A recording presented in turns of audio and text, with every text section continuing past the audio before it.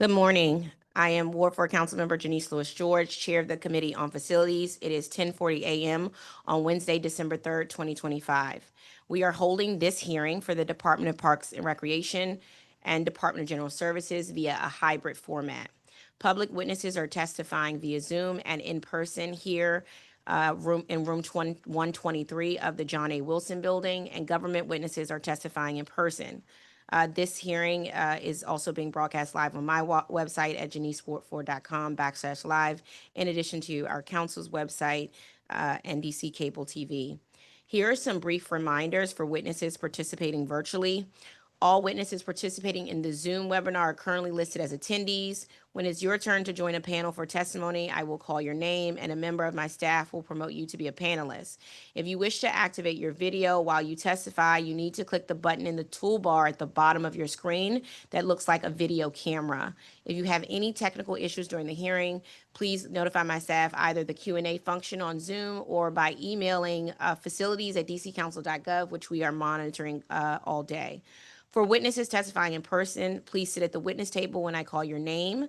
Make sure you turn on your microphone before beginning your testimony or answering questions by pressing the button at the base. A red light will indicate the microphone is on. That means, in this case, red means go. Public witnesses from bona fide organizations will be given 5 minutes to testify. Public witnesses from the same bona fide organizations will be given 3 minutes. All other public witnesses also will be given 3 minutes. When your time is up, I ask that you please conclude your remarks so that we can stay on schedule. I ask witnesses to share if you have specific pronouns. Please indicate so that I can identify you correctly in the way you would prefer. All testimony and pre-hearing documents that have been submitted are available now on the council's hearing management system. Witnesses are reminded to also please submit a written copy of your testimony for the record by either uploading it to the council's hearing management system or emailing to facilities@dccouncil.gov, and we will upload it as well. The record for this hearing closes at 5 p.m. on Wednesday, December 17th. Today's hearing addresses one of the most fundamental quality of life issues facing our city: sufficient and equitable access to safe, clean, and functional recreational spaces.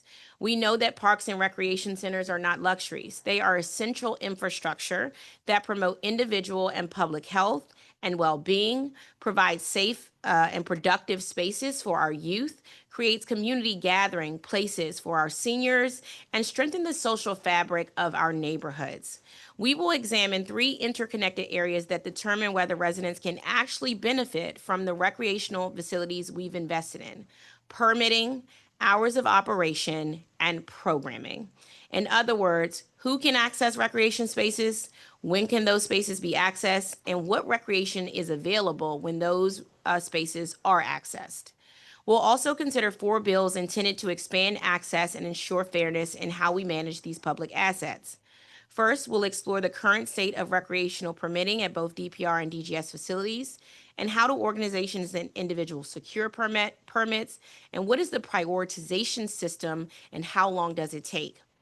We'll be examining B26-103, the Fairness in Use and Negotiation for All Recreational Property Act of 2025, which was introduced by Councilmember Brick Pinto, which will require public engagement and council approval before the mayor enters into long-term exclusive agreements on district-owned recreational properties.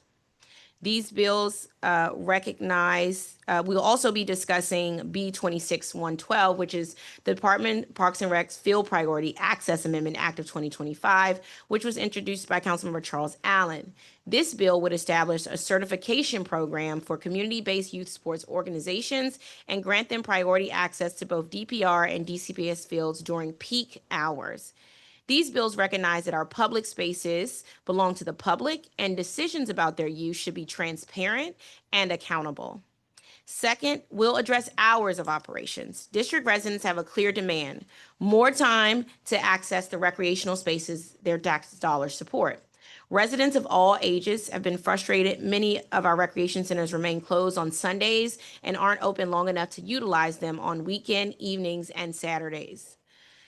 B26-113, introduced by Charles Allen, the Department of Parks and Recreation Hours Expansion Amendment Act of 2025, would require all DPR facilities to be open Sundays from noon to 5, in addition to expanded weekday and Saturday hours.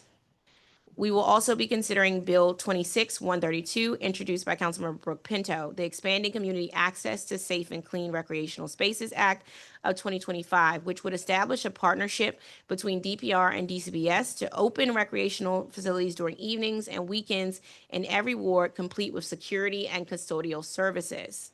Third, we'll examine programming, both what's offered and what communities actually need. Are we providing adequate programming for youth? Are we providing adequate program for our seniors? Are language barriers, economic hardships, accessibility needs preventing some residents from participating? When we say expanding access to DPR, it must truly mean access for all district residents, regardless of income, language, or ability. Today's hearing is not simply about identifying shortcomings. Yes, we will discuss concerns with permit wait times, limited hours, and programming gaps, but we'll do so with the intent of identifying possible investments, policy changes, and commitments from our agencies to dramatically improve the experience of every resident walking through the doors of recreation centers, teams stepping on to playing field, or a family enjoying a park or playground.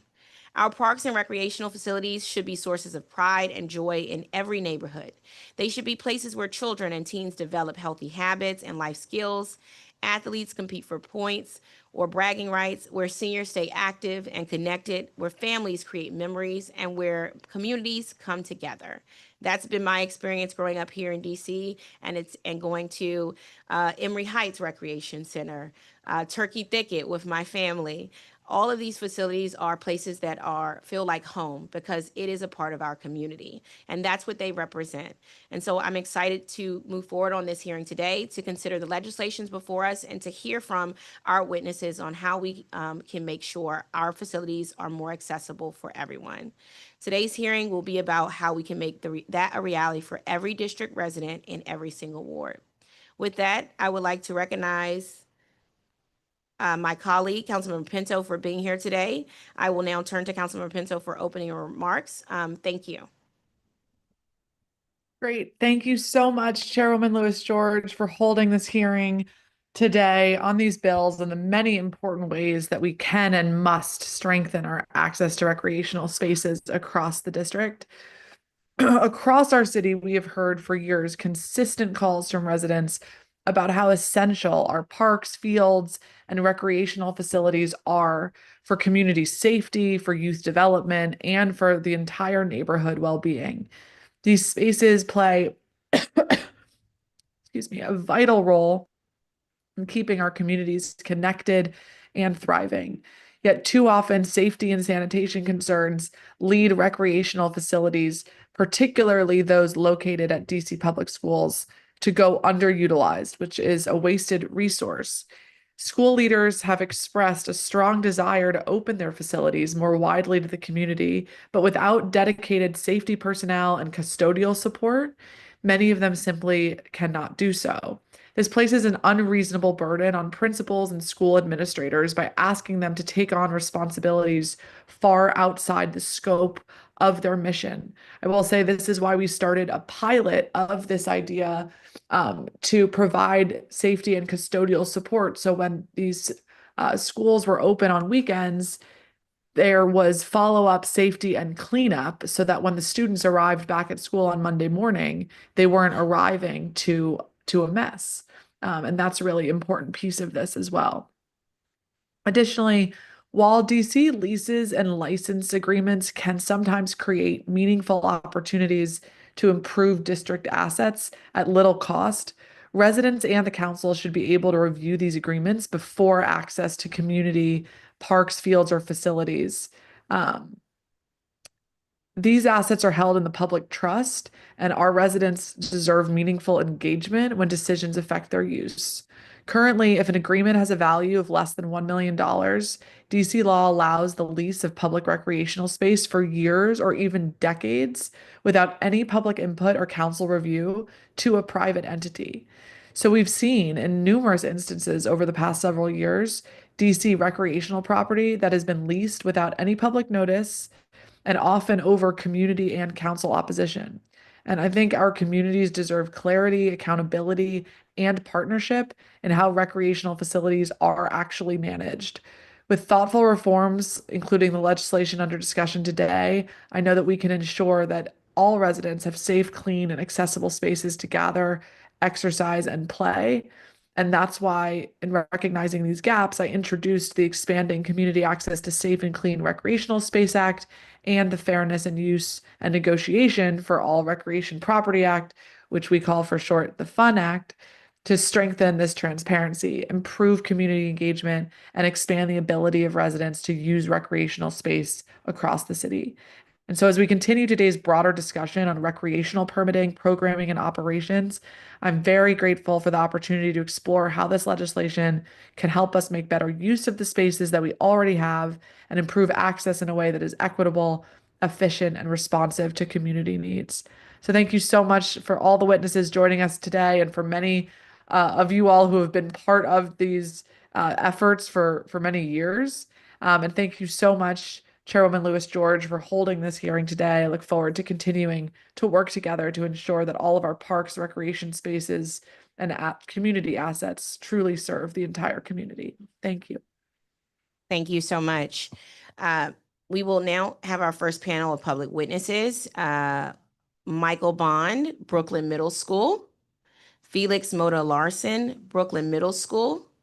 DeMarco Powell, Brooklyn Middle School.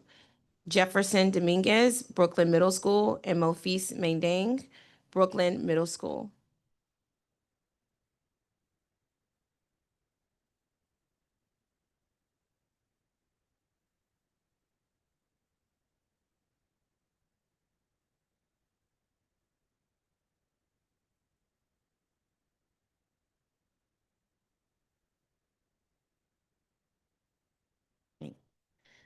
Thank you for being here. Michael Bond, you will be the first to give testimony. Don't forget to press the button to ensure we can hear you. Thank you. You may begin. Hello, my name is Michael Bond III, and I'm an 8th grader at Brooklyn Middle School in Northeast DC. I've played on the soccer team, so I'm very familiar with the recreation center because we practice on Turkey Thicket Field. So it gives students a community, a place to play, practice, and stay active, whether it's a swim team or friends getting together to play a game of basketball. I'm asking for the recreation center to stay open for extended hours on Sundays because many people rely on a safe place to go, a space to work out, or somewhere to be during bad weather where outdoor courts are an option. Keeping the rec open helps keep our community safe, active, and supported. Having the rec open for extended hours also gives students like me a positive place for free time. It keeps us focused, healthy, and out of trouble.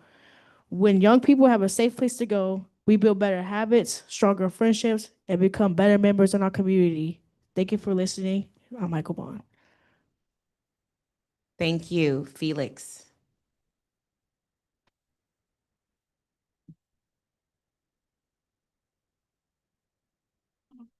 Good morning. My name is Felix Moda Larson, and I'm a 6th grader at Brooklyn Middle School. And although I've only been going to the rec center since I became a 6th grader, my visits have been great.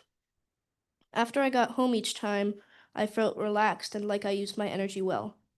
My mood also improved. I had less arguments and wasn't on screens most of the day. Students need a place to go to socialize, work, and use their energy wisely. Many students I know are free to use the internet with unfettered access or go wherever they want without supervision. If students don't have a safe place to go, then they could get involved in dangerous activity. You may think that one day without a place like that won't make a difference, but it couldn't hurt. Please open the Turkey Thicket Rec Center on Sunday. Thank you for your time. I'm Felix Moda Larson. Thank you. Next, we will hear from DeMarco. Good morning. All right. Good morning. My name is DeMarco, and I'm in the 7th grade at Brooklyn Middle School. I'm here with my friend Jefferson because um, I'm here to advocate on the behalf of the rec centers to be open on Sundays. I live in Ward 5 and I visit the Turkey Thicket Rec Center to play and hang out with my friends. On Sundays, we can't really talk because the rec center is closed and we have nowhere else to go. I know some of my friends can play basketball at the outdoor courts on Sunday, but there's no water fountain or even a bathroom outside.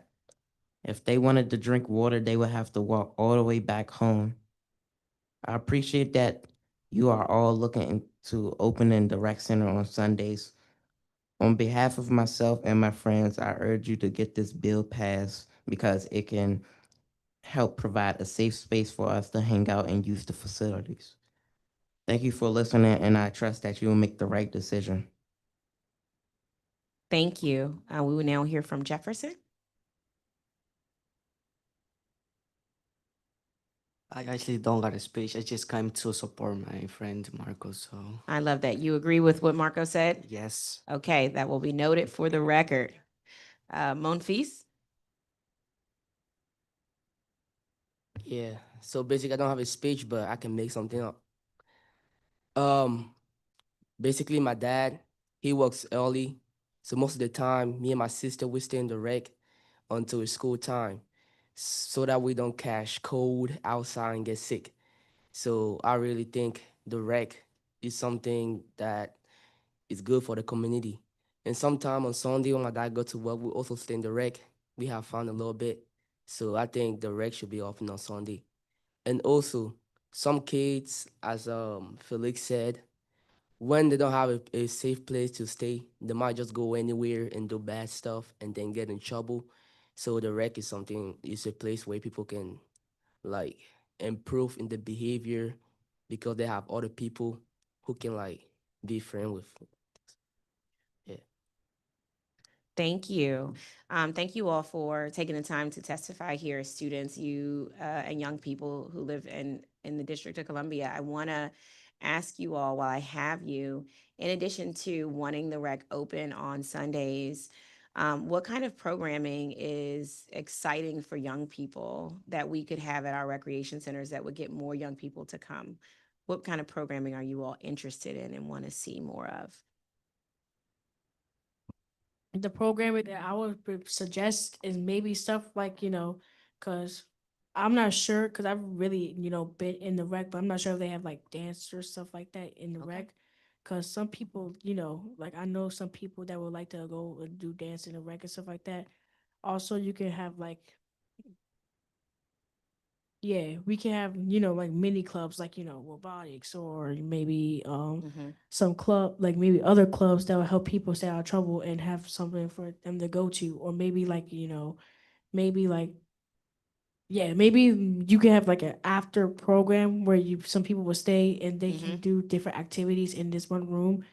But Yeah. that's the ideas I have to bring to the table.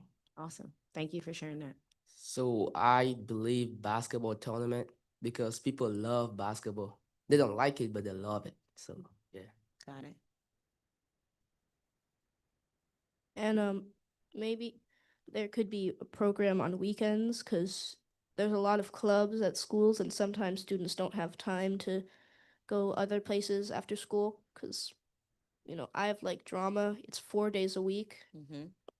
and maybe a creative arts program like writing or painting. I like to paint. It's fun. Thank you. I feel like it should be and like a reading club for people to read and calm down when they feel frustrated. Mm. Even though I don't like to read, sometimes when I read, it makes me feel calm, and I really like envision myself like inside the book, I guess. Mm-hmm. Yeah. Jefferson, anything to add there? the program that I should they take that is like, and they maybe like it could have like a Saturday school for the people that don't get it or the people who don't understand Mm-hmm. some parts of the work, so or people that don't finish the work on time and they will need to do it, so They maybe could be like a Saturday classes, like of a some 2 or 3 hours. Something Yeah. like Awesome. Thank y'all for sharing those ideas as well for programming both on the weekdays and the weekends. Um, what are you all, as far as having, what types of supports would be good to have at the recreation centers that you don't have, like maybe on the weekend or weekdays? Maybe like you tell me, tutoring, mentoring, what kind of other supports, the ability to talk to a counselor, what are some other supports you think would be good to have at a recreation center? So I will agree with the tutoring and mentoring, because there might be some students struggling with their math or maybe English or maybe stuff like that. Okay. So then they will need to like to go to a rec and have a good reason to do like tutoring and stuff like that. Maybe they can have a little schedule, like they say tutoring. Then the next thing they would do is like something in like maybe go to the basketball court or something. Yeah, Yeah. absolutely. There's also, I think there could be a support group for students, because there's some students I know who don't have a good home life. Mm. Like their parents aren't always as supportive as they need, and that could lead to bad habits. Yeah. I feel like it should be emotional support for different types of students. Even though I don't really need it, I feel like other students may need it because they don't get enough emotional support at home. Absolutely. Awesome. Right. I think some people would like sport. They might want to be trained Mm. how to like play basketball, play badminton, Mm-hmm. and many other sports. Awesome. Right. Well, thank you all so much for testifying. And actually, the director of DPR is here, so she's hearing you all directly. So she's listening as well. So thank you for sharing your feedback, and thank you for advocating for yourselves and other students across the district. Thanks. We are going to now. Councilmember Pinto, do you have any questions for our students? Thank you so much. That's okay, but I love that discussion and I love all those excellent ideas about programs you want to see. And Councilmember Lewis George and I are going to work together to try to make those a reality for you all. So thanks for being here today and being part of this process. We really appreciate it. Absolutely. Thank you. We'll now move to our second panel of witness. Thomas Walsh, Lauren Cummings, Carr Phillips, Kish Rusek, Patricia Stamper, and Jill Perry.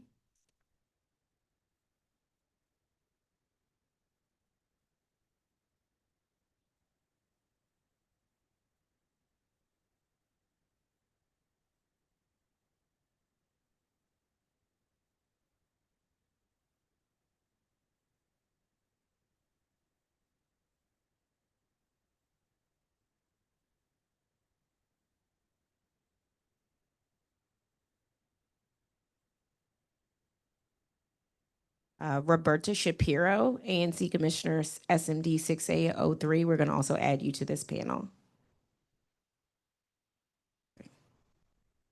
All right.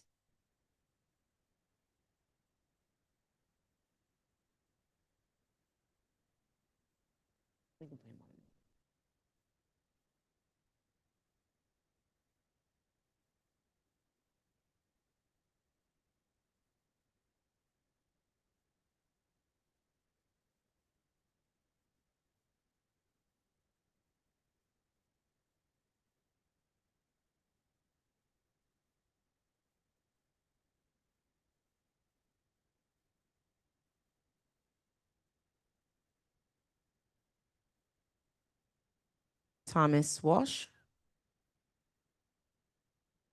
He does soccer. He's not here. Okay. Lauren Cummings. Oh, he's probably teaching. Okay. Hopefully they can come back on and we'll recognize them. Carr Phillips. Kish Rusick.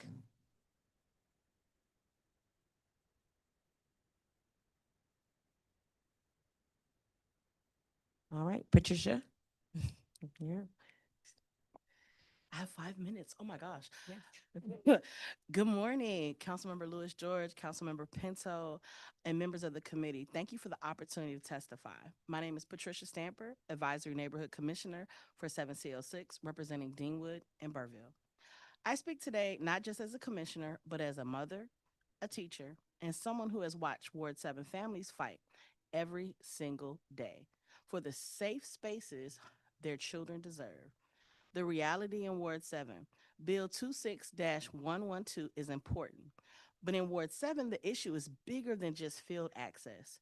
We simply do not have enough recreation centers, enough fields, or enough reliable indoor space to meet community demand. The facilities we do have, especially the Deanwood Recreation Center, they're aging, strained, and in need of urgent renovation. Residents tell me constantly they cannot secure rooms for public meetings. Youth sports like the DC Takedown Club, a wrestling club that my son has been affiliated with, and members of the ANC 7C community for since 2020, cannot get consistent practice space and have to utilize other spaces on the other side of the ward, such as the DC Dream Center. Organizations like the Deanwood Citizens Association, Friends of Deanwood Recreation, Friends of Deanwood Library are being turned away or simply rescheduled. This is not just an inconvenience, it's a public safety issue. Safe spaces save lives. Deanwood is a historic Black community with deep roots and deep wounds. We have lost residents, including loss of life at the hands of the Metropolitan Police Department. And we continue to grieve, to heal, and to rebuild trust. When government systems fail to provide safe, reliable, well maintained recreational spaces, families feel abandoned. Young people lose positive outlets, and communities that are already carrying trauma are left without places to gather, process, and organize, and simply breathe. Safe spaces are violence prevention. Safe spaces are healing. Safe spaces are the foundation of community trust. Why this bill matters for Ward 7 residents. Bill 26-112 can help us build that foundation by guaranteeing priority access for Ward 7 and Ward 8 youth programs, not just the leftover hours. Transparent and reliable permitting so teams like the DC Takedown Club can grow, because wrestling can be used as a violence interruption tool. Dedicated time, field time for community-based groups such as the Deanwood Citizens Association, Deanwood Day, and other ANC 7C or Ward 7 based groups for people to gather and hold meetings and events for our young people, specifically in Ward 7 or ANC 7C. But access only matters when the spaces themselves are whole. The Deanwood Recreation Center needs immediate structural repair and long-term investment to bring it to the level our families deserve. The DC Council has the opportunity here. You have the opportunity today to do more than create a new permitting system. You can affirm that children east of the river deserve the same quality fields, the same updated gyms, the same level of DC government commitment as every other ward in this city. You can help ensure that Deanwood families who have experienced loss, who are still healing, who show up despite everything, have safe, healthy spaces to gather, to play, to learn, and to grow. In closing, I urge you to pass Bill 26-112 with strong equity protection for Ward 7 and 8 and pair it with the investment necessary to make our facilities safe, modern, and truly fully accessible. Our young people are watching how we show up for them. Let's show them that we're listening. Let's show them that we care. And let's build recreational spaces worthy of the brilliance and resilience of the great Ward 7. Thank you for your time and your commitment to the families of the district. I got 45 seconds. So, last time when I went to the bathroom at the Deanwood Recreation Center, I'm there with the ANC 7C meeting monthly. Those bathroom doors do not close properly. I use the handicap bathroom. I'm sitting there like trying to squat and hold the close the door. That's not cute. the toilet dispensers, where the paper towel, the paper come out. I got to fight with it. Literally, I just take my own toilet paper. I ain't got time to be playing with that dispenser. That's a travesty. I shouldn't experience that. The water fountains don't all work. We don't have those same little bottle things you go up to and put your bottle. We don't have those amenities in Ward 7. Also, the ANC 7C should not have to fight with DPR for a time in that rec center. We also should be giving priority space to the Deanwood Citizen Association, Friends of Deanwood Rec, and Friends of Deanwood Library. Thank you. Thank you. Next, we'll hear from Kish Frusek.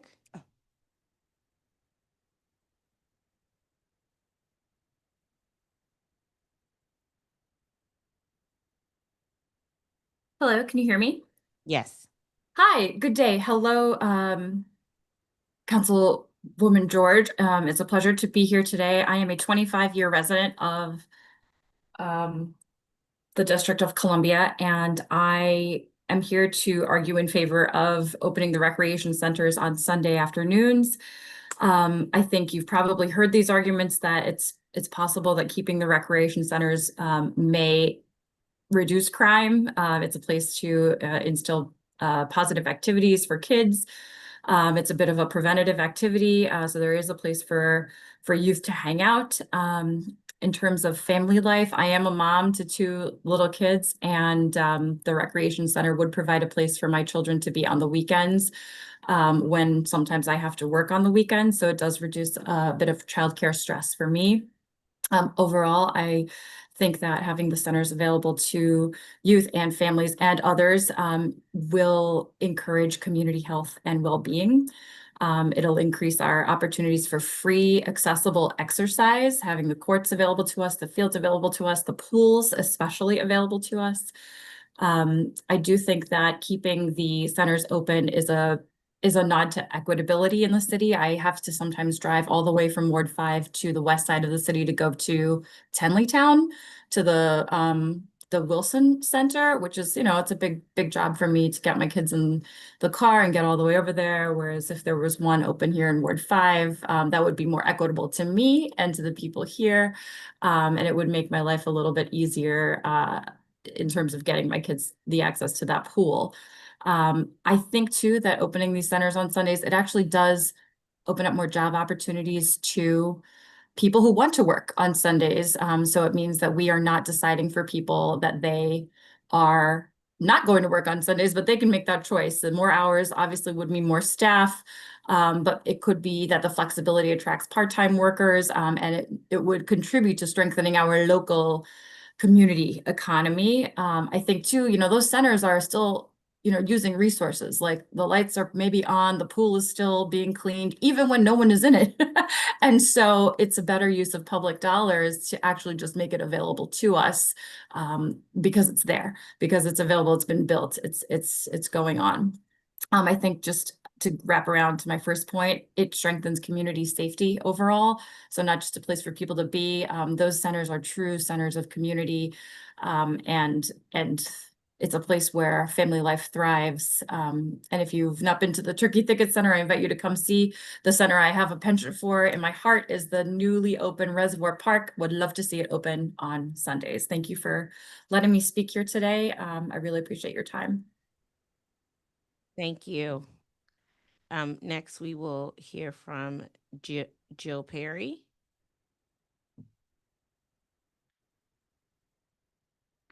Good morning. My name is Jill Perry, and I'm very grateful for you guys having this hearing on the critical and urgent need of the recreation centers.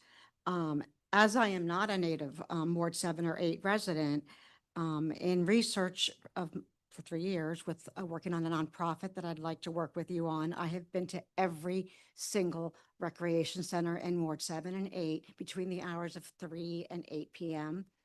Every single center is empty.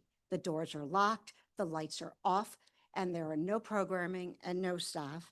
I was particularly appalled at 4 o'clock when I showed up at the King Greenleaf Center on a Monday when elementary school kids were told to leave because something was special about Monday and no one was allowed in the center. That being said, I'd like to propose with strategic planning, a system with multiple partnerships and local organizations that could provide a system with equal access, distribution, and availability of programs and resources. I think of it as one body and many parts, to create the unity to take care of every single individual and all of their needs in the community. Would create a united system with purpose, planning, and solutions. Sorry. One of the proposals or some ideas I have with the components of helping the Recreation Center would be free after-school care provided by the Boys and Girls Club, additional enrichment and programs and activities in the afternoons provided by local nonprofits and organizations, using the extensive resources that the recreation centers have, like closets and the beautiful stage at Woody Ward. There are so many things that can be utilized that are empty. And the last idea I have is an extensive community employment engagement program where we could work with community members, the youth, old people, and have employment programs, walking dogs, taking care of our community, babysitting, posting on bulletin boards, just to create the unity and the community that everybody needs. Thank you. Thank you. Next, we will hear from Roberta Shapiro, ANC Commissioner, SMD 6803. Thank you.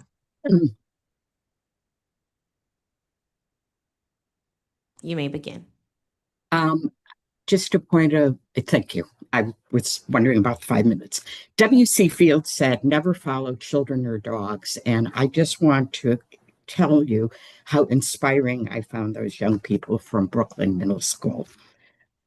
Members of the Council Committee on Facilities, committee staff, and representatives of DPR, my name is Roberta Shapiro. I am a second-term ANC member, commission member for 6A03, the SMD in which Sherwood Recreation Center is located. I'm here to offer strong support for the DPR Hours Expansion Amendment Act of 2025. The amendment would address a major deficit in recreational center access by requiring DPR to be open a minimum of 12 to 5 p.m. on Sundays and to have expanded night and Saturday hours. Sherwood Rec Center is comprised of a large and heavily used outdoor space with playground, soccer fields, tracks, and a basketball and a single tennis court. The two-story indoor facility includes a large open gymnasium basketball court, a relatively compact weight and workout room, and on the second floor, a kitchen and 3 multi-use facilities. During my almost 3 years as ANC Commissioner, after parking-related concerns, issues related to Sherwood have been the most frequent topic of communication from constituents. In order to derive a more objective view of these issues, I recently conducted a community survey regarding Sherwood. 289 households responded. They represented 988 residents. 90% lived within a mile of Sherwood, 71% within a half a mile. The preponderance of respondents indicated that they did not utilize Sherwood's various indoor facilities, and 15% of them said it was because the hours were not convenient. The outdoor facilities were much more widely used. However, numerous individuals commented in the survey that the lack of access to bathroom facilities because the rec center is closed on Sunday was a problem. 88 individuals who responded to the survey took the time to add free narrative comments. Again, one of the most common topics of these comments was the lack of Sunday access. There are robust public policy and public safety arguments for providing safe and appropriate recreational spaces and activities for young people to utilize on Sunday, for all people to utilize on Sunday. In addition, the recent survey demonstrated that there is strong support for expanded hours as called for in the DPR Hours Expansion Amendment Act of 2025. However, expanded hours are not enough at Sherwood. Turning first to the recent survey, lack of relevant programs and concerns about cleanliness, maintenance, safety, and feeling unwelcome were commonly cited reasons for not using Sherwood's facilities. Furthermore, when asked to rate various aspects of Sherwood's operations as good, so-so, or poor, programming was rated as good by only 14%, equipment by 23%, and maintenance and cleanliness was rated good by only 25%. However, when probed regarding interest in expanded use of the facilities, there was a large interest in seeing more programs, different types of programs that go across different age groups. In addition to the data from the recent survey, ANC6A has a long history of official but unanswered correspondence with DPR regarding Sherwood's cleanliness, maintenance, and programming. In fact, in 2023, we scraped the websites and found that there were 631 programs being offered across DPR facilities. However, only 6 were offered at Sherwood, comparing with an average of 10 at other DPR sites and a maximum of 39. Finally, in September of this year, we learned that yet another DPR site manager, Mr. Robert Robertson, had been assigned to Sherwood. Based on several interactions with Mr. Robinson, I was optimistic about the prospects for getting Sherwood back on track. However, this Monday, I learned that Mr. Robinson had been reassigned and yet another manager had been assigned. Frankly, I am increasingly skeptical of the ability of DPR's leadership and organizational structure to address the issues at Sherwood. Therefore, in summary, we strongly support expanded hours across DPR facilities, but would like to note that more hours are necessary but not sufficient in the absence of programming, maintenance, cleanliness, and safety issues. Thank you for your time and consideration.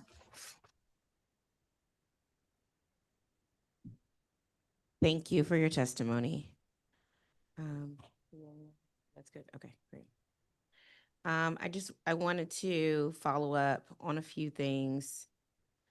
You talked about what it would look like for some public-private partnerships. How would you explain what you mean by public and private partnerships helping expand access to DPR? Yes, sorry. Yeah. Because my microphone was off and now it's on. The Boys and Girls Club.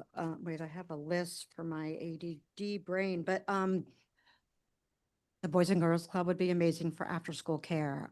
Smart from the Start is an organization in Ward 8 that Paul Thomas tells me again and again that he's got great programs, but nowhere to have them, like tutoring. REI, I'm working on creating a bike program with REI where we can, get old bikes, fix them up, have the kids work with them. Yeah. The House of Ruth, there needs to be something, a program with, not just House of Ruth, but to create a community trauma-informed care system. After I didn't grow up here, I realized, but hearing a teenager tell me that she lost 2 of her siblings to gun violence, and she looked at the crowd and she said, I have no idea how to do this. Like, I'm not equipped for this kind of, trauma. REI, I'm blanking. Providing food for the homeless in the kitchens and working with food organizations. Yeah, There's so more that I can't think of. Oh, no, so that makes sense to me. You're saying we have a lot of community organizations who know how to do really good work, and we could create a process for getting those organizations approved, background, et cetera, and then allowing those entities to expand opportunity for access so that we don't have DPR centers closed and we don't have to rely on sort of vacancy issues at the agency, if I'm getting that correctly. Yes, Ms. I Stamper. also wanted to make a gentle suggestion. So remember what happened at Navy Yard? We could have avoided that. Here's how. Imagine if we actually had quarterly night hypes and we did it in every quadrant of the city rather than having all the kids convene on one space. I have recently found out that it's a 15-year-old that's going around social media and gathering all these lovely teenagers to different locations around the DC metropolitan area. I believe we could beat her at her own game and create multiple spaces for them to go to. So then they're not all converging on one space. Also, we should uplift and partner with existing organizations such as the DC Dream Center, DC Takedown Club, Washington Youth Rugby, City Club Sports. It's a soccer team that Mr. Walsh is affiliated with. Math Speaks is ran by Chandretta Wood. It's science, technology, engineering, agriculture, and math. We have the East Capitol Urban Garden Farm that is not really utilized. So many Black farmers. We can have our own grocery stores. As much empty land that's not developed and invested in Ward 7, we can create a Black farmer school or a pathway to master guardianship. So these kids, we put them, they have something to do after school. We feed them, we give them an activity. We could partner with the Washington Literacy Center, partner with DC Dream Center, existing high impact tutoring that we know works. So we feed them, they get out of school, say 3:15, 3:45. They go there, report. We feed them, they do an activity, then they learn a skill, say carpentry, plumbing, soccer, wrestling, STEM, agriculture, math, and then we send them home. We've occupied approximately 2 to 4 hours, kept them off the street. Most kids in my community, the first time they have a sexual interaction with their peer or someone else is between the hours of 3:45 and 8 o'clock during the week. If we act, and then we will save money on the back end as DC government. We won't have to worry about abortion. We won't or more abortions. We won't have to worry about pregnancy care and all that prevention and whatnot if we actually gave the kids something to do that is constructive. Thank you. Thank you so much for that. I agree with you in that feedback. I wanted to ask, it sounds like you're saying a lot of the centers, even though they are there and they're supposed to be open, they're not open. Is that what you're all what you're So experiencing? Deanwood is open, however, caveat, it's no real programming. It's more like a militarized. Hold on, let me finish. I know Deanwood. I know ANC 7C. So the Bennett Stoddard Rec, Woody Ward, suspect, depending on the time of day. Bennett Stoddard, they need help. They need more space. They got the football team, the cheerleading, the this, the that, the pickleball people, the tennis people, the parking trash. Like, it's just a hot mess. It's not consistent programming. Deanwood, they have all these security guards telling the kids, no, you can't do this, you can't do that, nah, you can't plug your phone there, nah, you can't do this. And I'm like, well, dang, I thought this was a safe community space. Let these babies live. Let them, they thinking they arguing. They was really just playing the Joneses and talking about what happened during the day once you actually listen to the conversation. But I just feel like, with that being said, like it needs to be better informed people and train people to work there to actually help the kids. Because the kids from Brooklyn Middle School, they were saying they want somebody like counseling. Like these babies want counseling. They want to help and deal with their trauma and deal with, social emotional stuff. Yeah, that's good. Let me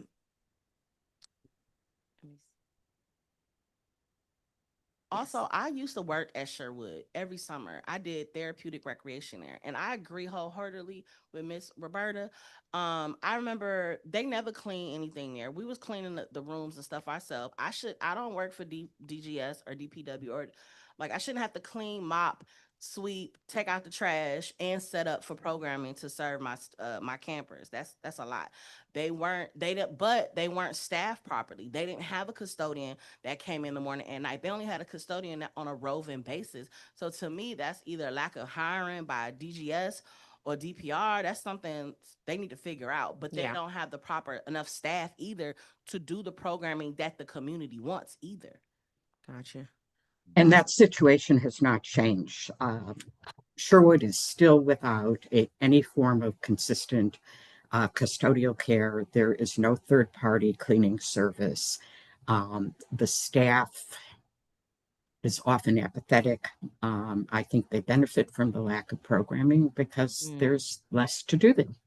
And outside organizations face innumerable hurdles to activating programming at the site. I recently recommended somebody who wanted to do an adult fitness program. This was something that was strongly requested in the survey I mentioned, and they have been bounced around within DPR from one siloed division to another and have given up. Yeah. Will you send us the results of, would you send the survey to the facilities team as well? Or results? Yes, we are going to, in our written testimony, submit the full survey results, including wonderful. every one of the 88 comments, as well as the 2023 correspondence that was never responded to. Thank you so much. I'm going to turn, we've been joined by my colleague, Councilmember Allen. I want to recognize him for an opening statement and then a round of questions. Thank you very much, Madam Chair. First off, really appreciate you holding today's hearing on these bills and on just the issue in general. I think it's something that resonates across the whole city.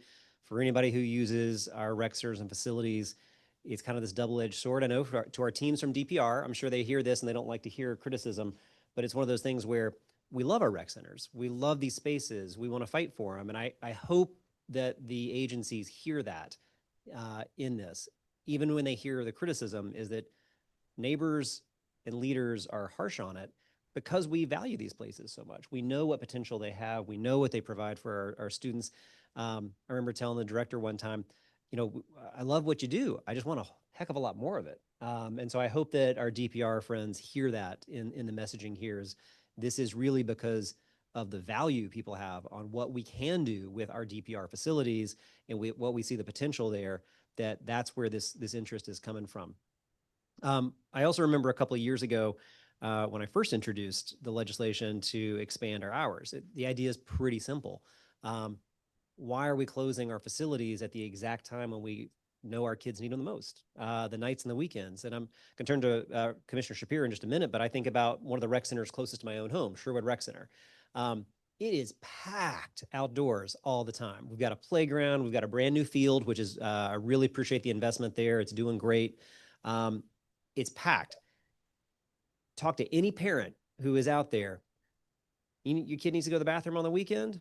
That happens. There's nothing there, right? And so what are we doing? We're setting ourselves up for not a good situation, right? And I want these facilities to be open when our kids need them the most. We talked a little bit about some of the challenges we've experienced this last year, Navy Yard in particular. We got a Capper Rec Center right there. Why is that not a space that we can really think about how to be much more open and accessible? And if we are seeing young people gather in Navy Yard, well, guess what? I got a rec center right there. Why are we not doing a whole lot more to create that kind of positive interaction we do? And again, because I don't want our DPR friends to be on their heels. Like, we see good things that DPR does. We just want more of it, right? That's kind of what I think we're really fighting for. And when it comes to our fields, you know, I was one of the first people I outlined this idea of how do we turn just a whole bunch of empty oceans of asphalt into what we now call the fields. And creating field space has been a game changer for making sure that not just kids, but adults, but the outdoor programming has just been phenomenal. The demand for our field space is huge. I think about, we had a situation in Ward 6 this fall where, because we have actually multiple construction projects happening that have taken some of our fields offline, we're really constrained with what we've got. So we have, for example, it's not even a regulation size, but there's a soccer field over at Stewart Hobson Middle School. And one of the youth soccer groups got a permit for it. Normally that's a field that's just open to the community. It's just kind of, I can roll up with my kids and go play a soccer game, baseball, frisbee, whatever we're gonna do. But because we're so constrained on a lot of our permits, that space ended up getting permitted. And I had neighbors who were like, but wait, this is my community space. And I had to explain, like, without enough field space and without balancing this, that's been a challenge. So these things, prioritizing our field spaces and making sure we got enough of them is just really important. And that's not all on DPR. That's DCPS, that's DGS, that runs the gamut of why that's so important. Well, I'm gonna a couple of questions, and yes, ma'am, I'll come back to you too. I did want to start with Commissioner Shapiro, since I brought up Sherwood Rec Center. And Commissioner Shapiro, I'm glad you're online. You are the ANC commissioner closest to Sherwood. Correct. I would say that Sherwood Rec is almost a personal crusade for you, and I'm grateful for it because you're there almost every day checking it out. You shared the results of the survey. You talked about that as well.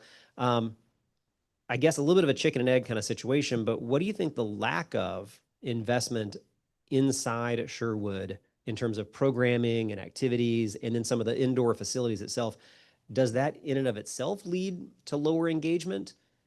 Or how much of a chicken and egg is it if we really ramped up our program offerings at Sherwood and improved the indoor facilities at Sherwood, we'd see people kind of come. If you build it, they'd come. I think that programming is paramount. Obviously, the facilities need to be improved, but I think there's a difference between large capital projects and just routine maintenance, cleanliness, fixing broken weight room equipment, making sure that there's soap in the bathrooms and that there are sanitary wipes for after you get done with the weight room equipment. All of these things have been missing or episodically supplied.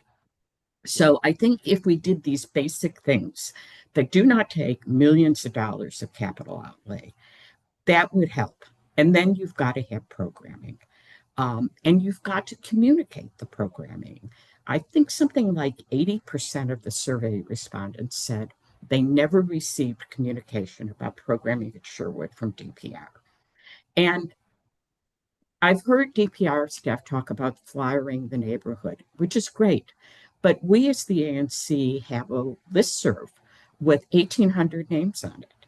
There is the Lincoln Park listserv. We can partner with DPR in communicating about new programs and expanded programs. We're happy to do that. So I think if we clean the place up and expand the programming based on what some of the survey requests were and communicate about it, that we will see much greater participation. Mm-hmm. And one other issue is people talk about safety and not feeling welcome. There are young people who gather unimpeded in front of the facility, smoking pot, and there are an older group of individuals who gather on the north side of the building, drinking and playing craps. And while none of this is life-threatening, it is off-putting to people who want to come with small children and use the rec center. We have to address this. It came up over and over and over again in the survey. Yeah, I appreciate that. Thank you. I'll give one example. You mentioned it, the weight room, for example. And I think this gets to that communication. I shared this with DGS and DPR about a month ago. Half the treadmills been unusable. Stationary bikes broken. Half the free weight barbells are bent. The cushions are worn through. Equipment's been removed. The cable machine's unusable because the cable snapped months ago. And when I reached out, I did get a response back that said that DPR is excited about FY26 funds allowing us to fix some of those lingering issues. And I asked, great, what is the timeline? What are some of the ways that I can help report back to that community to know that investment's coming, and have not gotten a response. And that was almost a month ago. So I do think that, like, I'm happy to go fight for the funds to make sure that we can get these things repaired, get that programming in there. And I think you've done a great job of helping constructively provide that feedback with those type of survey results. But I think you're right that there's a lot of space for improvement with communication and partnership with the community, with the ANCs, because equipment's going to break. I get that. Facilities are used hard. I get that. But if we can communicate to the stakeholders, to the people that use it, here's when this equipment's being repaired. Here's when that water fountain's going to get replaced. It goes a long way just for folks to know that people are paying attention and getting that done. I did want to I know my time is going to run out here in a second. Commissioner Stamper, my understanding is you're here in your personal capacity, not representing the entire ANC. I'm here as commissioner for 7C06, which represents Deanwood and Burville. Perfect. Okay, excellent. So you had talked a little bit about how do we work with, I think you were talking about young people and kind of meeting, using social media. Did you have any other recommendations you want to outline about what you think that strategy looks like to be able to, I think the way you phrased it, kind of beat them at their own game, but find those, again, those constructive ways with things like late night hype and others? I think we definitely, I know Councilmember Felder said he's having a youth town hall. I think it's important to gather the youth, to hear from them directly. I believe DPR and DCPS should have a youth town hall where we listen to what the kids want. The kids here from Brooklyn Middle School, they said they wanted social emotional support. They wanted mentoring. They wanted coaching. They wanted robotics, STEM. I suggested using the outdoor, you got Letter Garden Farms in ANC 7C. You have the farm at Houston Elementary School. I appreciate Houston Elementary School now opening their field. They leave their gate open. I don't know if it's broke, but now the community can access the field on the weekend and the playground on the weekend, because I don't know if you know, but there's not a lot of community playgrounds east of the river that are accessible to residents outside of school hours. So there's not a lot of safe spaces to play. I know Marvin Gaye Recreation Center will be updated soon, and the playground will be updated soon. However, we're still waiting. You know, we don't have a lot of safe spaces. We need to listen to the youth. We need to give them safe spaces. We need to be creative in funding those safe spaces. I suggested partnering with Washington Youth Rugby, with DC Takedown Club, with Math Speaks, to create programming and by doing that, actually telling them the process to become partners with DCPS, the process to offer their services to DPR. However, some of these organizations are leery with partnering with DPR because they're afraid that DPR is just going to steal their ideas and pass it off as their own. They don't want like true partnership. They want to like ownership of the idea and then to control it. That's not what they want. They want, you know, they put their time, talent, and treasure into this, and they want to see it through.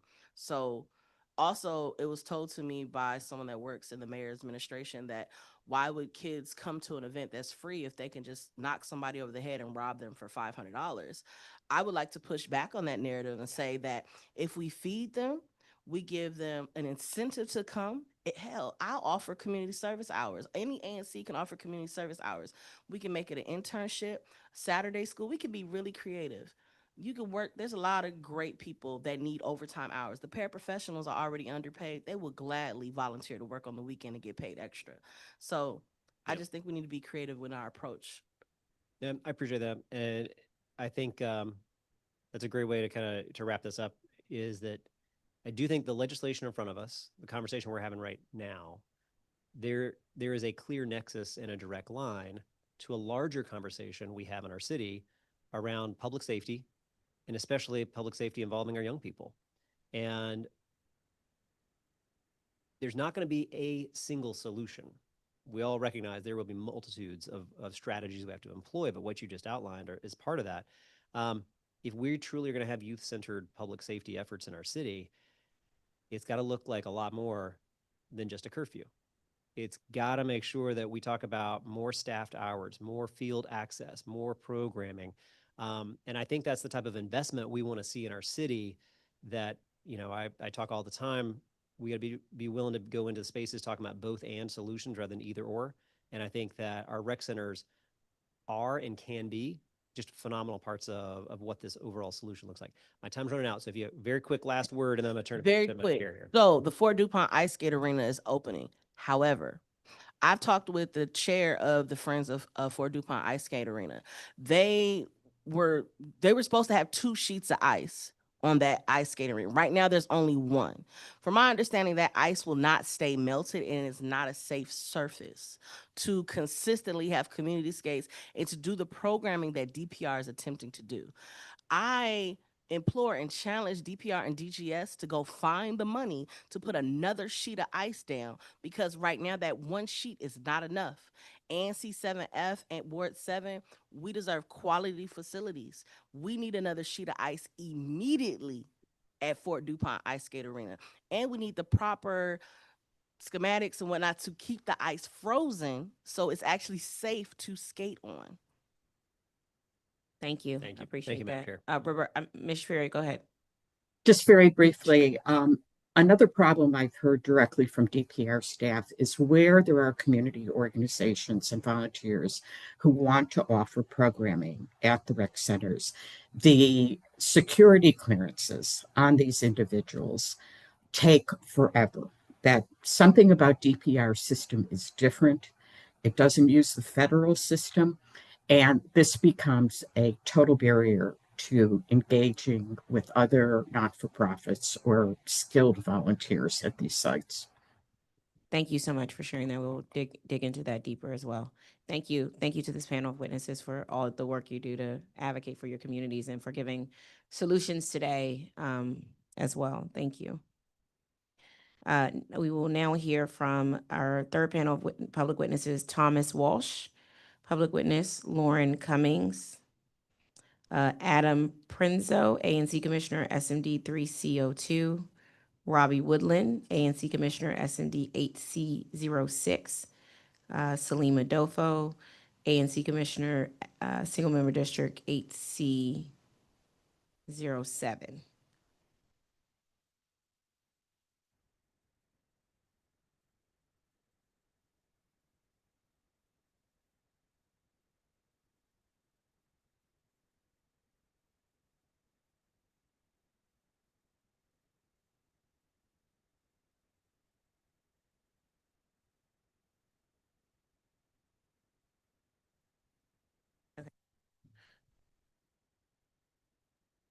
Okay.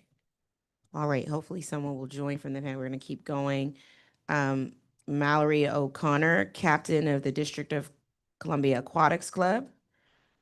Michelle Coleman, owner / farmer, A Heart for People Farm.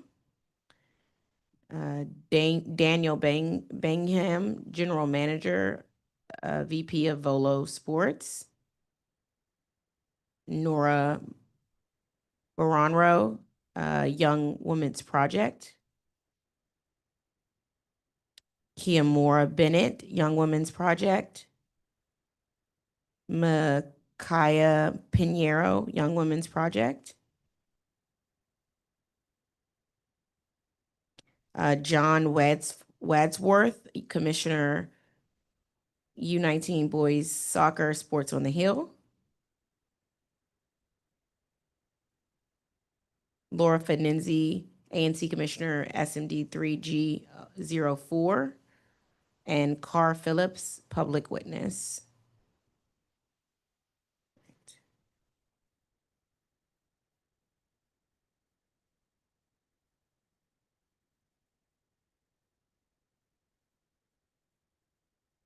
All right, Daniel, you may begin your testimony.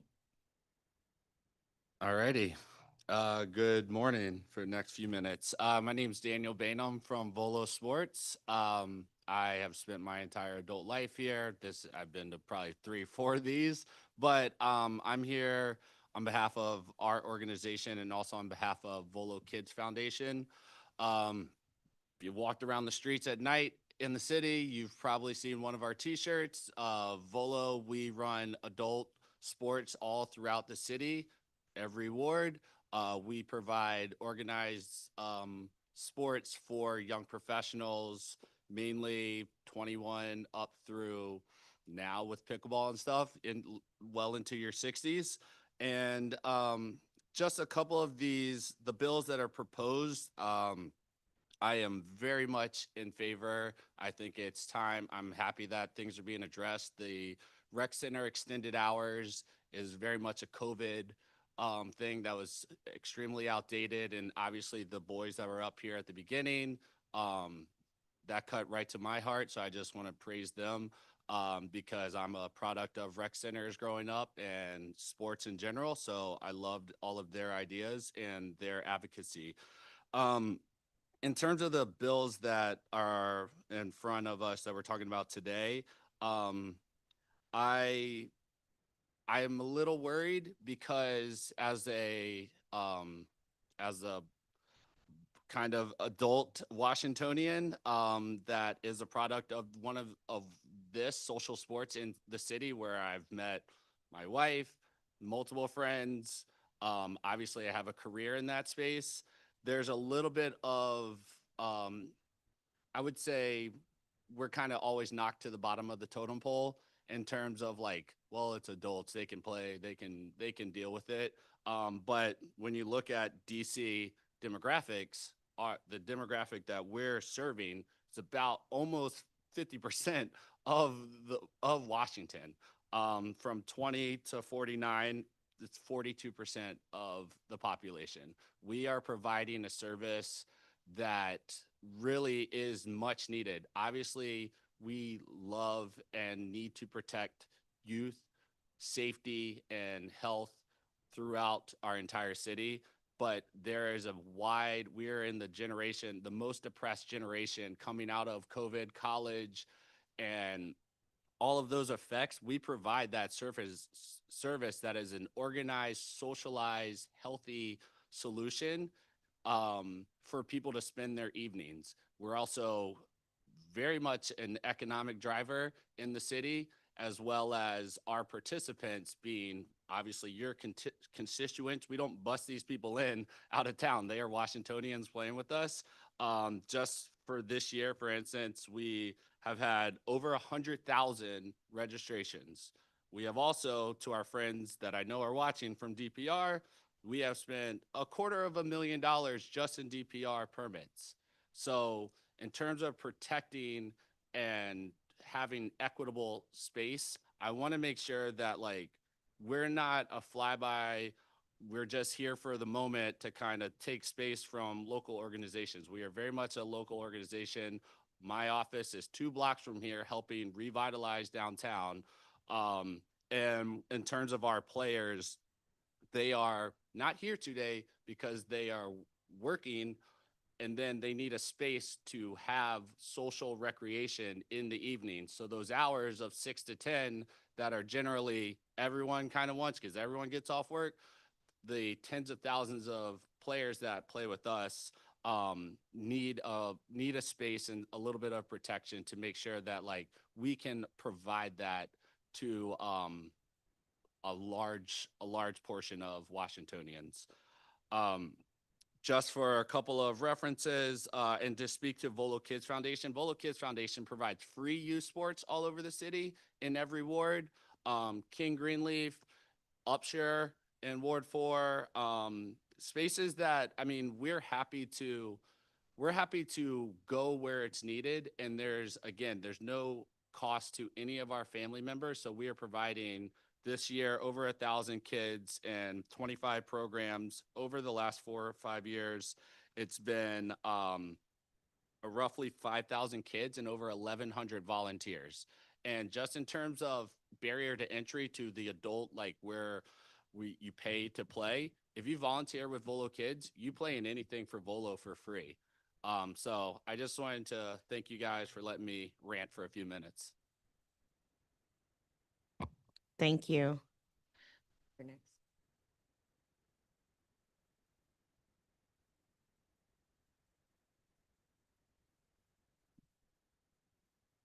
All right. John Wadsworth, Commissioner. Hi. Hello. Okay, there we go. Thank you for the opportunity to testify before the council on this important issue. My name is John Wadsworth, and I've been a coach at Sports on the Hill for 20 years. I'm also commissioner of the under-19 boys soccer division. I grew up in DC and played for Sports on the Hill as a kid, so I have a good deal of experience with this issue. We're not a wealthy program. We're all volunteer, and it costs about $200 for a kid to play soccer in both fall and spring. That money goes for uniforms, field permits, insurance, referees, everything. And that's if you pay at all. If a family can't afford to pay, they don't pay. We don't ask for financial records or proof. We just take your word for it. I'd say about 1/3 of our kids get some sort of financial assistance. And I'm here to tell you, we need help. We are out of room. We are stacked up like cordwood on every field. Every time I practice, I share half a field with at least 2 other groups. And if I have an entire field, I'll be sharing it with 5. And that's not just us. Visit my friends in the football programs, and you'll find 5 or 6 teams using 1 field. All fields that we have are falling apart. Trinidad is missing giant chunks out of it, and the lights don't work. We've been promised those lights would be fixed for the last 3 years. And by the way, I've gotten a different reason why they don't work every time. Nothing's changed. They permit us for that time. We don't get our games. They cancel it. Never seen a refund. And we get canceled like right before the season. Or head over to Watkins and see my friends practicing there. 4 light bulbs they were practicing under. Not light banks. 4 bulbs. I counted. And they're out there practicing because they got to give those kids off the streets and something to do and something to be a part of. I love those guys. This year, the timers were set wrong at Jefferson Academy to account for daylight savings. I had a permit there. 3 weeks in a row. Showed up. Pitch black. Called them. Permit timers are off. We'll fix it. Didn't fix it. Next week. Didn't fix it. Councilman Allen's office called it. We'll take care of it. Never fixed it. I lost a month of practice. Of course, we all show up. Nobody told us they weren't fixed. So I have parents rushing their kids from school and practice to get there. Middle of the night, nothing there. Sorry, guys, go home. And we have a rat problem. Now, look, I grew up in D.C. I know we got rats. I'm not going to tell you we're going to get rid of all rats, but the rats at Jefferson are the size of small dogs. And the ones at Rosedale, they took over the playground where the littlest kids go.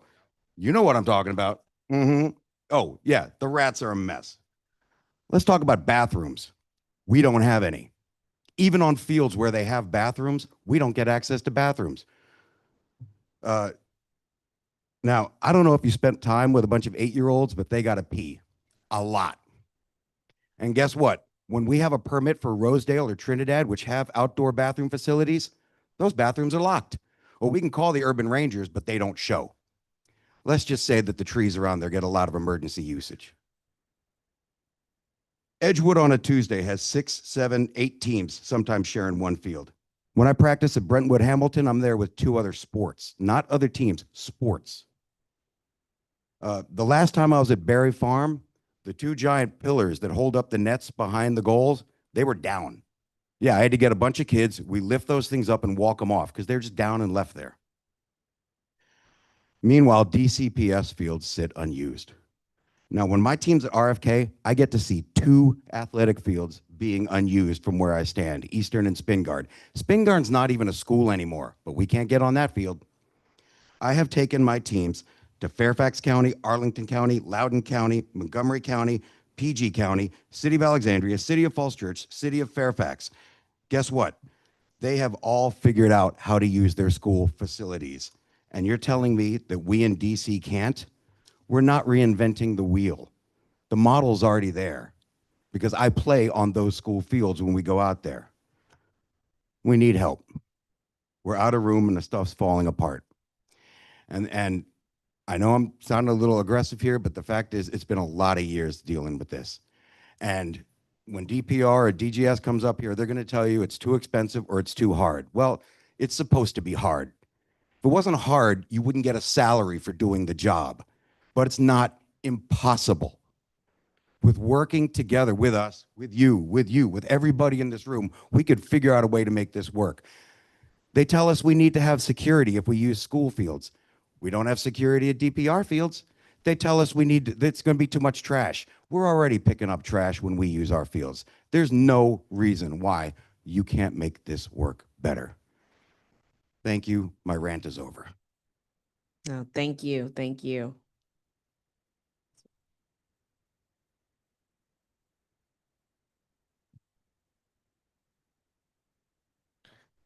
Mallory O'Connor, captain of the District of Columbia Aquatics Club.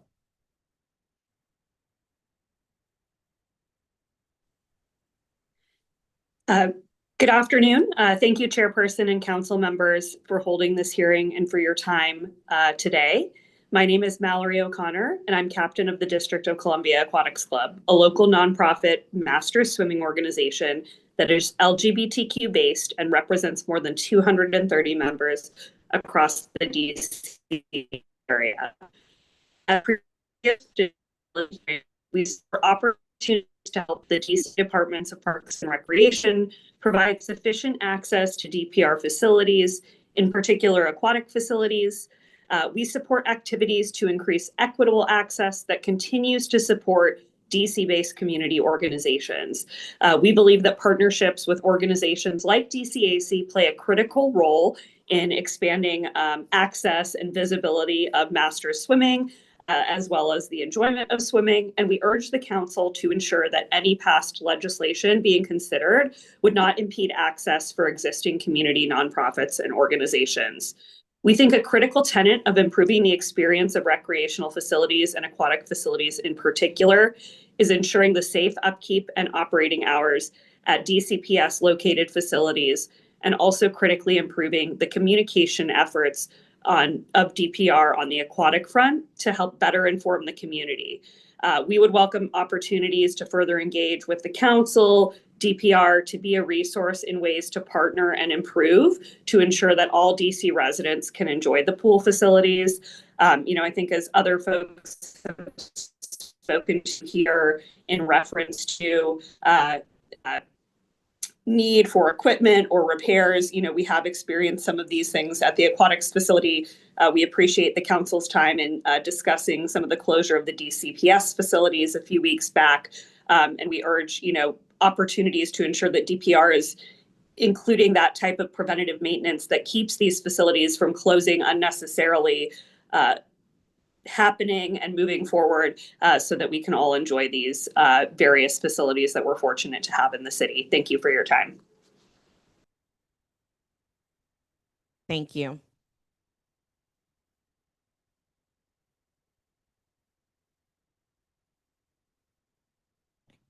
I want to see if any of the women from the Young Women's Project joined online. So Nora or Kia Mora or Makai, have you joined from Young Women's Project? Okay.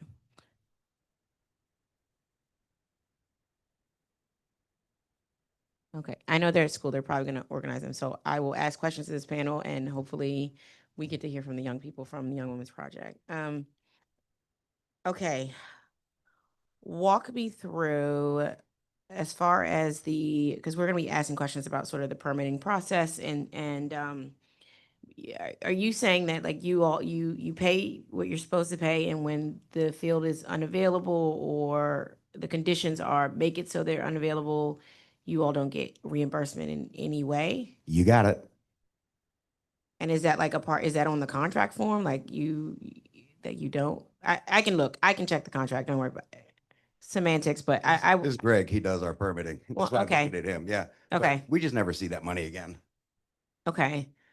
And But honestly, it's not the money. I know it's not about the money. It's you want the availability, but it's Yeah, and to your point as well, what I'll say is we're typically reporting that the lights aren't on, that there's an issue, that it's unsafe to play. It's typically the renter reporting these issues and submit a ticket and yada yada. And for permits for us, typically it'll be process. We have to do the legwork to kind of find it, but then it might be a credit or something like that. There's no refund, but there's typically a credit. And if you're seasonal, that's a big issue. If we're gonna use it in the winter, it's not as much of an issue for us potentially. But for multiple organizations, that's like a coupon to use later in a future date. So Which won't really matter. You give me time in January, we don't play in January. right.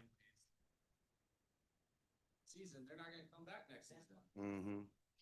And do you all, when you all report, how are you reporting? Using the 301 work order system we set up, or how are you all reporting sort of lights being out? What process are you using?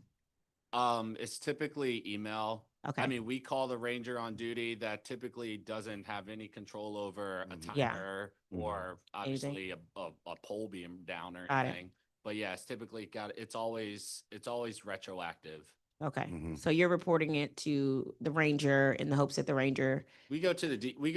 We go to Chris Tierney, Dave Sachs, the department head. Okay. Yeah, we try all the channels, whoever will answer us. Whoever answers. Okay. And then you said you showed up 3 times and the same problem was there. So you're not getting any sort of communication on timelines of how long it may take to fix or if it is fixable.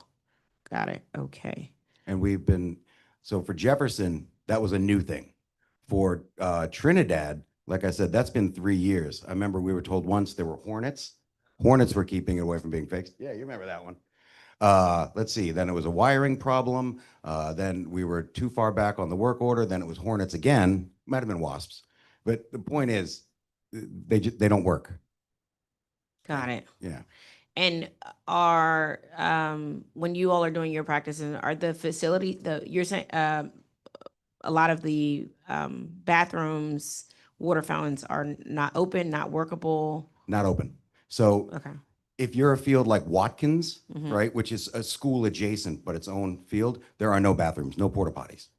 If you are a field that actually has a facility outdoors, which is Trinidad or Rosedale, from my own experience, there are others, those bathrooms, despite being outdoor bathrooms, they're locked.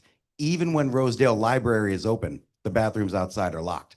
And when those, our field permit hours go longer than the rec center hours. So when that happens, they're locked. I can tell you, Greg sitting behind me here, he spent an entire Saturday once, got the door open and then sat there like this with his leg in the door for hours so the kids could come in, go to the bathroom, they leave the bathroom, leg back in the door. That was after he cleaned the bathrooms. I mean, look, public bathrooms are going to be funky. We get that, right? I'm not expecting it to be perfect. He's in there on his hands and knees, scrubbing them down. Yeah. Yeah. And when you're, because I would imagine when you're permitting the field, if you know that people are going to be using it, then the bathrooms would be being One would open assume. would be a part of that. One would assume. But I'll tell you right now, whenever we get our field permits, we never assume we're getting bathrooms. Okay. Wow. Okay. Mhm. As far as the permitting process in and of itself, how long is it taking to hear back from permits? Do you, at least is that process? Some people we hear it takes long to get permits, answer on your permit. For others, we hear it's quick and efficient. What has been your experience? I'll leave that one to you. Yeah. It has been a mixed bag, I'd say. Okay. And in terms of the consistency, it's typically at every 8 to 12 weeks. It's like the same battle. It's like the same episode played over, regardless of how long you've been using the same place, the same day. You see something's available online. And then it really is seasonal. So winter tends to be, not as many people are outside, for instance, but gym time is zippy. And then for DCPS, just because one of these bills is talking about merging DCPS and DPR, it's very much like it's like 4 entities involved: the person who wants the permit, the school itself, DGS down in Minnesota Ave, and how kind of backwards it is over there, taking paper checks still in 2025 and whatnot. And then who's pause on that part? Sorry. Yeah. Paper checks are still. Yeah. So DCPS to use an indoor facility, that's run through DGS downtown or at Minnesota Avenue, and that is a paper application turned in to the school, principal sign off, get custodian, get security, get it to the office. They run it by approving security and custodian level, and then signing off, and then writing separate checks for custodian, for security, for rental. And these are checks, and they're written to DC Treasury. And it's a little bit of like a time loop that I feel like in terms of that situation. Yeah, so I'm worried That's about, why I said pause. I'm worried about these two merging, to be honest, because principals, if I'm working with a school, it's a more direct contact and they can advocate. They have a stronger voice than I do in any situation. But when you roll into like the agencies, it kind of goes off into the nether, and we don't know until maybe they get back to us. But the problem with that, it's just, I'm glad you've had good experience with principals. You're at the mercy of the principal, and it is not cheap.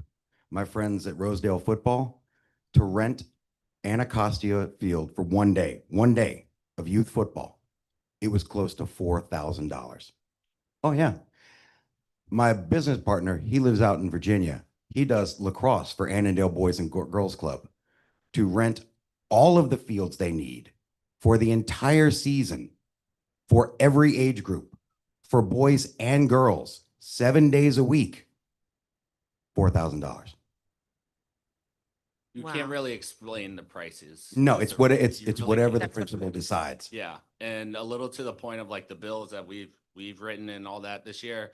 I don't know. I know for a fact that that money does not go to Marie Reed Elementary or Garrison Elementary. So on top of paying the whatever the rate is to hopefully get the time, you are all like we run kids programs at those schools, but we also donate directly to the PTA because I know that principal whomever is not getting a They're not tip gonna of get that. it, yeah. And That there's school isn't. no, there's no oversight on it either. We used to be able to get some indoor time at Eastern. So, and you have to pay for security and janitorial services. Okay. So there'd be somebody there to open the door and let you in and turn on the lights. And they would wait through the event and then turn out the lights and close. Then there was just someone there to open the door and turn on the lights. Then they just stopped coming, but we still kept paying. Yeah. So Yeah, there's a Greg's little back there bit. laughing because he was. There's a little bit of outdatedness from Mhm. definitely COVID and some elements like that. One, Yeah. I think Miss Shapiro or Miss Roberta said something about like kind of apathetic staff. I do think that that is an element. I do think understaffing it, like DPR being understaffed, is an element. If I call a guy cross town to unlock a fence that I have a permit for, Lord knows when he's going to be able to get there because he's one of one. So light bulbs being fixed, DGS, all that stuff. Like there's clearly, I don't know where the money is going, but like there's clearly some understaffing issues. So I give them some grace on that, but it is very solvable. I've volunteered to Yeah, rent a chair. we can create a system that makes it solvable. Yeah. Yeah. And And they do this in Virginia and Maryland. that's that's what I was gonna get to, because when I look at DGS director's testimony, they're really adamant that the definition of recreation space should be limited to only DPR properties and not include DCPS or other recreational spaces. But you're saying other jurisdictions do that and are able to handle. This year, my team played at Hayfield High School, Edison High School, forget me with the names, Mount Vernon, Holmes Middle School. I'm sorry, I forget another name. It was a middle school because the fields are attached. Fields are good to attach to schools, right? The kids need them during the day, but schools are done with whatever they are doing by 6. High school football, by and large, done by 6. All right. If they bleed over a little past 6, it's not much longer. I live near Eastern. It's empty after 6 o'clock, and that's only in the fall they're using it. It's empty. Every high school field in the city, outside of maybe one group that I know of on the adult side, like district sports, will play on some high school fields. We don't play. We get no every time. But then you drive past Cardoza, Dunbar, empty with beautiful lights, and Turf. Turf. And here's the thing. And I was going to ask you, is in the fields that you're using, are there turf field versus grass fields? They're turf, yeah. Like I'd say Not- 99% of the fields we're talking about are turf or will be. I mean, and look, if they were grass, I could understand because grass won't survive 5 teams on one day, right? But these are turf. Eastern High School is a new turf field sitting there. And then we've heard concerns about, well, it's for security. I'm a 52-year-old man that's overweight with bad knees. If I wanted to, I could get over that fence and set the field on fire. You'd never catch me. But you put 5 soccer teams with parents and coaches running around, nobody's going to wreck that field. We are our own security when we're there. Yeah. And good stewards. I would it's not like there's complaints of our trash or That's right. ripping the fence down or things like that. No. It's a deterrent, yes, with lights on and populated field space.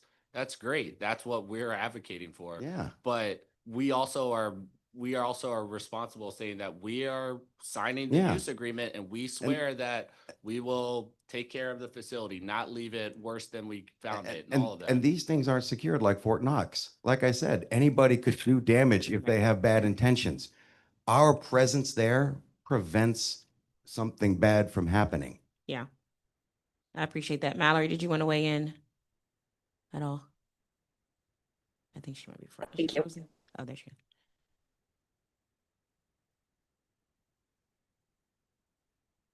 I didn't hear you were frozen. Sorry for a second there. muted. And now you're muted. Okay. Oh, sorry. Can you hear me?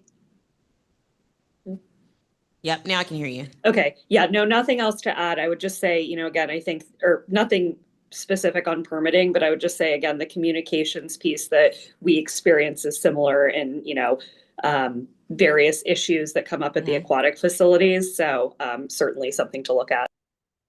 Absolutely. Okay. All right, I think these are all the questions I have for this panel. You've been very helpful. I'm probably going to follow up with you. Please. As we craft and draft what will be the ultimate sort of legislation to move us forward, especially around usage permitting facilities. So our team will be reaching out so that we can really take your experience in and create a system that actually works. If I could say one last thing, ma'am. Yes. It's that every time we have brought, it's been for years, people I have been know. saying we need to get on school fields, okay? Basically, it all boils, forget the specific security, whatever. The final answer is always this: it's too hard and it's too much work. That is not a viable answer. Yeah. Because everyone in this room I know would bust their ass to help make it happen. It's not too hard. And we're out of time. Yeah. And Thank you. Yeah, just to speak on the school front, I know that they are dealing with a massive custodian shortage. So that when you have the same guy who needs to be there at 5 a.m. and then work till 11, that, yeah, I get why that might be a no. But these guys want the time and a half, the overtime, but they're not approved typically. But that's a hard thing because it has to be a custodian on staff to use the fields. But we have 10 to pick from across the city. So That's right. Which is not an issue in Virginia, by the way. They don't need custodians there. If I leave your field trashed, I'm losing my permit. Yeah. Thank you. I appreciate it. Thank you all. Thank you to this panel.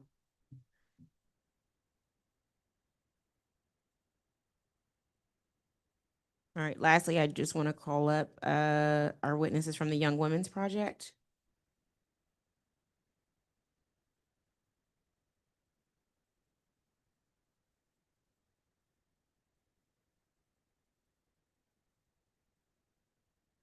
Right.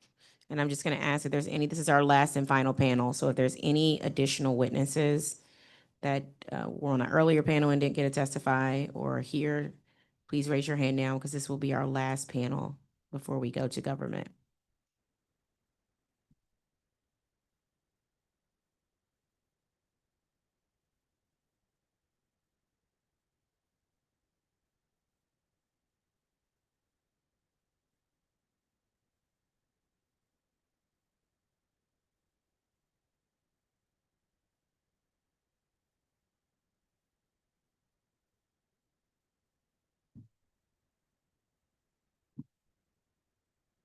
Okay. Nora, if you're ready. Okay, wonderful. Okay. Thank you for being here. You can begin your testimony when you're ready.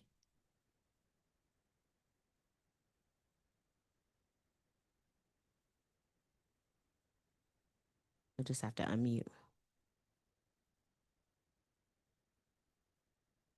You unmute.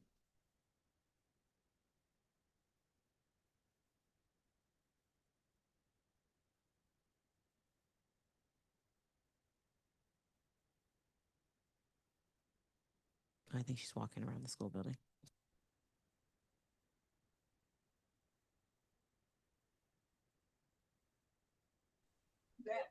Hello, can you hear me? Yes, I can hear you. Okay, my mic had some complications. My apologies. No problem.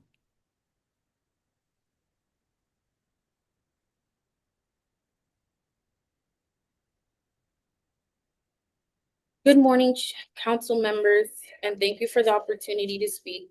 My name is Nora Baronro, and I'm a junior at Benjamin Banneker Academic High School, an active leader in programs across the city. And today I want to speak from my perspective as a youth person who's seen how important DPR recreation centers are in our daily lives. One thing I've always appreciated about DPR is no matter what a young person is going through, whether they're stressed, overwhelmed, or just looking for something positive to do, they can always turn to our recreation centers.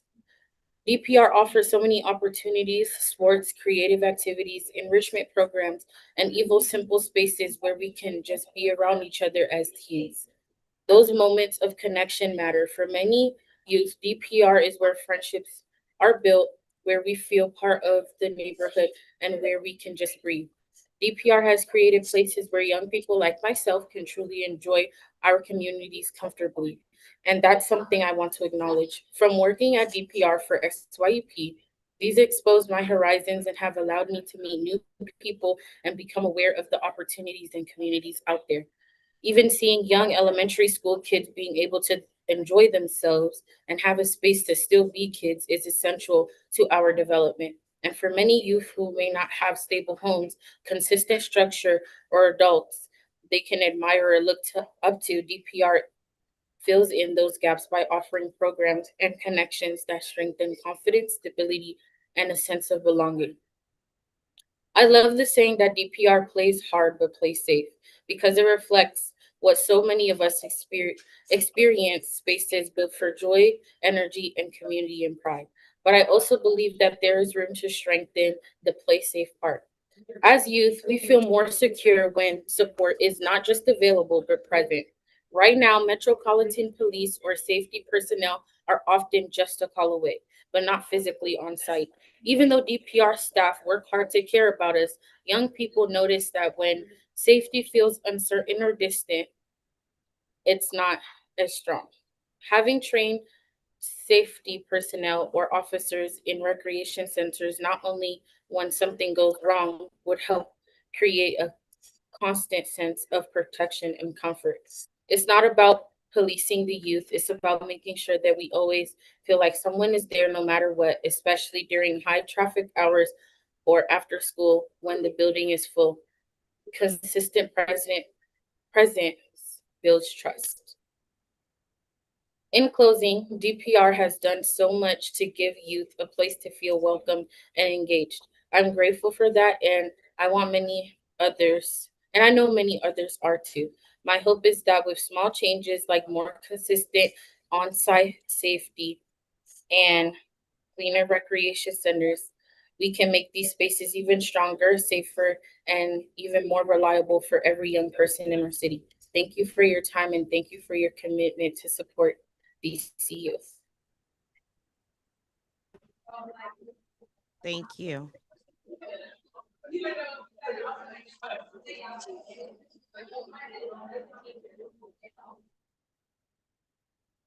Is Micaiah on from Young Women's Project? I want to just give them the opportunity if she is on.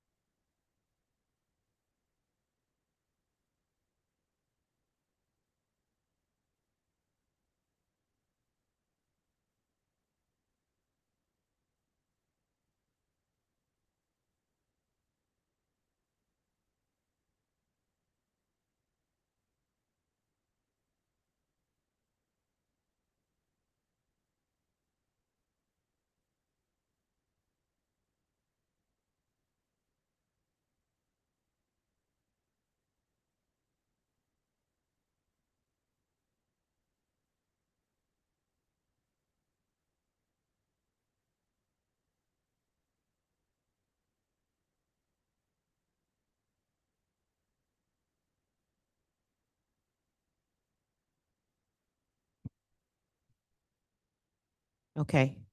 Thank you so much. Thank you, Nora, for your testimony. We are going to take a 5-minute break as we await for our government witnesses.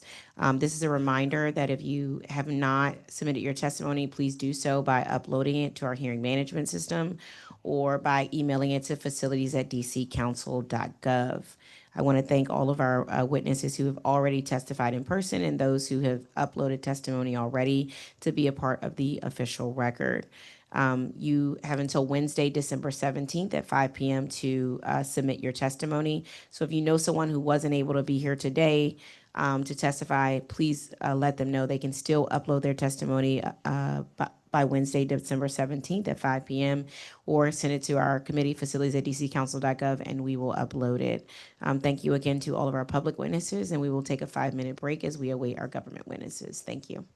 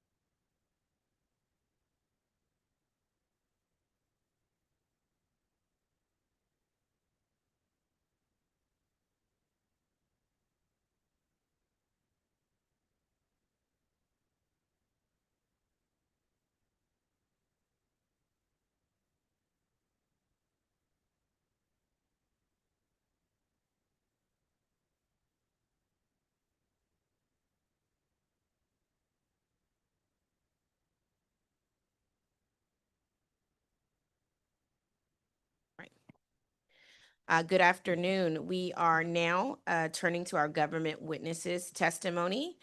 Here with us today is Thene Freeman, Director of Department of Parks and Recreation, and Delano Hunter, who is the Director of Department of General Services. I want to thank you both for being here today. Before you begin your testimony, I'm going to administer an oath to you both. So if you could just please raise your right hand. Do you swear or affirm under penalty of perjury that the testimony you're about to give to the Committee on Facilities is the truth, the whole truth, and nothing but the truth? I do. Wonderful. Thank you.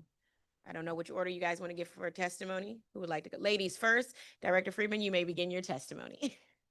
Good afternoon, Chairperson Lewis George, members of the Committee on Facilities, and members of the public joining us today. I am Thene Mack Freeman, Director of the DC Department of Parks and Recreation, and it is my pleasure to join you today to discuss DPR's recreational programming, permitting hours of operation, as well as the 4 bills being considered today. B26-103, Fairness in Use and Negotiation for All Recreational Property Act of 2025. B26-0132, Expanding Community Access to Safe and Clean Recreational Space Act of 2025. B26-0113, Department of Parks and Recreation Hours Expansion Amendment Act of 2025. B26-0112, Department of Parks and Recreation Field Priority Access Amendment of 2025. DPR continues to deliver on our mission to provide DC residents with equitable access to high-quality recreational programs, services, and facilities across all 8 wards. We operate an expansive inventory of amenities across 80 recreation centers, 37 pools and aquatic centers, 20 dog parks, 38 community gardens, and 243 park sites. I would like to present a video presentation, a visual showcase of DPR's facilities, programs, and events.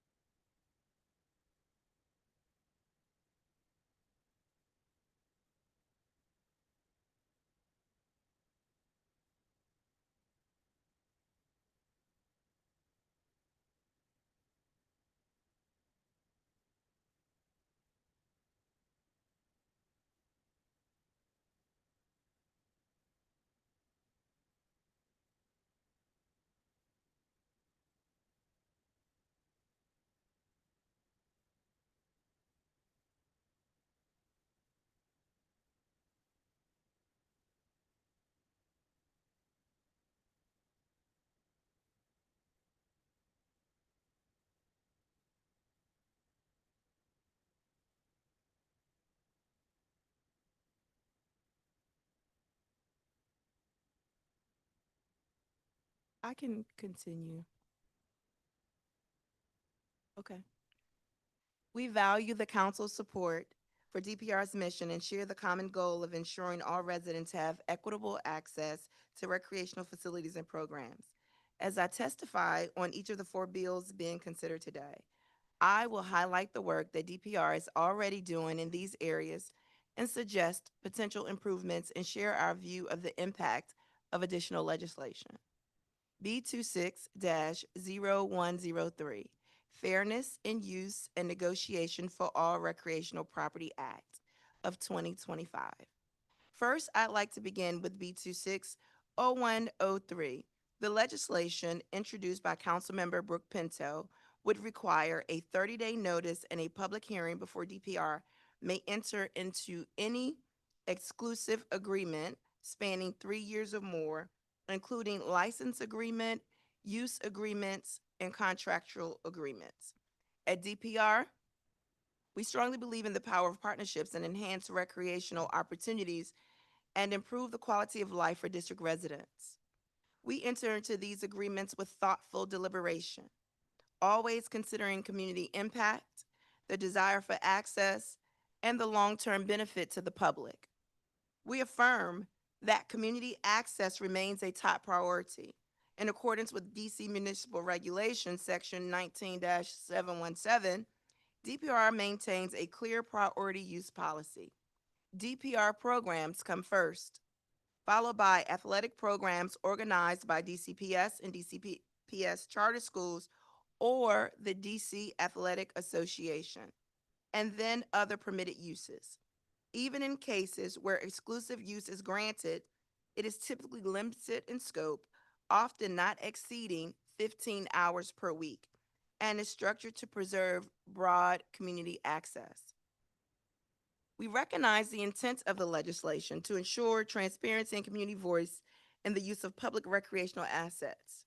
However, we are concerned that the bill's current language hinders our ability to efficiently establish and sustain impactful partnerships. The term exclusive agreement, as defined, is overly broad and could encompass a wide range of agreements, including sponsorships, MOAs, and licensing agreements facilitated through the Department of General Services. DPR currently manages approximately 20 such agreements, many of which are critical to activating and maintaining public spaces. For example, our partnership with the Downtown Bid has revitalized Franklin Park into a vibrant, accessible green space in the heart of the city.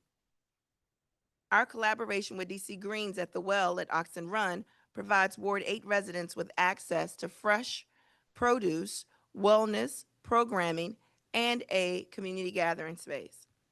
These are not just agreements. They are shared commitments to equity, health, and community well-being.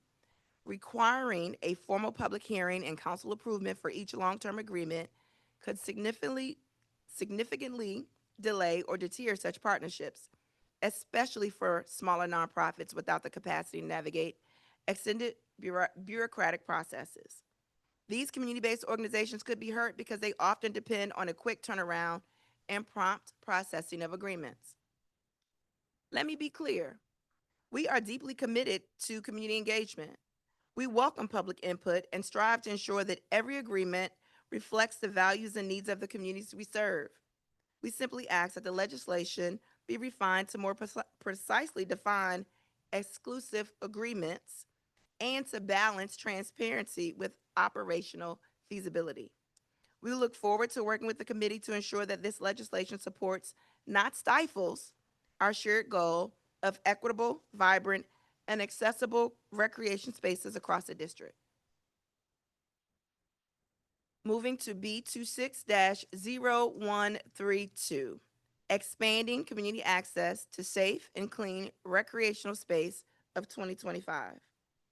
This bill, also introduced by Councilmember Pinto, requires DPR to establish a program with DCPS to require one additional school in each ward to provide public access to their outdoor recreation amenities in the evenings and on the weekends.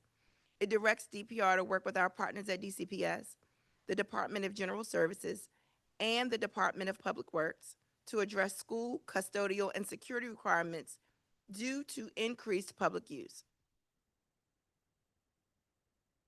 It builds on a pilot program that launched at Shaw Field next to Garrison Elementary and Banneker High School, as outlined in the FY24 Budget Support Act. The pilot has produced some positive outcomes. However, there are still significant challenges to scaling the program as outlined through legislation. DPR is unwavering in our commitment on expanding access to high-quality recreation amenities for all district residents. We recognize that DCPS is one of the city's most important providers of outdoor recreation space, and we value our partnership. Many DCPS campuses already welcome community use for their outdoor facilities without any additional support, and we want to express our appreciation to those school leaders and community for their ongoing collaboration. At the same time, it is essential to acknowledge that DCPS is responsible for school campuses, and they retain the ultimate authority to open schools for recreational use. The Shaw Field pilot has been an encouraging opportunity to learn more about the potential of shared use. One of our clearest insights is that strong buy-in from the local school and its leadership is essential. School leaders have raised thoughtful concerns about increased cleaning needs, security considerations, and natural wear and tear on amenities, all of which are important factors in sustaining safe, high-quality spaces for students. The pilot also showed us that scaling from one site to many requires deliberate pacing. Expanding directly from one pilot site to 8 simultaneously may be a challenge. Selecting each expansion site individually may be a more measured approach that would allow us to refine our processes, strengthen collaboration, and ensure that each participating school and community is fully supported. The pilot project also highlighted the need to dedicate administrative resources to establish, maintain, and monitor the necessary MOUs with the DPW, DCPS, DGS, and other partners. While doable, the coordination does take time and effort from DPR staff. In May 2024, DPR estimated that the cost of operating the expansion proposed in B26-132 for 8 sites will cost approximately $2 million annually. These costs include additional urban park rangers to provide access to properties, trash receptacles, cleaning and security services provided by an outside party or parties, and site needs, such as signage, locks, keys, and repairs. B26-0113, Department of Parks and Recreation Hours Expansion Amendment Act of 2025. This proposal, introduced by Councilmember Charles Allen, would establish uniform mandated public operating hours for every DPR managed facility from 9 a.m. to 9 p.m., Monday through Friday, and 9 a.m. to 5 p.m. on Saturdays, and noon to 5 p.m. on Sundays. We support the council's commitment to strengthening access to recreation and appreciate the acknowledgement of the essential role that recreation centers play in the community. However, we do not believe this bill is the most effective pathway to expanding access. Its standardized requirements run counter to the more tailored approach DPR is already implementing to align hours with how residents actually use our facilities. Today, DPR extends hours at sites with the strongest demand and the broadest amenities. Across DC, our centers are open 3,154 hours each week. 8 facilities deemed as district centers operate from 6 a.m. to 9 p.m. Monday through Friday, and 9 a.m. to 5 p.m. on Saturdays, and we have pool hours on Sundays. Another 18 centers are open from 9 a.m. to 9 p.m. on weekdays and 9 a.m. to 5 p.m. on Saturdays. These 26 facilities were intentionally selected because they feature high-use assets, such as fitness centers, e-sports rooms, large gymnasiums, multi-purpose spaces, and aquatic offerings, and consistently draw the highest participation. As I discussed with the committee recently, DPR operates several indoor aquatics facilities from 6 a.m. to 9 p.m. And again, weekdays and weekend offerings from 10 a.m. to 5 p.m., which is Saturday and Sunday hours. Those exceed what is contemplated in the bill. As drafted, B26-113 would actually curtail the early morning swim hours that many residents enjoy. While DPR, recreation, and community centers are not usually open on Sundays, again, our outdoor pools, some indoor pools, our outdoor parks, trails, and gardens remain open on Sundays. We also permit our fields on Sundays, and we also host DPR-sponsored programs, events, and games on Sundays as well. The legislation also presents operational challenges. DPR facilities benefit from downtime to allow for scheduled maintenance and extend the lifespan of the building. Applying the same hours to all facilities, regardless of size, type, or available amenities, reduces DPR's ability to allocate staff and resources effectively. Although every facility follows a defined baseline schedule, DPR relies on our professional expertise and understanding of community needs to determine when extended morning, evening, and weekend hours are appropriate. We oversee a large and diverse portfolio: 80 recreation centers, 37 pools and aquatic centers. A universal requirement of 9 a.m. to 9 p.m. weekday operations would require 3 shifts of employees and 18 employees to fully staff, necessitating an entirely new staffing structure with significant additional FTEs. The bill carries substantial costs that likely exceed the anticipated benefit to residents. Increased personnel and overtime, an estimated $3 million in added annual security expenses, and additional demands for janitorial services, maintenance, and repairs. Shifting now to B26-0112, Department of Parks and Recreation, Field Priority Access Amendment Act of 2025. This legislation, also introduced by Councilmember Allen, would establish a new certified community-based youth sports organization designation within DPR. It would modify the priority use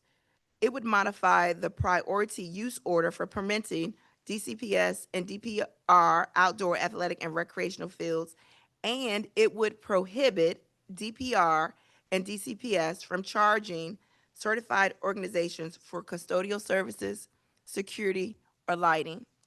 At DPR, we are deeply committed to expanding opportunities for youth sports and ensuring equitable access to high-quality outdoor fields. Each season, our team carefully balances community use hours, permit allocations, maintenance and preservation needs, and importantly, the safety and well-being of all who use our fields. In FY25, DPR approved 24,397 field permits for DPR fields and approved another 5,076 for DCPS fields. While field permit is not guaranteed, DPR is deliberate and intentional in maintaining fairness, transparency, and accessibility, especially for youth-serving groups and organizations building athletic pathways for our district residents. As drafted, the bill presents several practical considerations. First, the creation of a formal certification program introduces an administrative process that could unintentionally deter some organizations from participating, particularly smaller or volunteer-led organizations. The requirement for annual recertification adds an additional burden that may not be feasible for all youth community-based organizations, especially sports organizations. Second, DPR's permits teams currently captures and verifies a range of documentation for youth sports groups seeking field access, including certificates of insurance, DC business license, and proof that the organization does not charge participation fees in a way that conflicts with DPR. We believe the documentation required of permit applicants is sufficient and that asking DPR to examine the composition of an organization's governing board to determine eligibility would not create more fairness, but would create more barriers for some groups. Third, if organizations were granted additional access to fields beyond the current level of use, additional custodial and security needs would be necessary. This is especially true for DCPS fields, where students are often using the space in the morning after the public has already used the space. While the legislation would require organizations to clean the space they use, there's no requirement for organizations to provide security, and costs for such services could not be passed on to the organization. While security is not always necessary, youth sports leagues can also draw significant numbers of spectators, and security personnel can help to ensure a safe experience for everyone. Finally, it is important to emphasize that DPR has a strong track record of managing demand and balancing use among school, youth leagues, adult leagues, and community programming.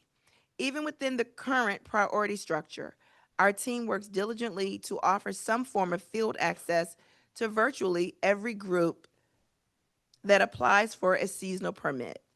We believe this existing experience-driven process provides flexibility and responsiveness that a more rigid structure may not be able to replicate. We appreciate the council's ongoing focus on efficient operations and fair access to recreation resources, and we welcome the continued dialogue about this legislation. Thank you for the opportunity to testify, and I'm happy to answer any questions that you may have. Thank you so much. All right. Thank you so much, Councilmember Lewis George and members of the committee. Before I begin my formal remarks, I wanted to just speak to my support of the principles of the bill. As I was giving some thoughts to this last night, I thought of many of these are a logical extension of the work of Mayor Bowser that she started as council member in Ward 4 and as chair of the committee that had oversight over Parks and Recreation. And also this is an extension and continuation of the work by former council member Mary Che, who was the architect of our current priority use agreement that we both use with great success over the last decade. So I'm happy to have discussions about how we continue that work. With that said, I do have not necessarily concerns, just ideas about how we can improve this legislation so there aren't any unintended consequences that hinders the work of DPR and DGS. So with that, I'll now enter my brief formal remarks. Again, good afternoon, Chairperson Lewis George and members of the Committee on Facilities and members of the public. I'm Delano Hunter, and I'm proud to serve as the Director of the DC Department of General Services. I'm here today to testify primarily regarding B26-103, the Fairness in Use and Negotiation for All Recreational Property Act of 2025, also known as the FUN Act. I also have brief comments on the three other bills, the DPR Field Priority Access Amendment Act of 2025, the DPR Recreation Hours Expansion Amendment Act of 25, and the Expanded Community Access to Safe and Clean Recreational Space Act of 25. DGS is responsible for maintaining and sustaining over 1,000 district properties, and we play a key role in increasing the sustainability for our district properties and reducing our impact on the environment. In addition to these overarching duties, the Portfolio Management Division of DGS manages leases and short-term use of district property. DGS also negotiates the dispositions of school properties that are no longer required by DCPS and other surplus government properties. In our Department of Parks and Recreation portfolio, we maintain aquatic centers and outdoor pools, playgrounds, splash parks, athletic fields, dog parks, and close to 1,000 acres of park space. I want to thank Mayor Bowser for her support and our efforts to protect these valuable resources, and also the partnership of the council and public. We work closely with our partners at DPR to ensure that these spaces are available for the public to use and enjoy generally and through the use of rentals for sports, parties, and other activities. We appreciate the intention behind the legislation to bring more transparency regarding the use of DC's recreational facilities. We work closely with our partner agency when there's an opportunity to report under DC Code 10-801 regarding long-term leases. As introduced, the Fund Act requires an annual audit to ensure compliance with terms for exclusive agreements. Currently, DPR collects information annually, which could be shared with the council and made public. Ultimately, DGS defers to DPR on whether the work of DPR does currently fulfill the annual audit reporting to council.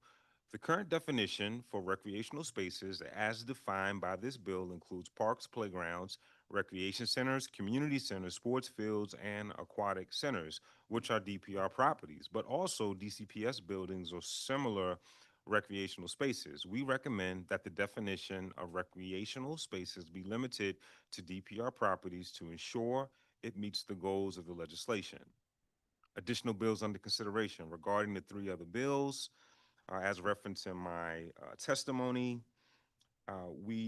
there will be a cost. We support the intention to expand access to facilities for community use. However, there will be a cost to the district for additional wear and tear on playgrounds and fields, janitorial services, trash and recycling services, vehicle needs, and pest control. The cost should be provided up front as part of the bill's funding so that the community groups will have fewer barriers to utilize these spaces. Additionally, security may be needed in some instances to ensure the safety of players and attendees, especially when they're large athletic contests. In conclusion, we support the intention of the legislation to bring more transparency to how recreational spaces are used. The district has amazing facilities, as evidenced by DPR's, I think, 5 years in a row, by Trust for Public Land as having the #1 park system. We want to thank the community, and we want the community to continue to be able to enjoy our playgrounds, fields, and other recreational spaces to the fullest extent possible. Thank you. Thank you so much. I want to start with permitting, discuss permitting, and then discuss the two permit-related bills before us. For as far as processing timelines, which some of the testimony we got in person and uploaded, and feedback we've gotten about processing times, DPR, what would you say on average, how long does it take for DPR to issue a decision on a permit application? So our permit windows open at as it varies for seasons, but they open for many of our large groups. They work directly with our permitting staff so that they can kind of play Tetris or puzzle to fit, because some of the larger organizations want access to space all over the city and at different times. So for those individuals, those larger organizations, they usually have a specialist who works directly with them. So I would say the time is well enough for them to plan their season, to post and advertise. And then for individuals, if the field is open, you can go online at dpr.permits and permit it and get a response. Okay. And so as far as it takes for your permitting team, what would you say they receive a permitting request? Do you all have like a standard sort of service level agreement within the department to say from the time you receive a permit, you guys do you guys give yourself internal deadlines to get a response back to an applicant? Yes, so we like to get a response back in 7 days. Okay. And so the other thing is you'll get the individual permit holder or requestor will get a status that will say pending. Okay. And they're usually able to follow up with someone or send an email, but we try to respond within 7 days. Okay. And there's some times when that's expedited, especially when I think about repasses, or sometimes we get a short turnaround, or if someone wants to do like a senior activity or something that's short notice, we try to work directly with those organizations. Okay. So it varies. It can vary based on sort of the type of permitting request. Correct. But the standard within DPR is about 7 days from receiving application to try to get a decision, 7 business days to try to get a decision to an applicant. Correct. Okay. Um, and would you say, and I guess would you all say that you all usually meet that 7-day mark with your applications? I would say usually I would say that we normally meet that yes. Okay. How many people at DPR on the team that reviews permits? 5. Okay. And do they split up sort of by permit type, or does everybody on that 5-person team review all types of permits? No, they're divided into certain categories. Okay. And would given some I guess there's some requests are from some of larger sports organizations, and then you have your community organizations like ANC commissioners and organizations who want to do use the space for meetings, community meetings, and then I may want to have a birthday party or a repass, a resident's personal need. Would DGS would DPR benefit? I guess, is the number of staff and this enough for the current amount of permits you all are getting in? So we're getting increasingly, we have grown in popularity, and there is a demand, an increased demand for our athletic fields, our gyms. There is an increase in the organizations. There at a time, you knew who the organizations were, and many of the organizations may have been limited to wards. But now there are several organizations who operate. They have grown from a ward-based organization 5 years ago to all over the city, and they're looking at every nook and cranny. There's a desire for all of the sports, and so special event permits have longer times. Okay. Our ANC for community meetings, those are easier to fill. Many of our ANCs work directly with our external affairs office. Because it requires less of a setup. But then there are organizations who we require insurance and various documents from them to validate what it is. The fees also change based on, the organization type and how much the organization charges. Okay. And the 5 individuals who are a part of your permit team, are there any vacancies in your permit office? And that's a question of capacity. That's So we're actually we're looking at it, and we're looking to restructure, to move some staffing from other parts of the agency to support. During the summertime, we do increase our registration, because the permit and registration office is the same office. So it's the same office that handles camp registrations. And so we do hire temp hires to support with that because the volume is just so large. DGS, as it relates to permitting and the permitting process, how do you all participate in approving permits, especially as it relates to your spaces? Sure. We administer permits on behalf of DCPS. Specifically, there are 2 sides to that permit permitting that we offer. One is for field space on DCPS fields, and the other for the interior spaces, think gymnasiums, auditoriums, classrooms, et cetera. And we are supported by, we have a core staff of 4. We currently have a vacancy from a retirement that we are planning to post and fill by the end of the first quarter. So we temporarily have someone assigned, but they're supported by a core team of 4 with others that step in as needed in the event of leave or high demand periods, et cetera. Understood.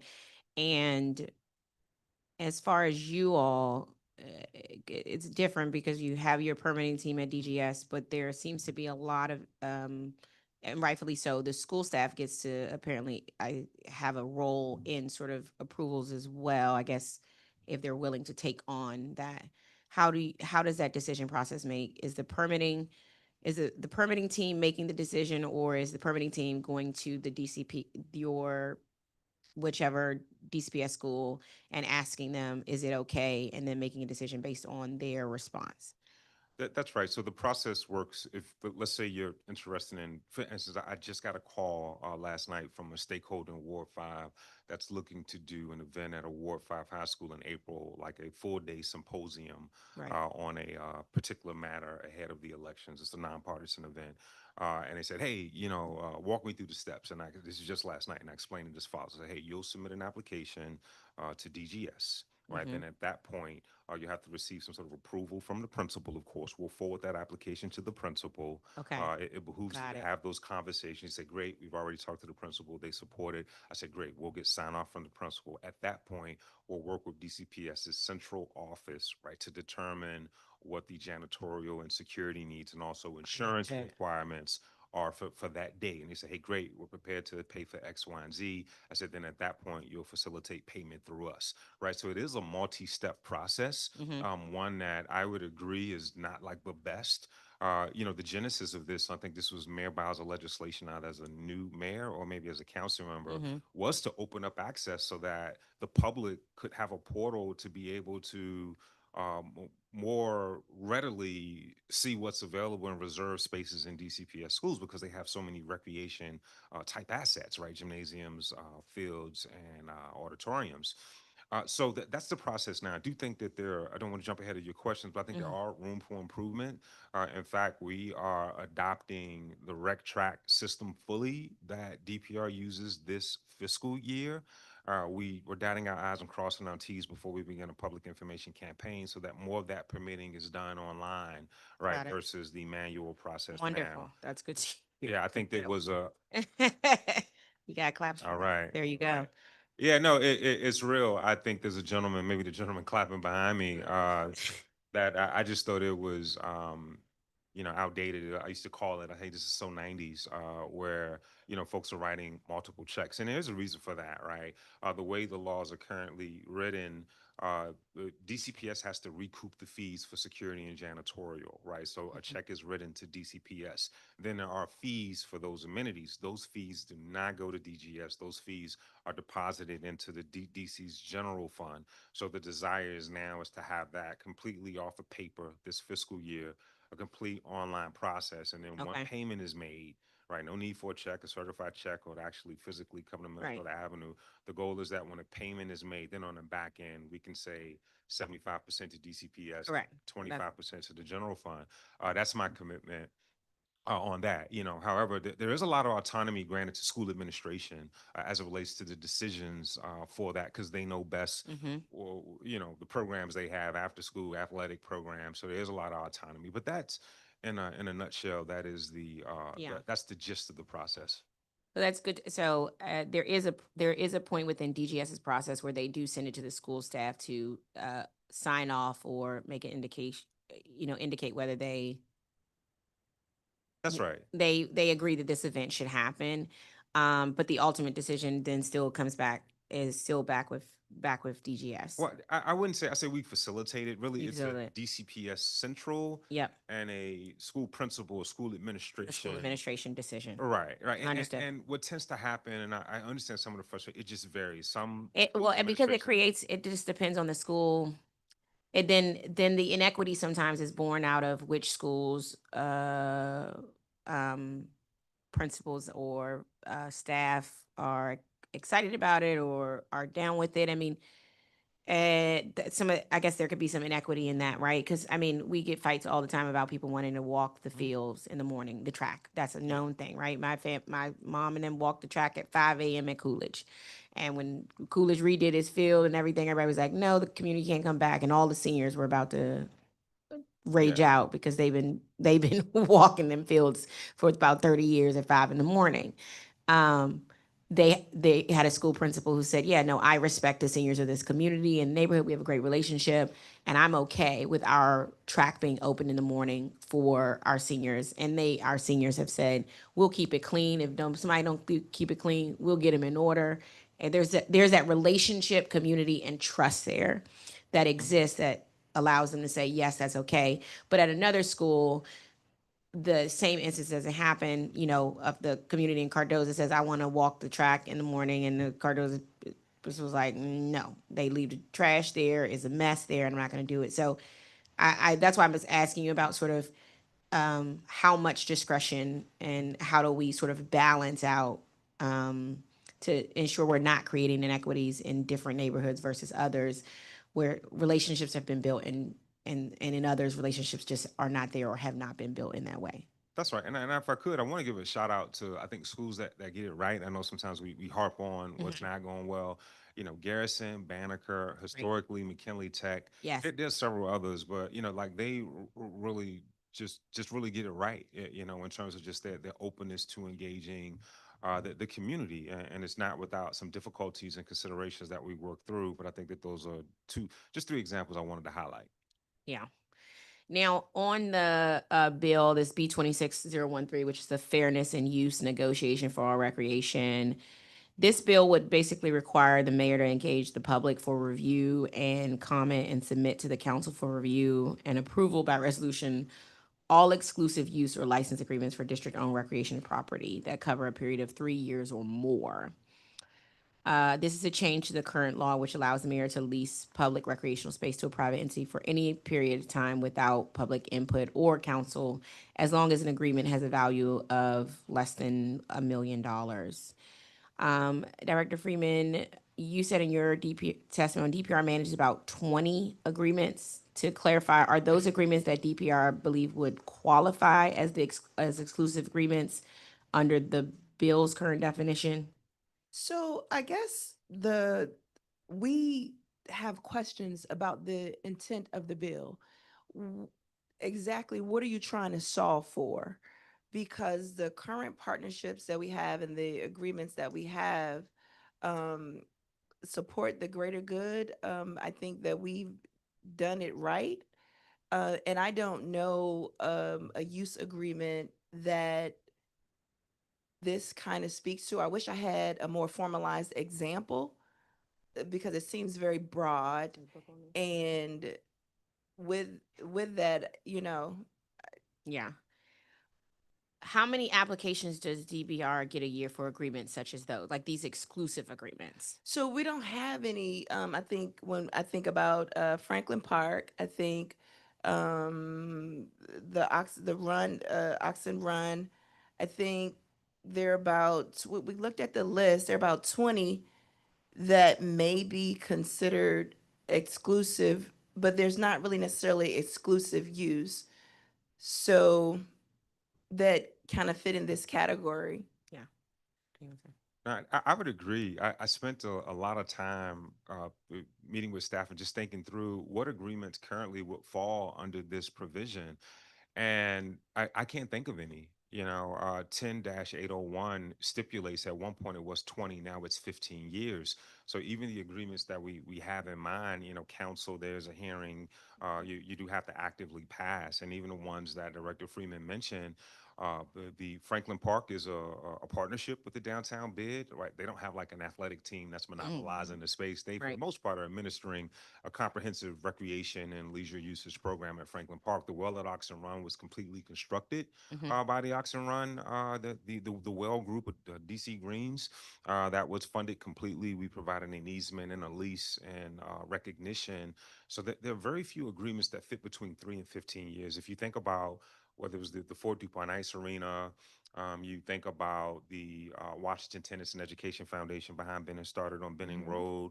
Those are all 20 or more years. If you think about KIP at Fairby Hope, Washington Highlands, that went before council. I can't think of a single agreement that would fall within this 3 to 15 year span. Now, however, in the spirit of full transparency, I do think this is specific to Jellifield I was going to tell and you. Murray. After you said that, yeah. Right. Yeah. And even that, you know, that deal, just to, you know, put that on the table, that deal in particular was a 10-year lease with 10-year options, so 20, right? And that would now in 2025 have to go before council via 10-801. And that, of course, was a Fenty era agreement, much different SIME at the time. We bought those properties from Boys and Girls Club of Greater Washington. Those, along with two others, given some of the financial challenges at the time, and they do outstanding work and are partners with us now. But again, just different time, different era, and I can't think of one single agreement. Last thing I'll say about this, I think both Director Freeman and I, we have turned down more agreements for exclusive usage, I want to say, over the past 7 years than I can count. So many organizations that say, hey, we'll gladly donate $250,000. $1 million. $1 million, 250, and we have routinely turned those down because we don't believe in pay to play. We believe in equitable access. And then also, again, I'm not, disparaging previous agreements. We're just at a different point in time in a district and how we think about these spaces. So. Yeah. So based on that, and I appreciate both the history and the context there. I do think it, given the Councilman Brooke Pinto who did it, and I know the history of Jelliff and Murray, I do think that's sort of what, Dr. Freeman, you're like, where did this come from? I'm assuming it comes from those neighbors and communities saying, never again, let's never let this happen again, and them wanting to ensure that it doesn't happen again. Based on your testimony, it's your belief that this legislation is not necessary because those type of agreements are sort of one-offs, and even in the instances that those would have come up, you believe that they would still have to come before Absolutely. the council in some way or fashion. Absolutely, because again, it goes to community buy-in with those larger projects like that. Most of the agreements that we have that are long-term, even when you think about the school properties, it's still community use, but there's not necessarily the dedicated exclusive use. I think that term exclusive use is the broad part, because even our properties that have a partner on them, there's no exclusive use. Right. There may be exclusive use for a school during the day while school is in session, but once school is out, that then becomes in the DPR inventory. And, so those are the things that I think of, and there's not a situation that I can think of. And so I guess you were naming some. Do we know how many agreements with a value of less than 1 million does DPR hold? A value of For I'm getting to the type of agreements that are being contemplated in this legislation that are, I guess, 3 to 15 years. How many do we have right now of those type of agreements? I can't think of any. The one that may be a temptation to include would be Murray's agreement. Again, it was a base 10 with the 10-year option. They are now in that 10-year option, and then it fully expires, gosh, in 2029. And then after that, I think the way it's written, that cannot be extended. Got it. And again, the fields that I was thinking about, like Trinidad, Brentwood, Hamilton, Bundy Field, those are ground leases with KIP that may be to 2044. But that again that's a school, and not necessarily That's a school, yeah. correct. So those are the. And what's the longest agreement we have right now is just the current Murray. Murray's probably, is that the longest agreement we have right now? Well, that's the only one that would fit, I think, within the exclusive agreement. Right, within that 3 to 15 years time frame. Right. Okay. But again, I believe that the total agreement is 20 years. The way it's treated for council purposes is anything over, like it's the 10 plus 10. It's also the option. Gotcha. Right. So it's your 10 base and the 10 option. So that would 20 again, that would. But again, the current 10-year extension is the only one that fits within that 3 to 15 window that I'm aware That you're aware from my research over the past week or so. And then taking a look at agreements that are not fall under the suit of this exclusive use, what is the longest agreement there? I would say one of the longest would be the KIP schools, and I would also say the Washington Tennyson Education Foundation. Okay. I believe, as you know, that building sits on district-owned property. In light of their capital contribution, I believe that lease is it's over 45 years. It expires in 2049 with 2 15-year options, and then we have SETLC with the 40-year lease. Understood. Okay. And one thing you all talked about in your testimony, Dr. Freeman, you said DPR feels the definition is overly broad and should be redefined. How would you DPR seeing narrowing that definition? Well, exclusive use, I think that DPR does a great job of um, assessing what the needs are for the community. And so I think as the professionals in this space, I think, the bill as written would limit how we serve. It would restrict how we serve. Okay. It wouldn't allow us the opportunity to work to kind of sometimes piecemeal the needs of the community. And I know you mentioned in your testimony the requirement for public hearings and council approval could serve as a delay or deter DPR partnerships, especially for smaller nonprofits and organizations that need a quick turnaround. How many of DPR's current 20 agreements are with small nonprofits? I can't think of any. When we talk about the larger agreements, it depends on how you define. One could define the Friends of Fort DuPont as a small organization. Maybe not Washington Tennis and Education Foundation, Nats Youth Baseball Academy. Again, I wouldn't characterize them as a small. I think they have also like a 50-year lease in light of what was constructed on Eli Place. So again, small is relative. I don't think that there are many. Got it. Of these current agreements with small nonprofits, about how long does it take DPR to approve an agreement currently with those organizations? It depends. It depends. It depends because there's a lot of negotiation and sometimes we deny them. So sometimes there's not an approval. I can think about a particular situation. There was an organization that wanted exclusive use of Hurst Field with $1 million contribution, and we denied it because it would have been exclusive use and it would not have served the community holistically. So there's not always an approval. I think there's a negotiation process to see what is the best, but for a new organization, maybe 30 to 60 days. Got it. Yes. If I could, I wanted to go back to your previous questions about specific recommendations. While Director Friedman has spoken to tightening the definition of exclusive agreements, I had two.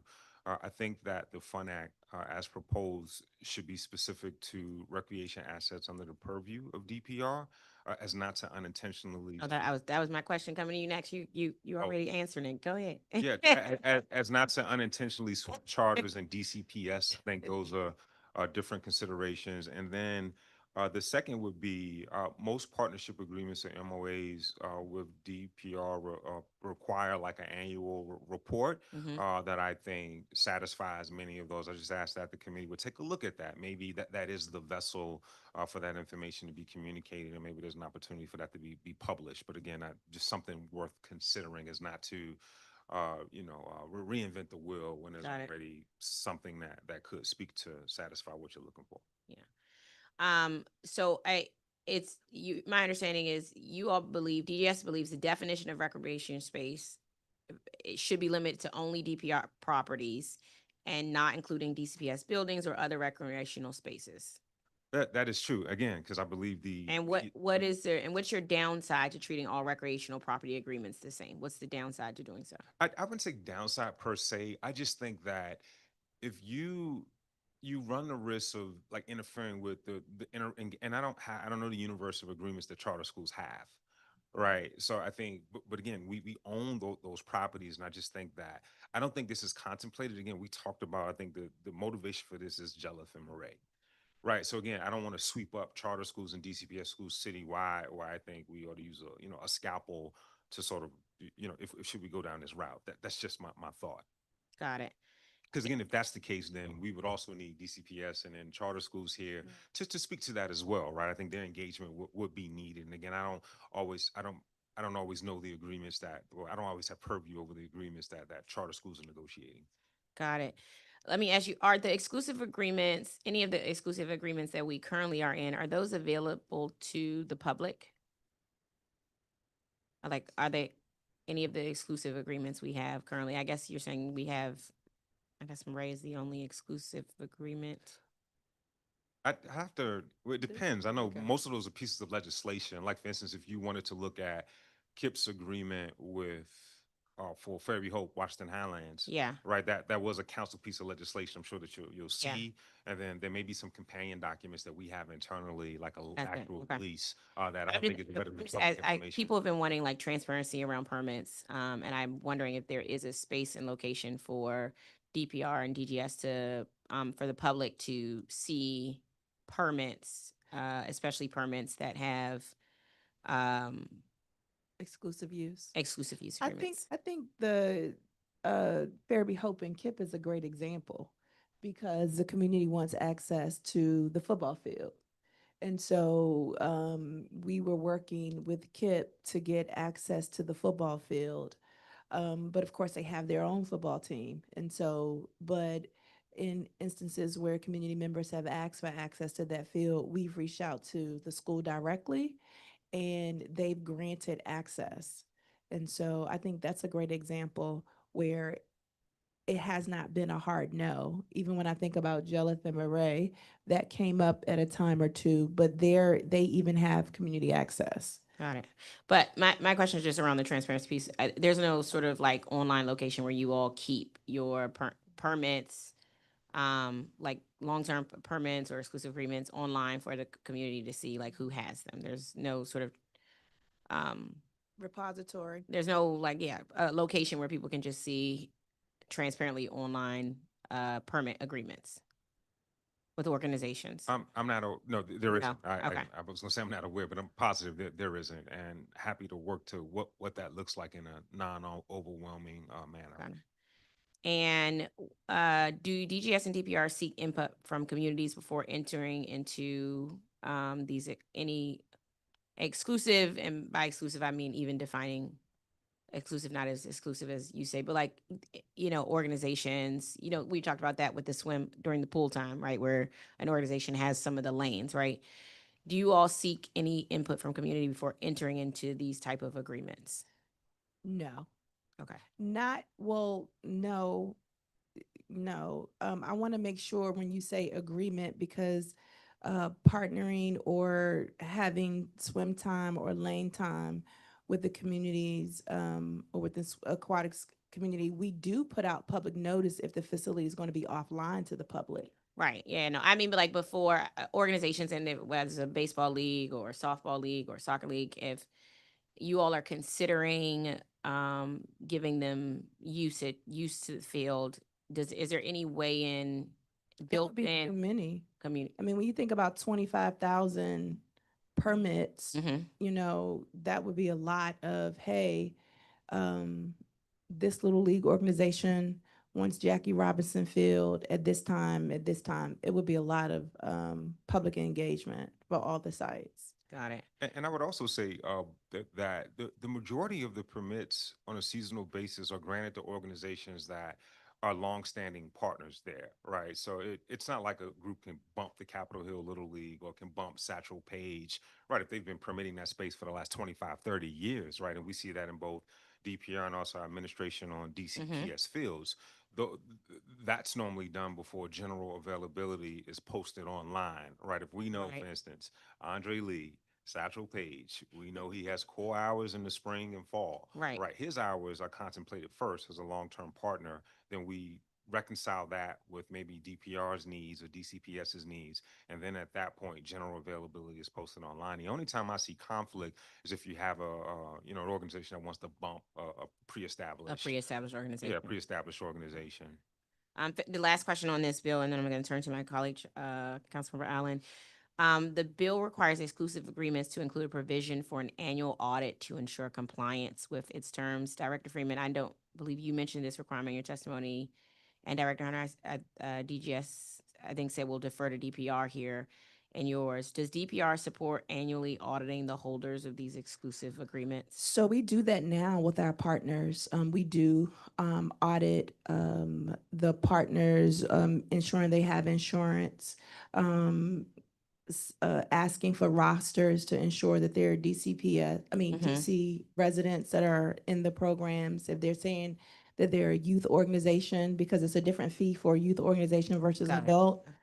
We audit also having staff go to their sites where activities are happening to kind of see, because, we also get the phone calls, hey, I see a lot of Maryland tags here, all of those things. So we may pull a roster and see that it's, oh, okay, these are all DC children. Understood. I am going to turn to my colleague, Councilmember Allen. Thank you very much, Madam Chair, and good afternoon to you both. Good afternoon. It's exciting to see two of my favorite people in DC government here, as well as all your teams.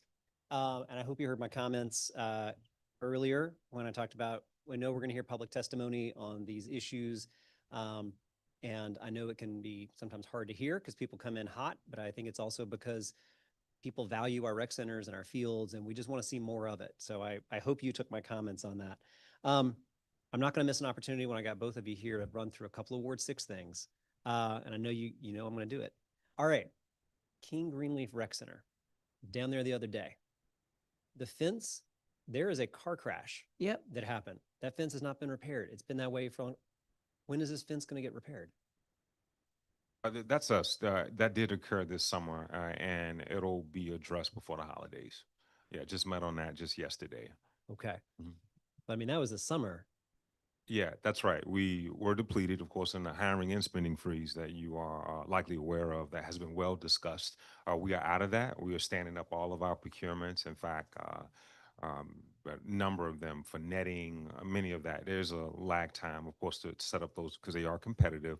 Many of those are being approved by the day. So the goal is to have those completed by the holidays, the end of the first quarter. Well, excuse me, the holidays, meaning December. I'm gonna count that at the end of the month. Yeah. Okay. Yeah, that is the plan. Water fountain inside King Greenleaf? I'm not familiar with that, but we'll take a look. Okay, thank you. I know I was tracking specifically I know there's a door to the gymnasium. There is a section of flooring that was by water. I actually walked that site this summer. I did a walkthrough with our grounds team. And those are the ones that I flag as a priority for this year. So those will be addressed. All right, thank you. We heard testimony earlier today about Jefferson, where we had permits on the field at Jefferson Middle School. Yeah. And the lights,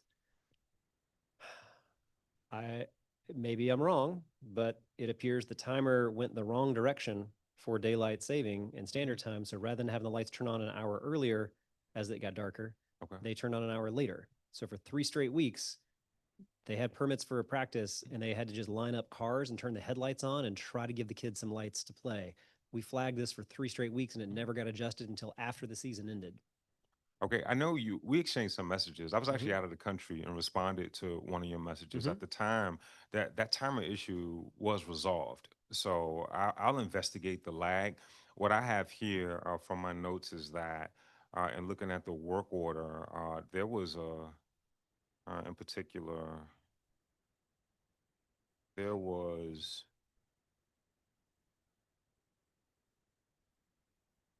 It was closed within a very short time. There was actual formal work order submitted. So again, I want to look into why there was a lag in submitting a work order, but a very short window. In fact, when you had reached out, I had flagged to the team, and it was addressed, I think, within like a day or so. I think it was a week later because what we were pointing out was that they had their practices, and of course they were in darkness. And so if it was truly just we set the timer wrong. I mean, I understand what I heard from that volunteer organizer for Sports League. They paid for permits for fields they can't use.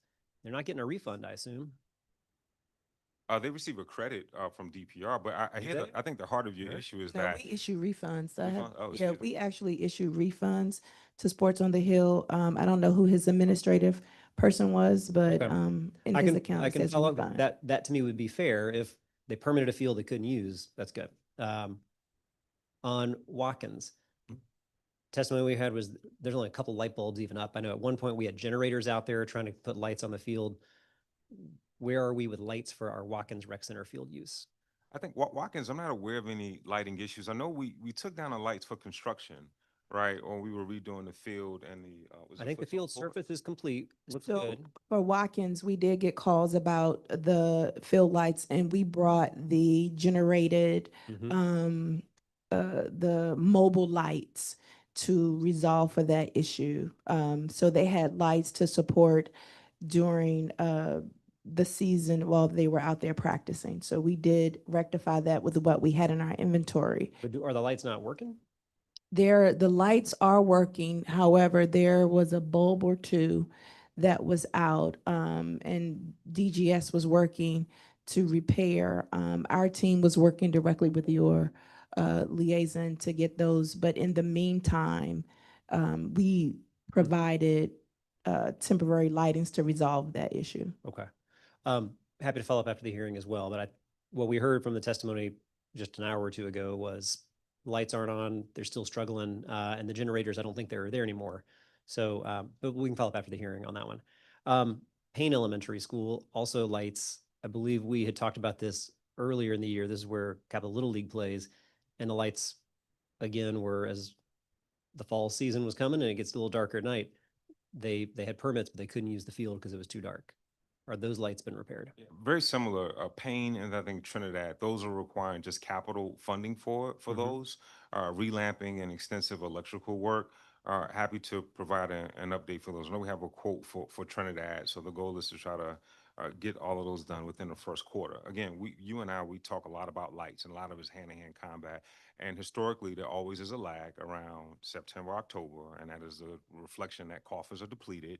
We wait for replenish, we stand up procurement. I know that that's not gratifying, and I would love for there to be no lag, but we're in a resource-constrained environment, and that's just a reality. We try to address it as soon as we can when there is funding available. And really quickly, Director Hunter, thank you to your team. The lights are operational at Watkins, and the water fountains at King Greenleaf have been repaired. And so DGS did come and repair both of those items. So that's probably why he doesn't know. Thank you for that update. All right, and Sherwood Rec Center. So I know we had exchanged some emails a couple of weeks ago that now that we have the FY 25-26 funds that's on the to-do list, do we have a timeline for when that gym can get repaired and replaced? So I think you both will appreciate that this summer, through the Marion Barry Summer Youth Employment Program, we hired youth ambassadors to do an inventory of all of our fitness centers. We taught them how to inspect for equipment. And so they identified many of the problems. And Sherwood has had some repairs as of 11/20. So the chin up has been, it's a couple of machines that have been repaired. And there's a couple more that will be repaired as of this week. So I just wanted to say that I know that you emailed a couple of weeks ago, and I told you we were excited. So we do have I'm excited some too. resolve for you. Good. Well, I'm happy to help let all the constituents that have been reaching out to us about this. If we can kind of get a timeline for that, it's just helpful for us to be able to communicate and let them know. So it's happening in real time. We have a contractor that's working on our sites, and they're working on them priority of use. And so our heavily utilized sites, we're at the top. Like for example, Edgewood has 10,000 visitors a month to the fitness center. So of course that there's more wear and tear there, but we are happy and excited that hopefully we'll be done with all of Sherwood's equipment by January. Okay. Thank you. That's next month. That is only a couple of weeks away. I would argue that we'll see Sherwood numbers go up when we have the equipment that's working, right? Kind of that chicken and egg. I think you don't see the numbers in there necessarily because right now half the equipment's all broken. But I'm excited about that. I'll help spread the word so people can know the expectations are by January. Thank you. All right. I know I don't have a whole lot of time, so let me just jump in on one or two quick issues. I did want to ask you about the Hours Expansion Amendment Act. So 2 years ago, when we first introduced this, after we introduced it, the mayor did expand hours at a lot of sites, which I think was great. I'm glad to see that. I still would love more. One of the things that I'm trying to make sure we understand is, I believe 26 different facilities have had expanded hours, if I've got my numbers right, somewhere around that ballpark. And that's great. What is the number of staff that we've had to bring on to staff those additional 26 for the additional hours? That's a great question. I'll get you the exact number. But you typically 18 staff members cover a site a day for a 9 a.m. to 9 p.m. Okay. So if you multiply that by 26. Okay. So but you can follow up with the number, and obviously through the chair of the committee as well, but we did increase the staff size for those 26. So we relied on some of our extended staff members. We were able to backfill some positions. I think during that time, we had some ARPA funding that we were able to take advantage of for the expansion as well. So we used all of the resources that we had available. There was also Summer Plus funding from the federal government that we was able to take advantage of to hire, to expand hours. Got it. I mean, bottom line, I want to make sure you got what you need to be able to execute that, right? To have those expanded hours. One last thing I want to touch on this, and when I went back and looked at the testimony in our conversation 2 years ago, one of the things that DPR in your testimony said, and this is part of why you said you support the council's support for DPR facilities and recognition of the immense value the DPR rec centers provide with their pools, aquatic centers, and what they bring to DC residents. DPR does not anticipate this change, meaning the expanded hours, will support increased youth access or advance efforts to reduce violent crime among youth. That was your testimony from 2 years ago. I believe that as we have worked to be able to address young people, give them constructive, good things to do, we've expanded hours. I feel like we were hyping up a lot of our late night hype pretty consistently as we were trying to find ways to counter negative youth activity. Does that statement from 2 years ago still hold? Or do we believe that expanded access to our rec centers actually is good for our young people? I'm not sure. I am a youth development expert, and I am not sure what in the context that statement lies. Access to just open it. I think my premise has always been opening up a building is not enough. You can open the building, but if the building is not programmed, they will not come.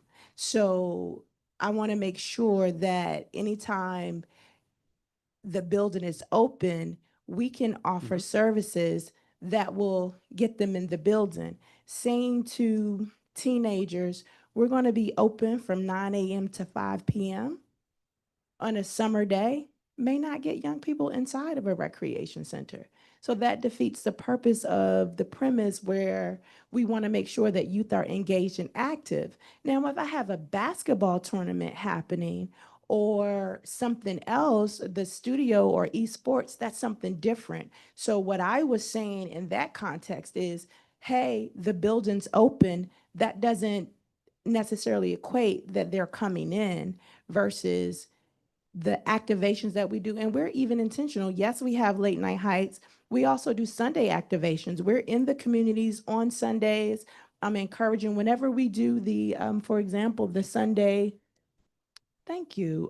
So the Sunday tailgates, the community is there, the young people are there, they're active, they're engaged. And so those are the things that we like to look at, strategies that will connect and speak to them in the way they like to be served. We're on the exact same page. Programming is so important. It just jumped out at me from 2 years ago to where we are today. I think we recognize that DPR offers great things, and we want that program, and we want that. We just want more of it. And obviously, you don't just turn the key, open the door, and walk away. It's got to have quality programming. But I think that is a part of how we're reaching our youth. And I know you agree with me. Having that quality programming, meaningful, connecting is important. And I think it's important not just to provide a fun place to be, but I think we're keeping kids safe. We're building community. We're doing all the things we want to do when we have open spaces with quality programming. And that is certainly the intent of the legislation, is to help continue to expand that access with programming, with the support. That's why I asked about the staff. You got to have what you need to be able to operate those spaces. I know I'm over time, so thank you very much. Thank you. Thank you. I want to talk about with the certified community-based youth sports organizations. There's the Field Priority Access Amendment Act of 2025. And we kind of got to it in the last conversation about sort of how we prioritize things. Does DPR have an estimate on how many currently permitted youth nonprofit organizations would qualify as certified community-based youth sports organizations? I have no idea what a certified youth organization means. And my fear is that that term would discourage organizations that have been around historically. They do great work, and then there's an administrative process to get them what is termed as certified. And so I don't know what a certified youth organization is. And I'm looking at the council member because I just don't know what that term certified means. I think it's Brooks. Is this your, no, Brooks is the field permitting? Yes, this is Brooks. Just trying to get through them. Yeah, I will ask Councilmember Brooke Pinto. The legislation would prohibit certified organizations from restricting participation based on ability. Does DPR currently issue permits to nonprofit organizations that segregate athletics by ability or only age range? In other words, are there permitted organizations that have beginner, intermediate, and advanced teams or leagues? So I think that there were a couple of organizations that testified today. I'll use them, Volo Sports and Sports on the Hill, right? I know that Sports on the Hill, which my children participated in, is a developmental league. And I know that they also introduce young people to sports. I know Volo, I would say is developmental, but also has a part of it that you can graduate and become highly competitive. I think at its core, we do not necessarily vet an organization to say, okay, what are you? Are you developmental? Are you AYF? That's in the football league. You know, I don't think that that's necessarily our place. I think that the organization that permits a field from us, whatever, I think about Capitol Hill Little League, who has expanded tremendously. I mean, from when they first started, I don't think it's our place to say, hey, you should not expand and you should only do this, or now that you do, yeah, I don't know how that would serve. Got it. So, because it seems like under this legislation, that those organizations would not be eligible as a certified youth organization, but would still remain, I guess, youth nonprofit organization and move up to third place criteria. Is that DPR's understanding as well? Yeah.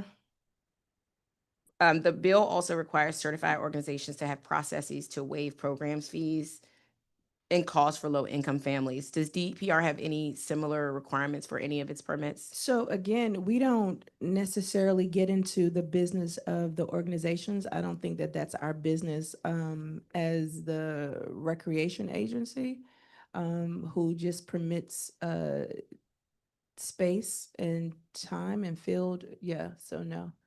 I also saw that the bill required the board members to live in the district, or I don't think that's our place to vet the members, the board membership of an organization. And it would also be an administrative burden because that means that I would, you heard me say we've issued over 24,000 permits. So then I'd have to call in every organization and say, let me see your board. Let me see where your board lives. Let me validate that your board members live in DC. Let me see their driver's license. Let me see their phone bill. Let me see their Pepco bill. I mean, we really don't have the capacity to do that. Understood. The bill also requires certified organizations to have both accident and general liability insurance. Are permit holders currently required to maintain both accident or general liability insurance? Yes, they have general liability insurance. Okay. But not accident or both? I don't know, again, if they're transporting young people, we don't get into that. Okay. So but that goes as back a into- basis, they have general liability insurance Correct. as a part of DPR's requirements. Correct. Understood.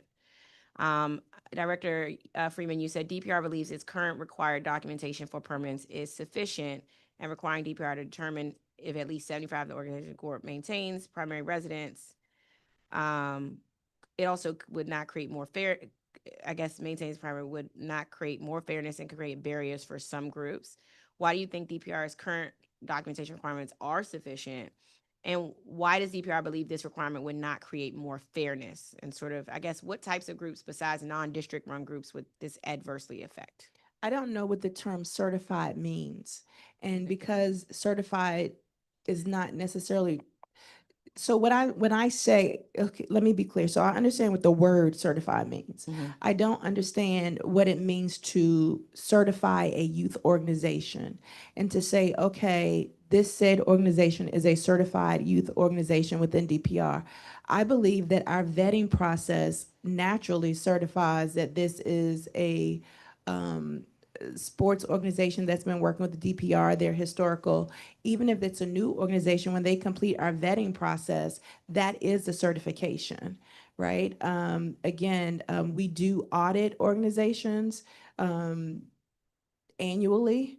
And, you know, there was a time where we would have every organization bring in their roster as part of the process, but that became too cumbersome. And so now that's part of our audit process, just to ensure that our fields are going to district residents. But again, going back to the question, labeling an organization certified as a youth organization, I don't understand that in the capacity or in the world of youth sports. Got it. The bill also includes conditions under which DPR may suspend or revoke an organization's certification, including non-user permits, unauthorized transfer permits, and agreement or use violations. Does DPR believe these are sufficient? Would the agency benefit from any additional grounds for suspension or revocation? Well, we suspend now if necessary. I think the process that we have in place to revoke permits or access to our fields. I think that the permit holders or the organizations that use our fields, I think they work really hard. I hear the passion, whether I agree with every sentiment that is being stated. I appreciate and respect anyone who works with young people. And so, or working with the public, period, you know, in this space of having people more active and healthy and contributing to wellness so that we can, you know, be healthy in our city. I'm all for it. I just don't know. My biggest fear as I hear it is I can think of organizations who I know do not have the administrative capacity to do.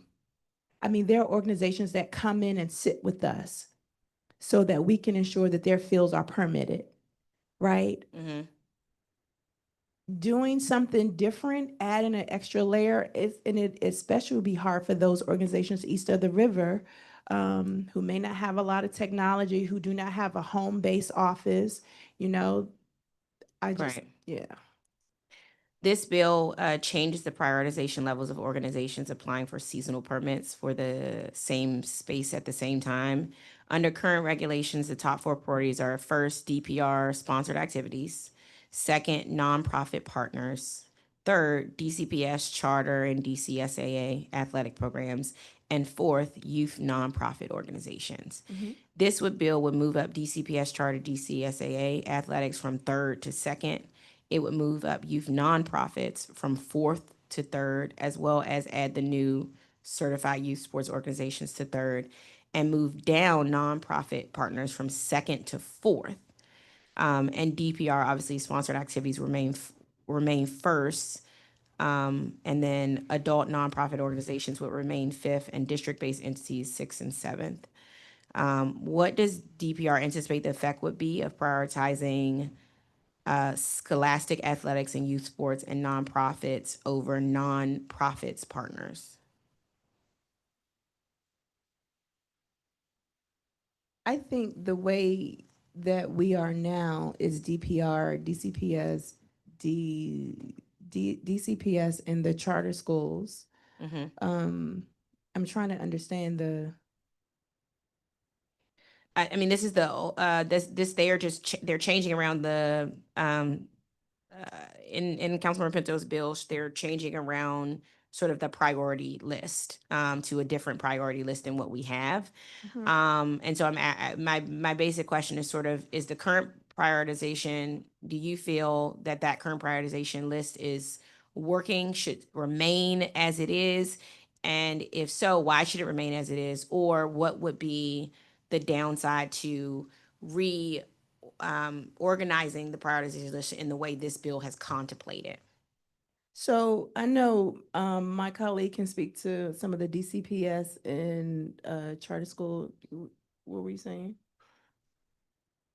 I think it works well. I think we've had this law, the priority of use agreement, has now been in effect for, I believe, approaching 12 years, and the council has an expert on this matter. In fact, I believe Councilmember Fruman was on a working group appointed by Councilmember Che that created the current priority of use agreement. So I know there were some trade-offs, and a lot of thought went into that. And I think between, if you go back to 2012 and 13 to where we are now, again, light years ahead, and I believe it's working. I wouldn't, throw the baby out with the bathwater. Maybe there's some tweaks. I don't know. I'm not in that space to the extent that Director Freeman and the DPR team is, but I think it's worth the conversation. And again, I think what we have now, like, is working really, really well. Not everyone gets what they want, but we could open up Pandora's box if we make too many tweaks. But again, I think the challenge goes back to moving the certified community-based youth organization up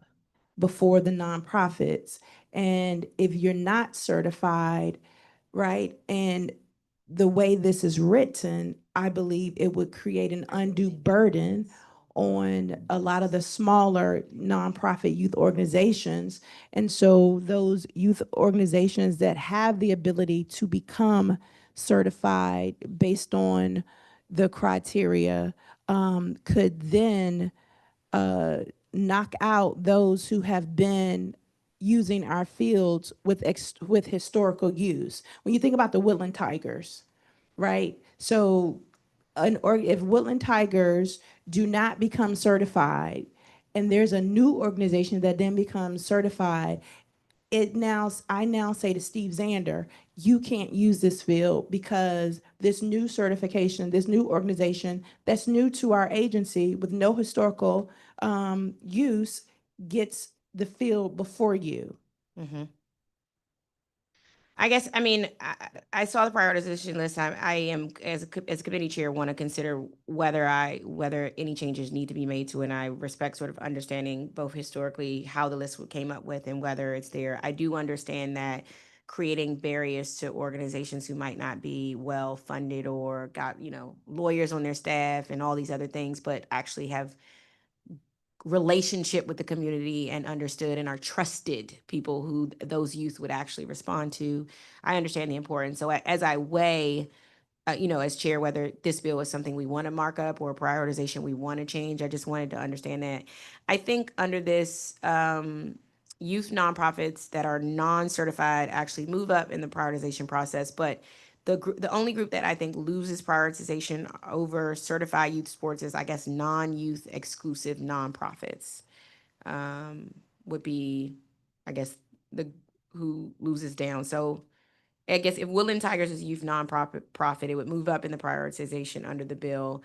But any group that is sort of just a non-youth exclusive, I don't even know, I don't know an example of said group, you may know, but a group that is certified youth sports is non-youth exclusive nonprofits, basically. So adult nonprofits. Adult leagues, yeah, I think Adult leagues, I think yeah. it's No, adult league goes down to E.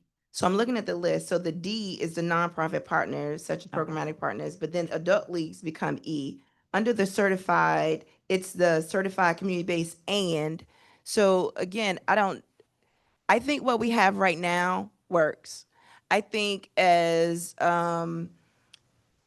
the agency that works directly with the community, our permits office understands the needs of the community.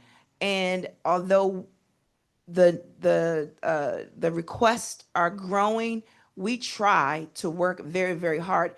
We do not permit fields simultaneously, but it sounds like that the communities are working together.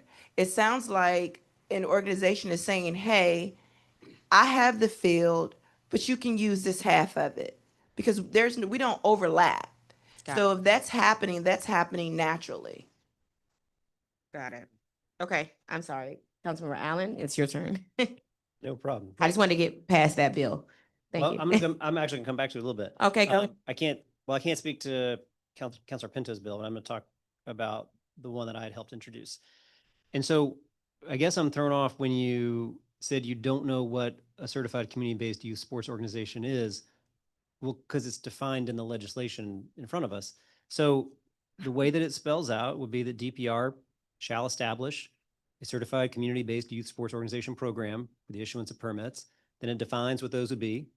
DC nonprofit, serve at least 100% of youth under the age of 18. So we're talking about youth serving organization, 75% of which are DC residents. We're trying to, what we've heard consistently, we don't have enough field space. So if we're trying to have our field space, we're trying to prioritize our DC kids. Organizations that don't restrict participation based on ability.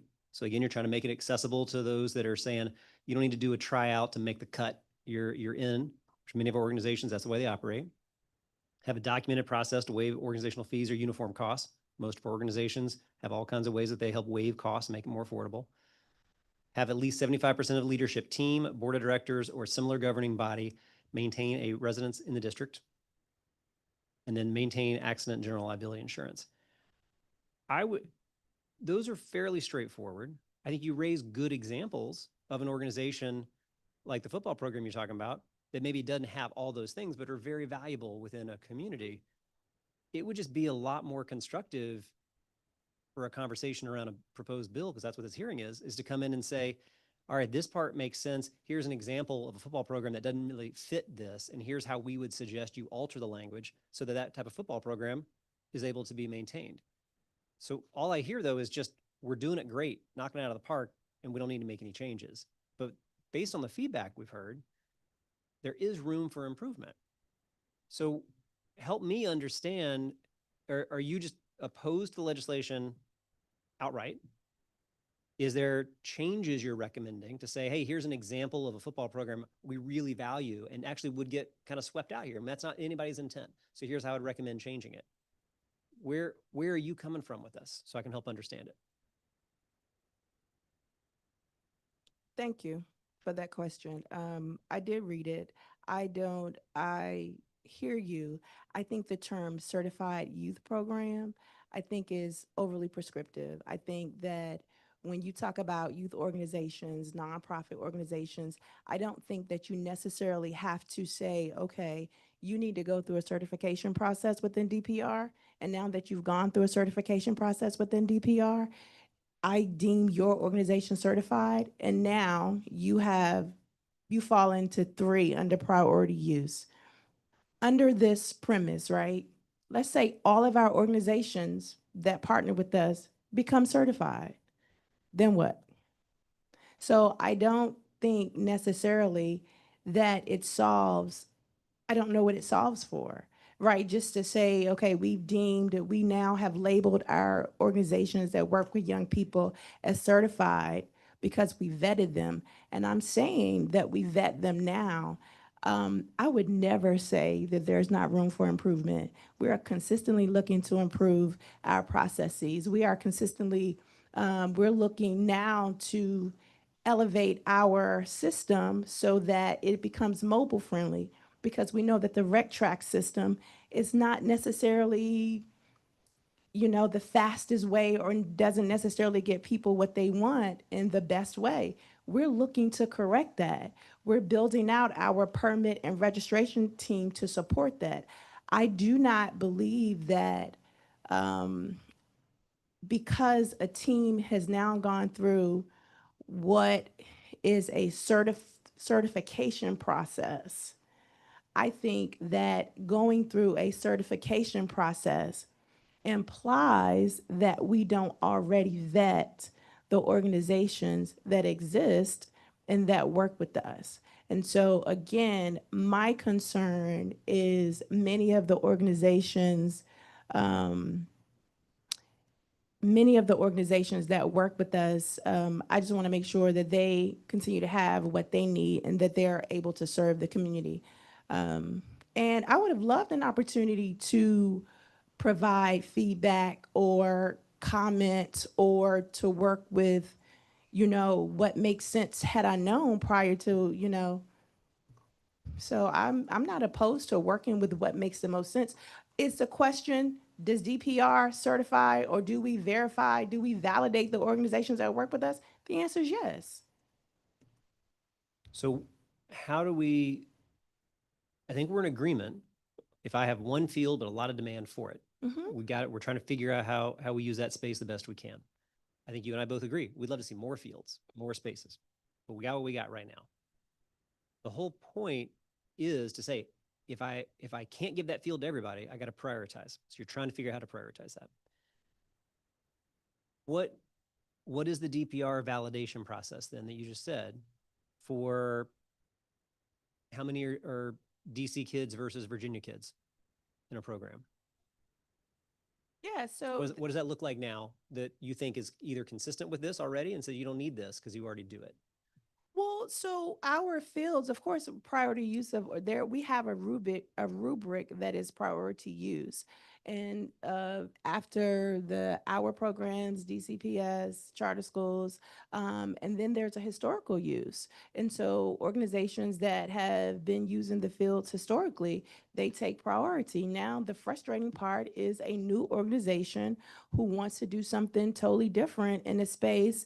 I think Edgewood is a great example.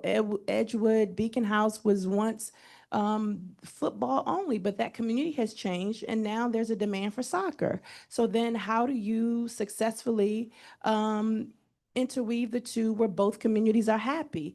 And I think that we've done that. And even some of our fields that were offline and other spaces, I think about the Jackie Robinson field in Ward 7 that will be getting lights soon, is because the need has grown to find additional space. So where there's inventory that's underutilized, we're offering that. So we are That's great. But what I was asking, the question I asked though, is you said that you already do this. So what's the validation process for a team? How do you verify that it's not a bunch of Virginia kids on a team, but it actually is DC kids? What does that look like? Well, I shared with you, and I'll repeat. We do ask for rosters. We validate the rosters of the organizations as part of our audit process. So we are asking teams for that information. We're not asking for their board, the list of their board members, to verify that their board members live in the district. That's not something that we ask for. So that's an additional step that we do not do. Right. Okay. But we ask it for every kid. You're asking for every kid is. asking the organizations, when an organization tells us that they participate or that they serve DC youth and they get a permit as part of our auditing process, we will audit and ask them for their rosters. Okay. So we ask for this already then. We ask for their where the kids are. Correct. Where they live. All right. It doesn't seem like that's a hard thing to ask for then. So we in essence, we're already validating that. We're certifying that. Sure. That's exactly what I said, that we do this. So I didn't think that there needed to be necessary legislation. We're already doing it. Our processes currently exist to ensure that district residents have priority use of our fields.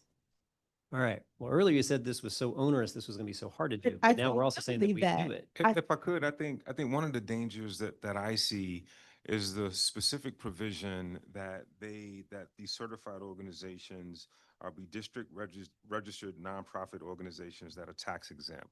And I think the danger, and I learned this through the Rec for All grants, which is something I lobbied for like 4 years in a row. We finally got it. And what hurt my heart during the initial was the organizations that have been doing the work for decades, years and decades, not be certified organizations because they couldn't obtain clean hands. They were doing good work. Like who would say, Andre Lee or Coach Lou not doing good work? and not to put their matters out there, but these are organizations that had challenges. So I think if you have this, you're going to disadvantage organizations. So maybe you look at that again. I think there's some trade-offs there. I think both of you I don't maybe have a take that. strong That's helpful, position. right? Yeah, I don't have a strong position. I'm just saying these are things that we have to look at. And again, you have a resident expert and Councilmember Fruman, who was a part of the working group that established this under Councilmember Che. I think we got to tap into that. And I think it warrants some more in-depth discussion, because I think that there'll be an adverse impact and unintended consequences if we just rush through this. That's my point. I don't think anybody's rushing. I mean, this has been out here for 2+ years at this point, but I think both of you raised that as a really good point. As an organization that maybe we have on the field, this has been, they're doing good work in community, but they're not necessarily organized formally like a 501c3, and that we could have an unintended consequence that all of a sudden that group that does good work with DC kids and on our fields all of a sudden isn't able to. That's a very valid and very helpful feedback to say, okay, that specific requirement could be something that could have some unintended consequences we'd want to be very careful about.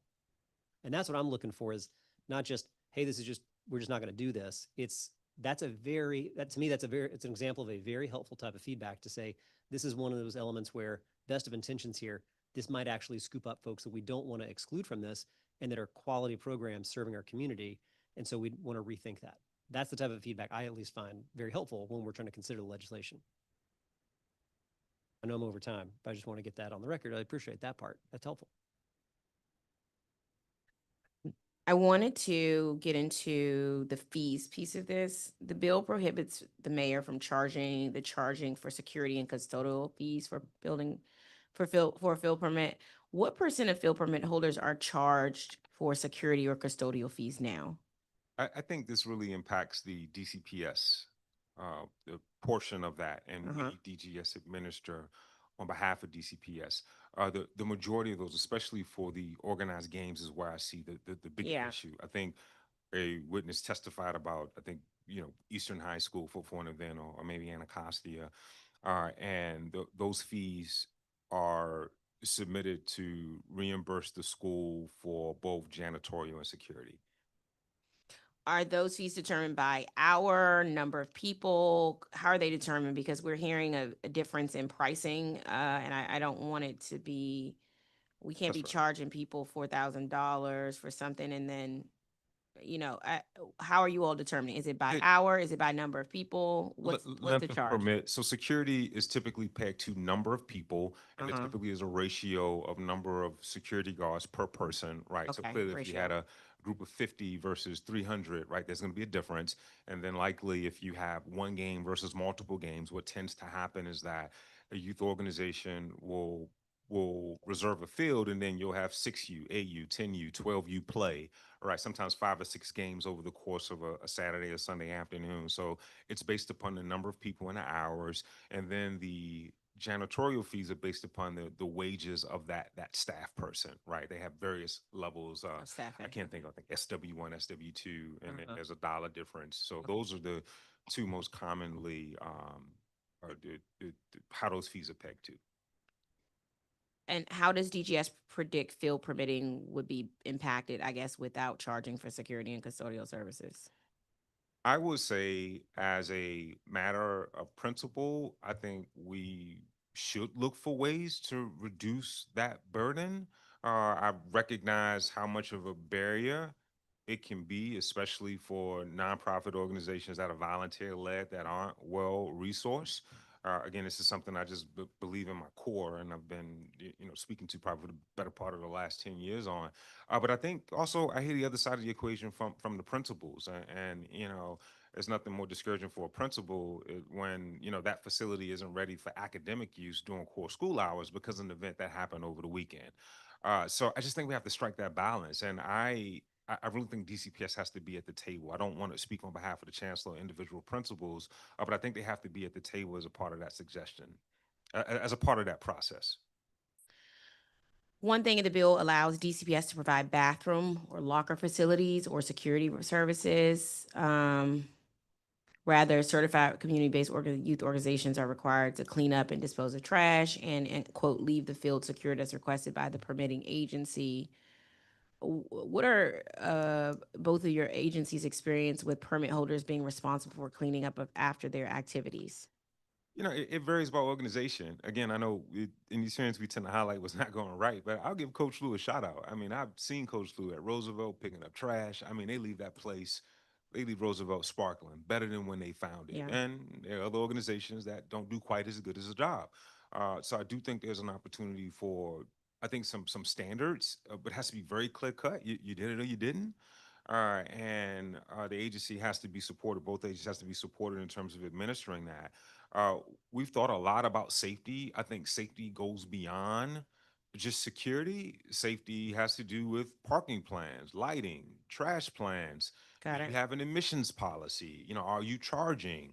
What is the organization's policy with helping us to patrol for substances that are being consumed in some instances? All right. So again, I just said I do think there's an opportunity for the council, the agencies, and the mayor to work together to provide equitable access that is not as much as a financial burden on the organization, but also protects those school assets for their core purposes, which is educating our youth during the traditional school year. I don't think we have the right balance, but I think with all three of us, we can get there. Understood. I want to talk about lighting because, you know, lighting has come up. We've been in lighting, but with both of you all have experienced the lighting issues, and DPR has actually had to come out in the evening. Their community outreach staff with us, and at 8 o'clock at night, and look at lights from a neighbor's living room. That's how involved we have been in the lights.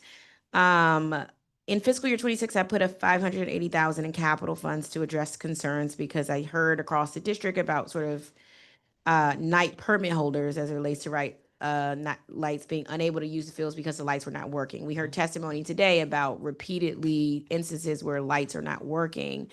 As y'all know, fields with non-functioning lights are really make it so people can't utilize it. It's a safety concern, a health concern. It's really unfair, particularly when families and parents have to get kids ready. So I want to make sure we avoid that, and these sports organizations who show up to the fields are properly lit. How much of the 150, the 580,000 for field lighting has been spent and allocated so far? And DGS, how many lighting projects have you all identified um, since we put those additional dollars in?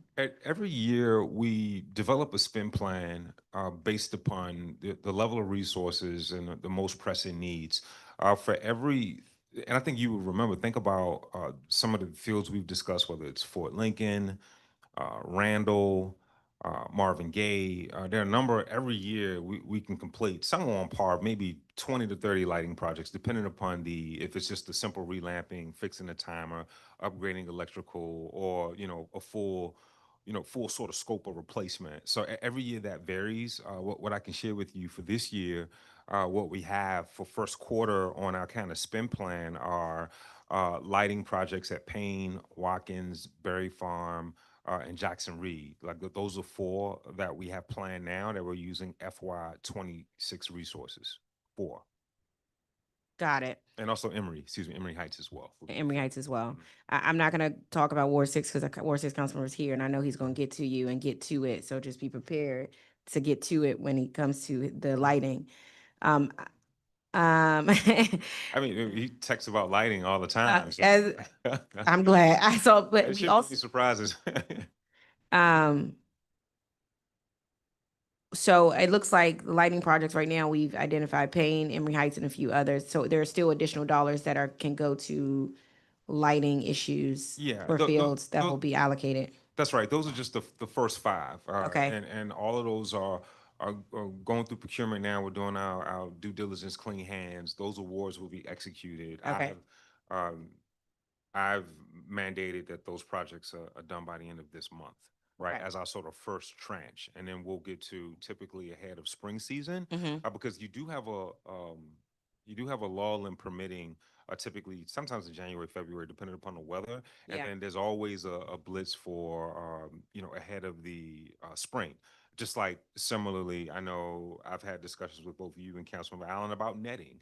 Right, there was some dedicated. That was coming up next. You are doing a great job at knowing what's coming next, Director. I've been doing it about a decade now. Sometimes you just know the questions. I'm proud to report Shepherd Park, Guy Mason, Stead Recreation, and Randall will have netting replacements, ahead of spring. Those are all active procurements that will be awarded by the end of the month, and with the goal of completing these before we begin our spring permitting window. So, I mean, the main point is we get to as much as we can. And I know council has had a lot of discussions recently about like agency overspending, right? Like the option was like this is the nitty gritty. Like when you're trying to get work done and you're waiting on resources, we could overspend, and then you guys would beat us up. You say, why did you do this? Right. So we try to be as judicious and a good there's always more mission than money, and we're always having to prioritize. We're always having to triage.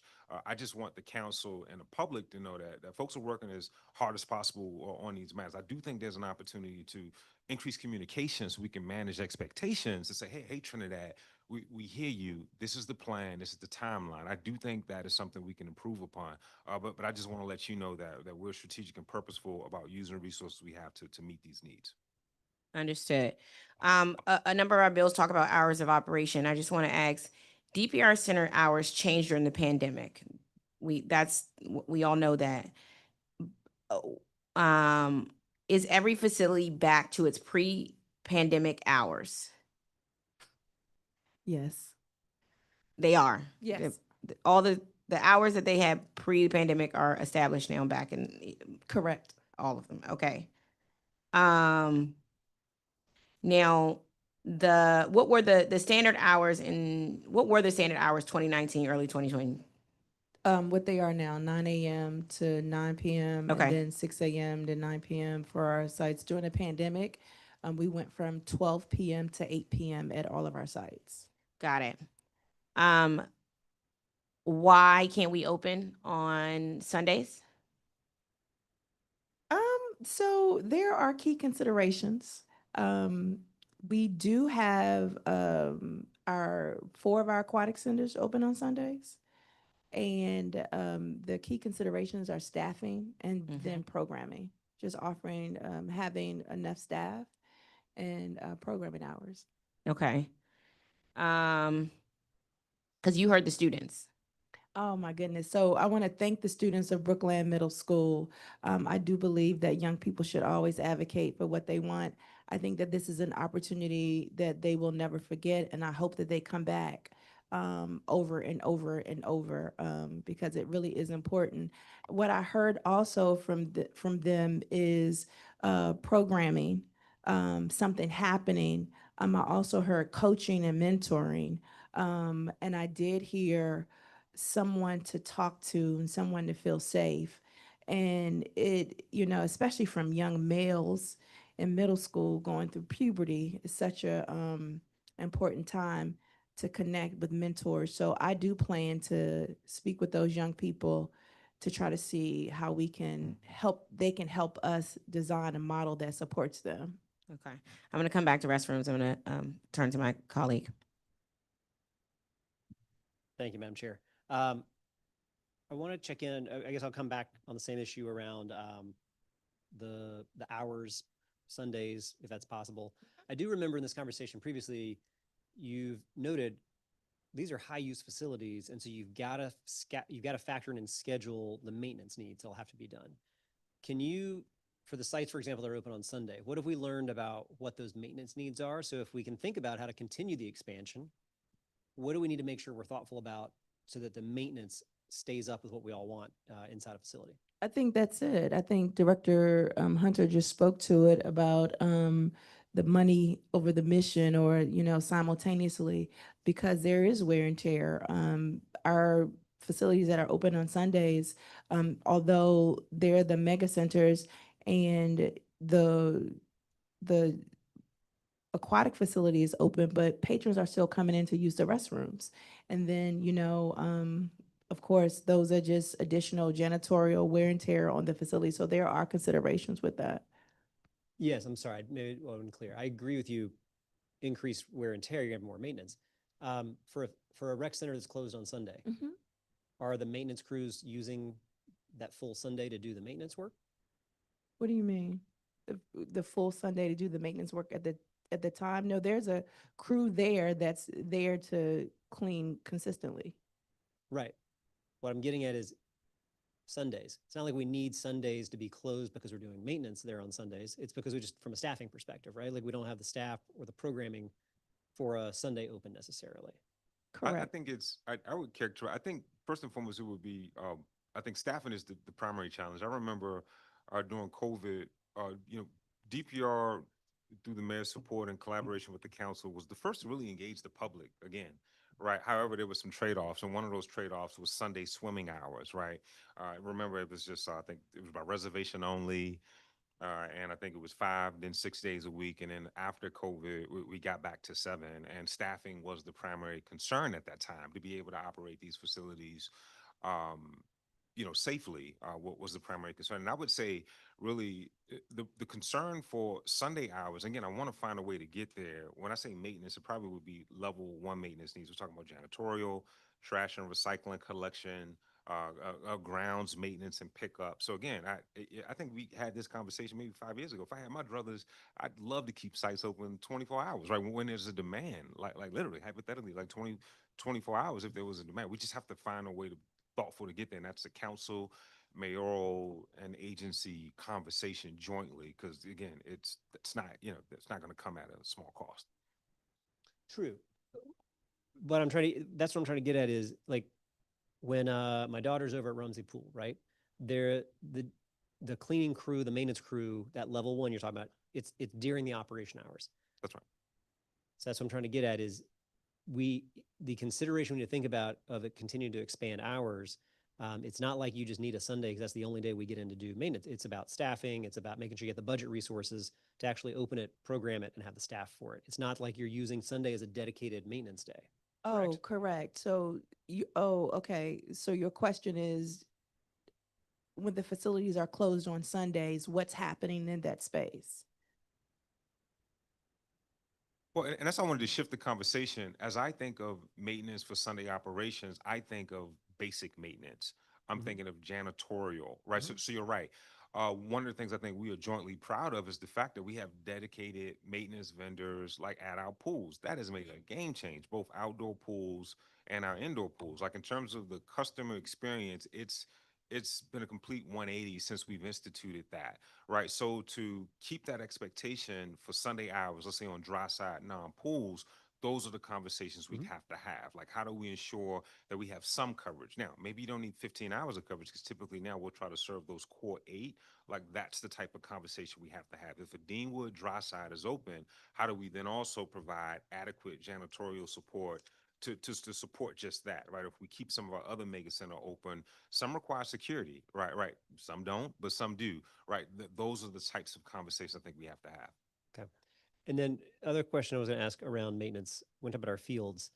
Like the field over at Sherwood, the new outdoor field, converted from grass to a turf. It's been very popular. People are excited about it. I know from a maintenance perspective, it's a lot easier to maintain rather than the holes that would break ankles constantly in that space.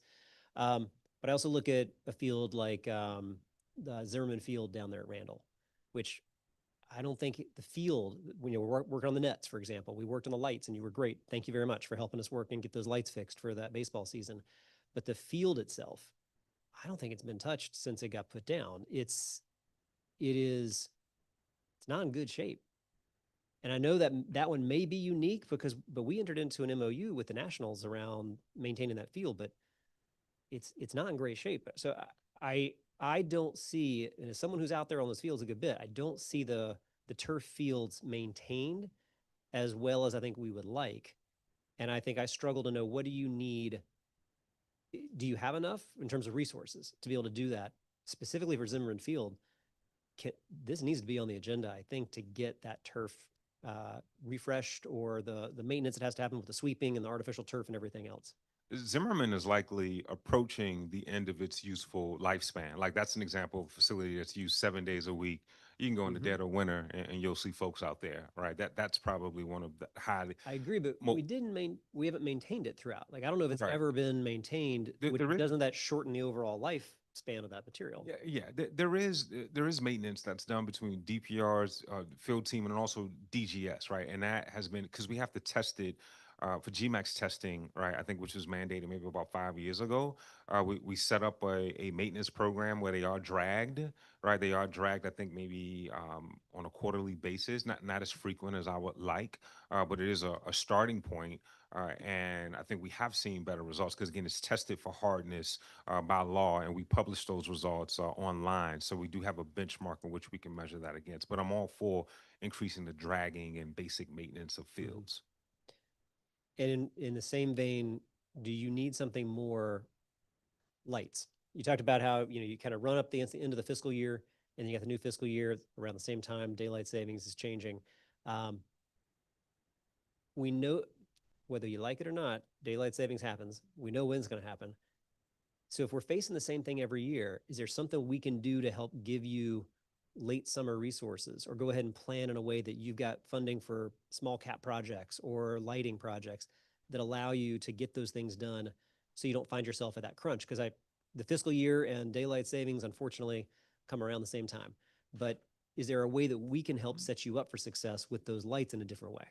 These are conversations I think we want to engage the executive on. I think that we know the universe of work orders, right? And we know the universe of work orders that are both open and closed during a going fiscal year. And if we can tie that directly to resources it takes. And again, sometimes it's just a matter of a timer needs to be replaced. You're ordering a part, week lead time, maybe $100, right? You're doing it with internal staff versus I think a relamping and electrical work. Like the work at Trinidad, I think is estimated to be around $80,000, right? That's capital eligible. That would exhaust our operating dollars. So I do think that there's a thoughtful conversation that we can have on that. And I would say instead of taking the blitz approach, I think adequate funding throughout is the best approach, right? And I think we have to really think through, like we've talked about netting, right? We talked about wood chips, right? We've talked about lighting for these assets. Again, we don't leave any resources on the table. We spend 100% of our allocated money, and through supplemental, more like 110, 120.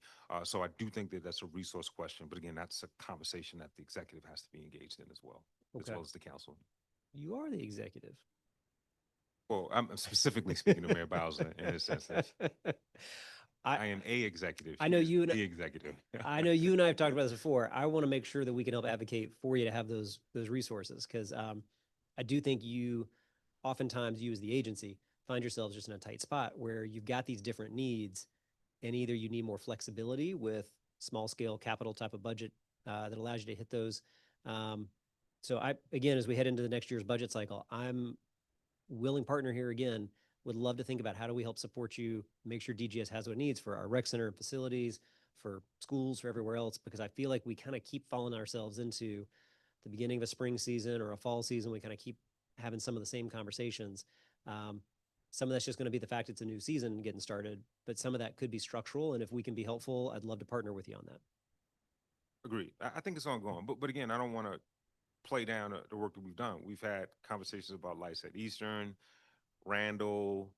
I think at one point, several of the schools and schools and facilities in Ward 6 escaped me, but the majority of those are done. Like I would like to get to 100% of those, and let's work towards ways that we can. I know it's not very gratifying, but the fact of the matter is, there are budgets for a reason. There's a lot of stories we can share where I've reached out to you, you and your team jumped on it and got it fixed right away, right? So I'm grateful for that. I appreciate that. I try to highlight that, whenever you guys are jumping out there real fast to get those light fixed, get those things. And I know you'd prefer not to get text messages from me too. So the more that we can get that done, the better. But you've always been a great partner in trying to help solve those problems, and I'm grateful for it. I appreciate it. I enjoy the text messages for the record. Thank you. I want to talk about the restrooms. This has come up several times. We got to find a solution to this, especially for our young people who don't have access to restrooms if they're playing on a field and having nowhere to go. And our seniors who may be walking in the area who may need to go to the restroom more frequently, et cetera. We heard a lot of testimony about the issues with restrooms not being available when fields are permitted or are unusable, even when the rec centers are open. One of the top complaints I hear about DPR is that restrooms are not available when the rec center is not.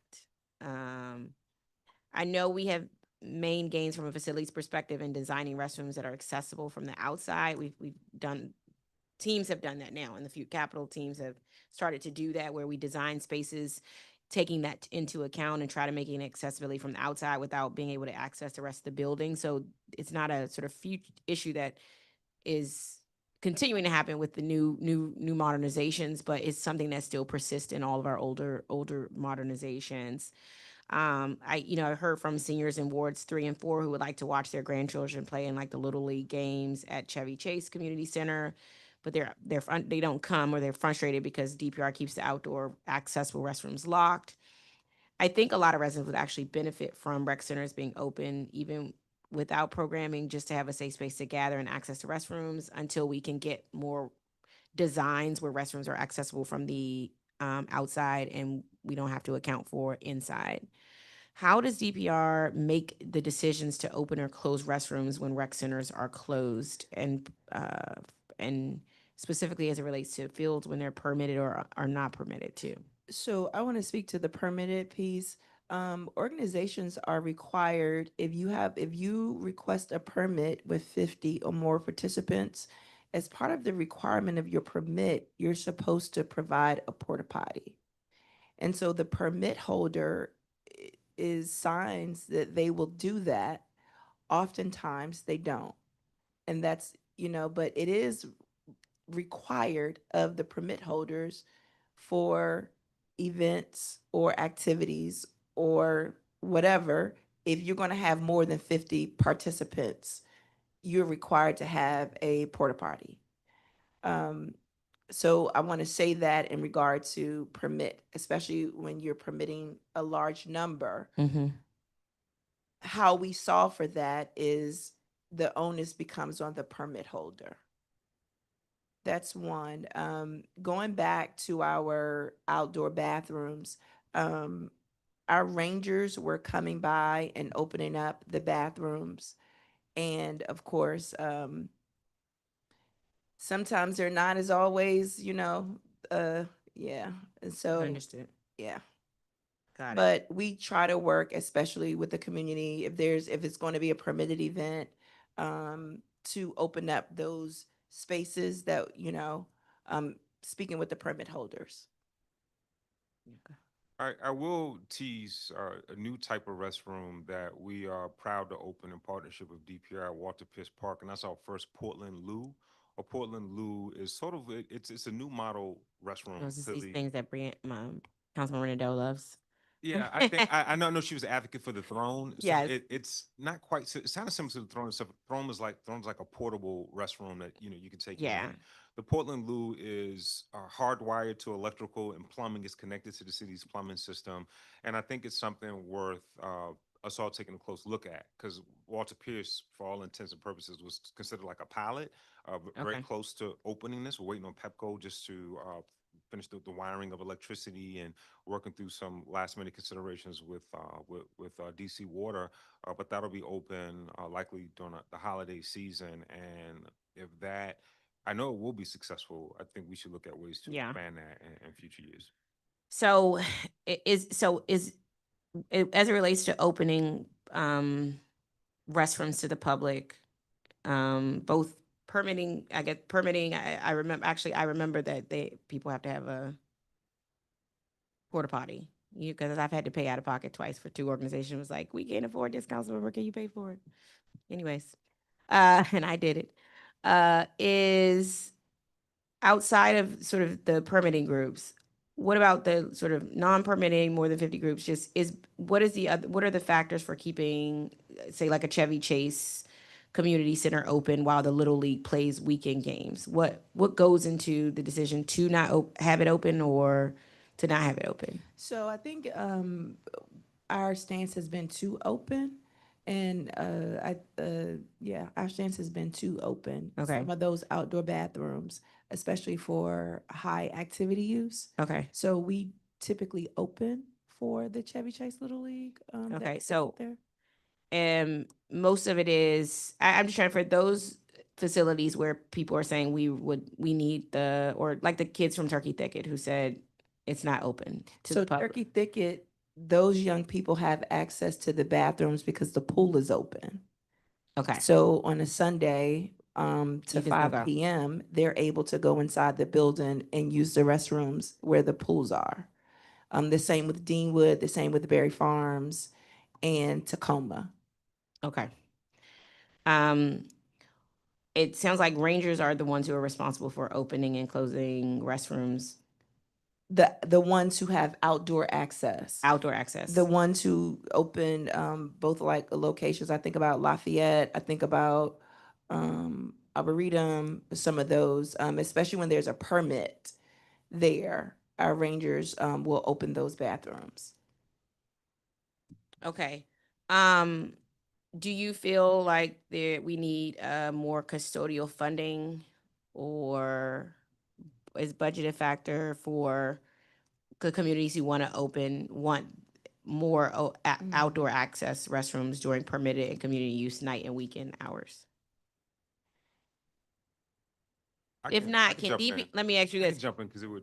Can DPR commit to opening every outdoor accessible restroom open during permitted and community use night and weekend hours? So we do from April to November. Okay. So that currently happens. Okay.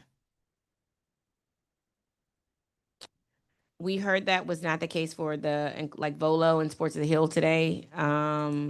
As far as outdoor restrooms open and the field at the center is open. Can I think DPR follow up with them to make sure those restrooms are being open? Absolutely, because I think that there's some other questions and some other things that I will ask the organization just to ensure that they're also contributing to their part, which is providing a porta potty if they're going to have more than 50 people. So we will look at those permits to make sure that everyone's in compliance. Okay. And also, Councilmember, I want to make sure we talk about the same universe of restrooms, right? There are facilities like Fort Lincoln, Tacoma that have outdoor restrooms that are open March through November. But I think, and you may be speaking to like facilities that don't have dedicated out, because I think there are like 14 of those, right? So there are many more that don't have outdoor dedicated restrooms where sole access is granted through the site, right? And I think you're speaking to what it would take to provide restroom access there, right? Because we don't get many complaints, about those outdoor. Well, that's relative. The same types of complaint about the outdoor restrooms. Yeah. I wanted to ask about. We've talked a little bit about the Hours Expansion Act.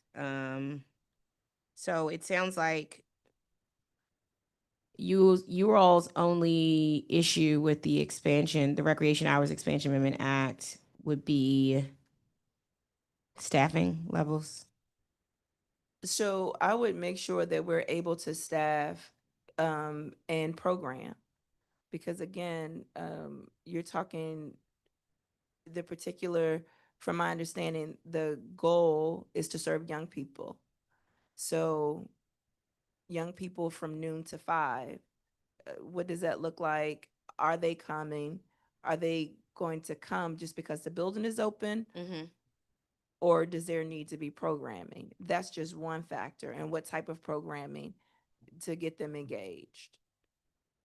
That's one factor. And then, of course, janitorial maintenance. I think Director Hunter spoke to, the other things that come in with overuse or extended use or increased use. I know you mentioned 8 DPR facilities are considered district centers and have the longest hours. Correct. Is there at least one district center in every ward?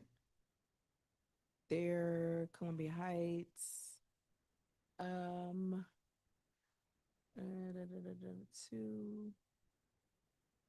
While you figure that out, and my question is, the determination, Director, to make a facility a district center determined during the design phase of the capital project? So the district center, it's about the amenities. So when we look at the amenities and what's available, they have a lot of amenities. Fitness center, aquatic center, multi-purpose rooms, and the usage. Got it. So Tacoma is a district center. Yes. Okay. All right, we're gonna figure out if there's one in every ward. Are any new district centers planned to open soon? The Sportsplex at RFK. Okay, yes. Um, um, you mentioned in your testimony that indoor aquatic centers exceed those laid out in the bill. So the bill would curtail early morning swim hours. I guess where I look at it, line 37 in the bill says shall be open for at least the following hours. So I think DPR, these hours are minimums, not maximums. So DPR would be free to keep any facility open outside of these hours as well. Wouldn't be limiting in that way. But I know you all mentioned that you guys use a tailored approach that adjusts sites hours based on public use. Can you elaborate on the advantages to providing site-specific hours of operation? Given these hours are a minimum, will DPR be able to adjust hours to account for different use patterns? So we do adjust hours now currently based on use patterns. I think about Macomb, which is a field house, and our nannies love it. The nanny community loves it. And so that's just one example of how we look at the hours and make adjustments. So to answer your question, the answer would be yes. Okay. You said that the standard 9 a.m. to 9 p.m. weekday hours of operation would require 3 shifts of employees and 18 employees to fully staff a facility. Does DPR have an estimate on how much that third shift would cost in personnel funding? I'll provide it to you. Okay. And then how many DPR sites have staff permanently designated? I guess roving leaders instead of permanent staff. And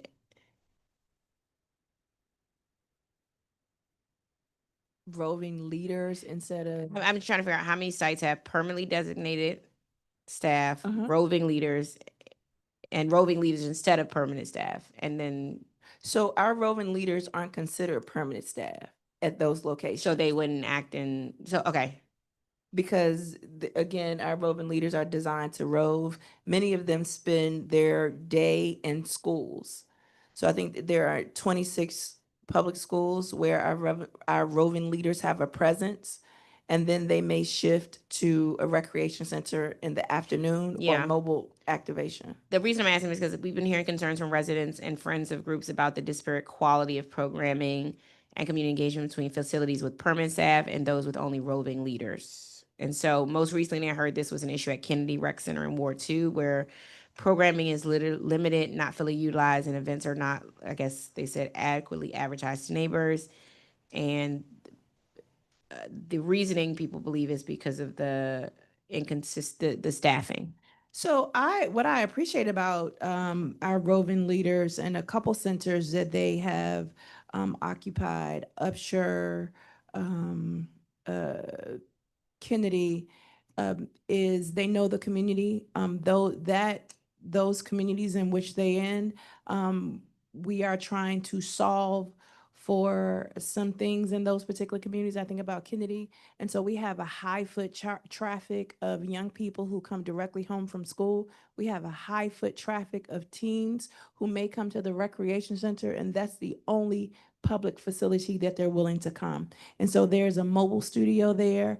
There's programming for them. They have a senior program at Kennedy Recreation Center. There's basketball happening. There's a cooking program happening, the Little Chef program. So there's program.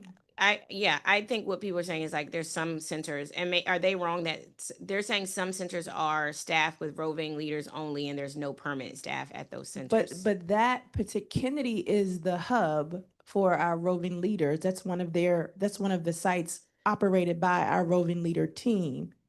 Oh, okay. So they are so what they're experiencing is those staff members are roving leaders. Correct. And they're not roving, they're just they're permanent to that center. Correct. But that is one of our teen hubs, which is Kennedy. Yeah. And this isn't, so you guys are attributing that's purposeful. Because what I want to make sure is DPR having any vacancy or staffing issues with rec center staff? No, that is purposeful based on the community needs. And I know the community is changing. but there is a need there that I think, that I know that our roving leaders saw for. Okay. Okay, so that changes it because I mean, I was thinking you guys were just using roving leaders as permanent staff because you didn't have permanent staff there, but that is intentional use of our roving leaders technically not roving since they're permanently there, which we've talked about in the past, having roving leaders rove. Um, so it's not a matter of like you needing more cushion rec staff because I was thinking it was a staff rec center staffing issue, but No, it's one of their hubs. it's just not. Okay. Yes. You mentioned DPR estimates 3 million. The additional hours would cost an additional 3 million annual security expenses. Is that estimated based on in-house PSD or contracted securities officers? Contracted. And then if contracted, Director Hunter, would DPR securities costs go down regardless of this bill if more sites had in-house PSD officers? I would say I don't know if a PSD, it could, meaning that it's less expensive to hire a PSD officer than a contract security officer. And we are looking at tiered PSD officer designations. So that I guess the short answer would be yes, right? Officers, FTEs in this instance are cheaper than contractors. Okay.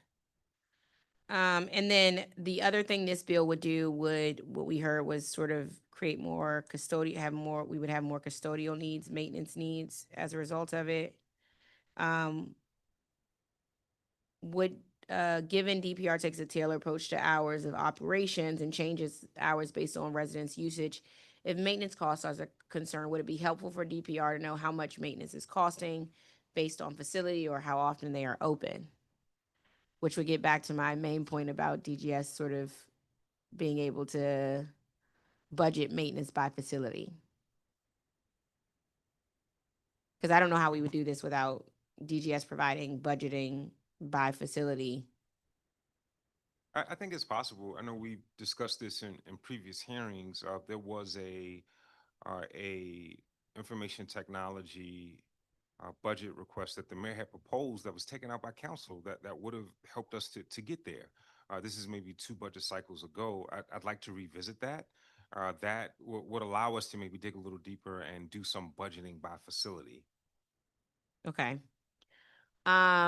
We also heard, so I mean, we would need maintenance. We would need an understanding of maintenance costs as we go into budget as it relates to DPR centers. We heard some concerning testimony. You all heard it about Deanwood regarding bathroom doors, do not close, toilet paper holders, water fountains broken, and also maintenance problem at Sherwood. Can DGS look into these issues and address them as soon as possible? Yes. Thank you. One of the most consistent complaints we hear that came up during roundtables also was about DPR staffing trained to report maintenance issues they see or are told about by residents. Who is responsible in DPR for reporting maintenance issues? All the staff. Everyone. Mhm. And they all have access to Salesforce? Correct. Okay. It's part of their opening and closing duties on their opening report. They're supposed to do a inventory of the site, do an assessment, and then check to see if a work order has been put in. And for those, if there's something, if not, then they're supposed to put the work order in for said issue.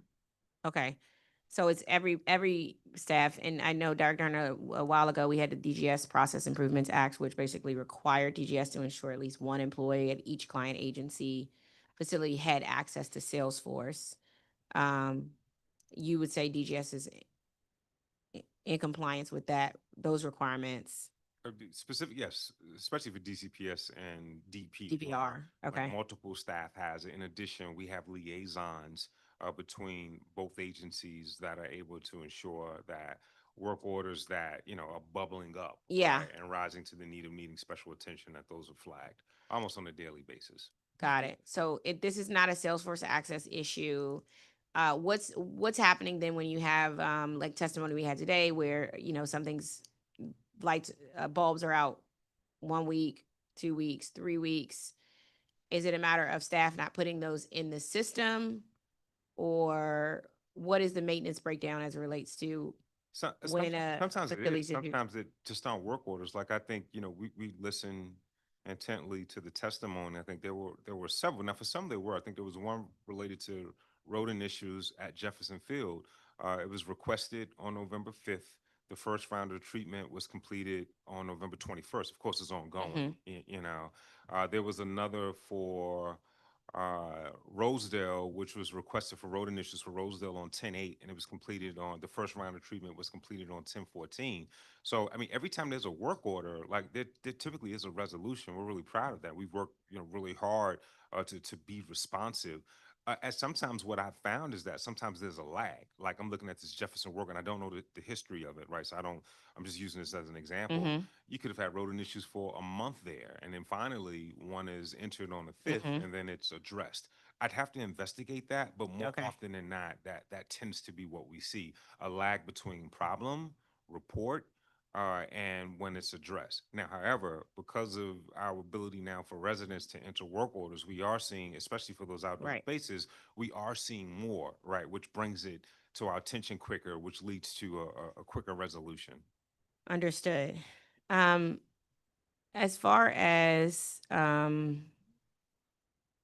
security and custodial services, and I'm talking about expanding the last bill, which is expanding community access to safe and clean recreational spaces. This is the one that would require DPR to establish a program with DCPS to open the school recreational evenings, weekends, when not in active school use. Every ward would need to have at least one participating site, and site selection must prioritize communities with historical disinvestment, high traffic incidents, crime, high rates of weight, chronic disease, and recreational facility gaps is what it requires. I think the pilot was started at Shaw Field next to Garrison and Banneker High School in Ward 2. That's right. What security and custodial services did DGS provide in those instances? I'm glad you mentioned that because I think it was and is a successful pilot. And this was introduced by Councilmember Pinto to extend access at Banneker High School field and also Garrison just across the street. So what we did was we took a different approach to security. Security just isn't a physical police officer or a special police officer there. In that instance, we installed cameras, right, as a deterrent on the field. And that's worked really well. Cameras are a deterrent. Of course, lighting, there are no outstanding lighting issues at both Banneker and Garrison. Mhm. And then what we did was, instead of having dedicated janitorial, we have a roving team that each morning cleans Banneker Field, all of the adjacent recreational amenities, including a dog park, a basketball court, skate park, as well as other amenities. And then the next stop is Garrison. So they clean those in the morning, and access is facilitated by those DCPS administrators, right, to ensure that those facilities are ready for to serve those students. Now, there was dedicated personnel services funding that we were not able to execute during the hiring freeze. So we sort of absorbed it, right? But right now, my emphasis, now that the hiring freeze has been lifted and the mayor's given us great support in filling out vacancies, we are hiring additional outdoor landscaping folks to be able to, and grounds folks to be able to meet the demand. So I would highlight that as an example. We thought about security more so than just, Got it. armed police officers. In this case, for Banneker, it meant cameras, right? And then we were able to add to our roving team to meet the demands. I think also we had to increase the frequency of trash and litter can pickups as well. So I would categorize this pilot as a success. Okay. And Director Freeman, we're talking about the pilot, the Community Access Recreation Space Pilot Program that was utilized. That's Shaw Field next to Garrison and Banneker. What were the hours there, and how were they selected? And I guess what happened when the school needed the facility during those hours? We primarily looked at after, for those two fields, the demand was weekend and evening hours, right? I don't believe it's some morning hours, but weekend and evening hours primarily. And that was done. I think that's a really good example because the principals at those schools really championed that, and they just wanted a path That's right. to accomplish it. And it hasn't been without its hiccups. Like I'll raise an example. I was just checking in with our one of our supervisors. You know, she has met, you know, on occasion with the principal to try to figure out what access looks like, right? And then we've worked it out where schools will facilitate access in the morning for our teams to be able to clean the resources. Then DPRs, Rangers will close them with some of those facilities, you know, at night and on weekends. Got it. DPR, you all estimated the cost to extend the program for 8 sites would be $2 million near, covering park rangers, solid waste collection, cleaning, and security and maintenance. What is the largest cost driver among all those expenses? And would the cost stay at about $250,000 per site if there were less than 8 sites? So I think going back to what Director Hunter said, the way we were able to, the security cost, we were able to install cameras, and so that was the largest cost. I have some examples. I have a breakdown. So we would have to look at the sites, but for Banneker, we spent an additional 77,000 in operating for cameras installation. We spent 19,000 for recycling and litter can disposal services, right? The increase across that full year. And then we budgeted but did not spend because of the spending freeze, 15,000 for an additional rental vehicle, right, to be able to expand our fleet. And then there was another 115,000 budgeted for 2 13-month term FTEs, which we did not hire because of the hiring freeze for the balance of Got it. FY25. So that's just the basis, just to give you a sense. That was 149,000 for those sites, right? But we'd have to look at a case by case basis the other locations. I wouldn't just say 8 times 149. We'd have to look. Okay, that's what I was. Okay. Some may have cameras, some may not. Some may not need them. Some we may have to make lighting upgrades, etc. Okay. Director Freeman, you mentioned concerns about expanding from 1 to 8 sites at once and suggested selecting sites individually.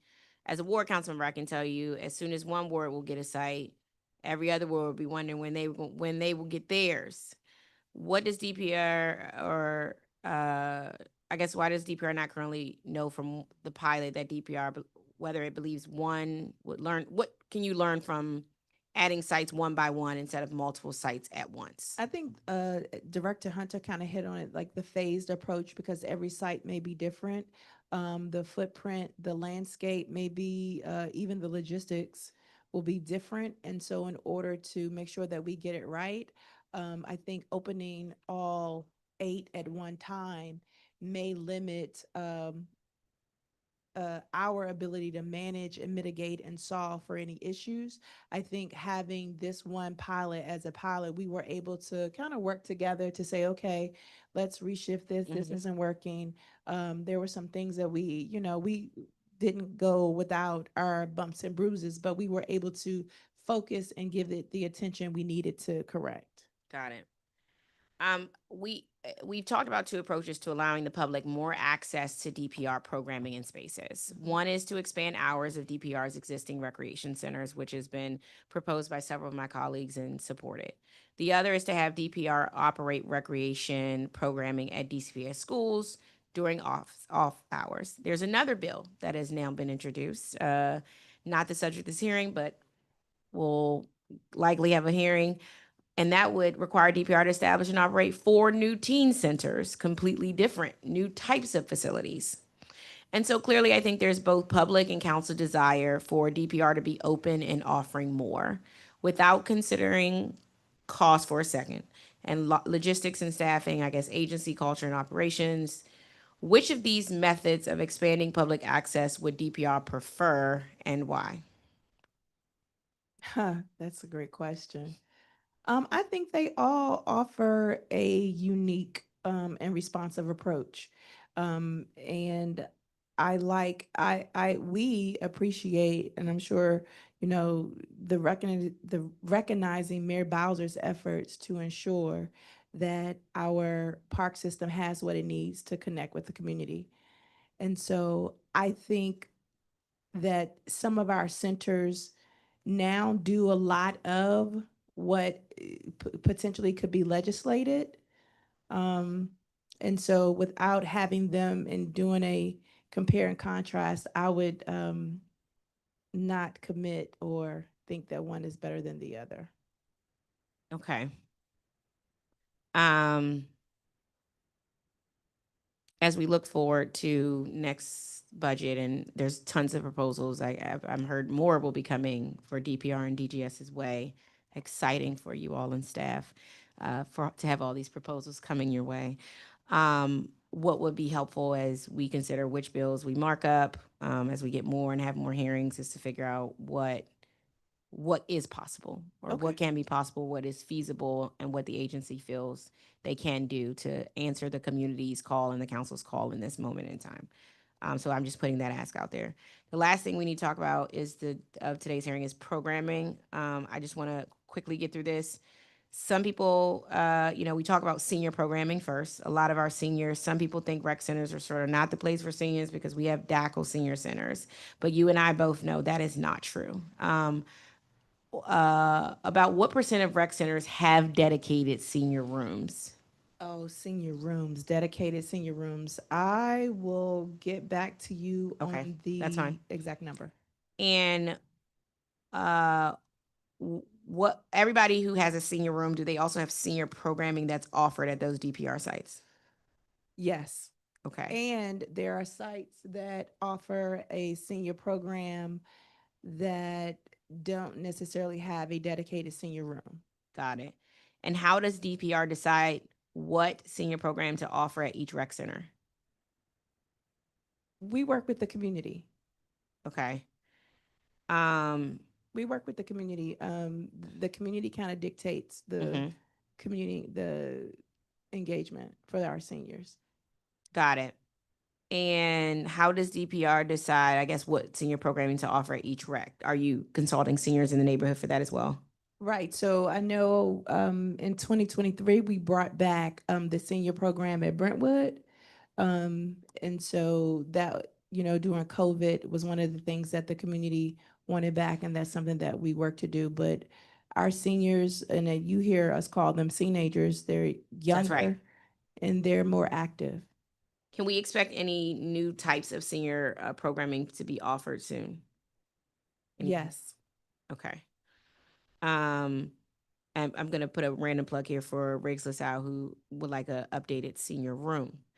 So that'll be coming as a Ward 4 request in the budget. I just had to say it since they're probably watching me. Can we expect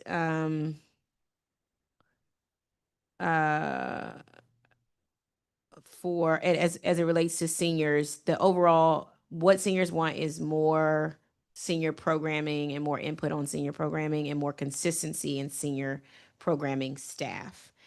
Seniors get very upset when staff gets moved around. We've experienced this. So overall, the question is the aim here is more senior programming with the consultation of the seniors in the community and the neighborhood, and then more consistency in senior staff at those senior centers. The same for youth programming. Youth is a large group. So does DPR have age-specific programming outside of camps? Yes.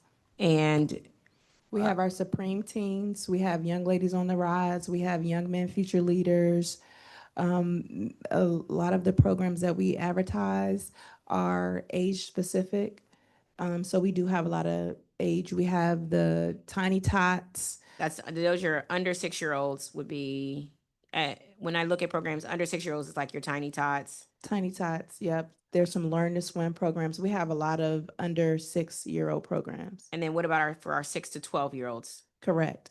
Then they also fit into our Boost, our pre-teenagers. So 6 to 12 can fit into Boost. Okay. Well, yeah, 6 to 12, because Boost is like 11 to 13. So there's some overlap there. But yes. And then what are some examples for under 12 to 18 programming? Again, we have Supreme Teens. We have Embody, which is a male program. We have the Gyms Academy. We have under 18. We have the cooking programs.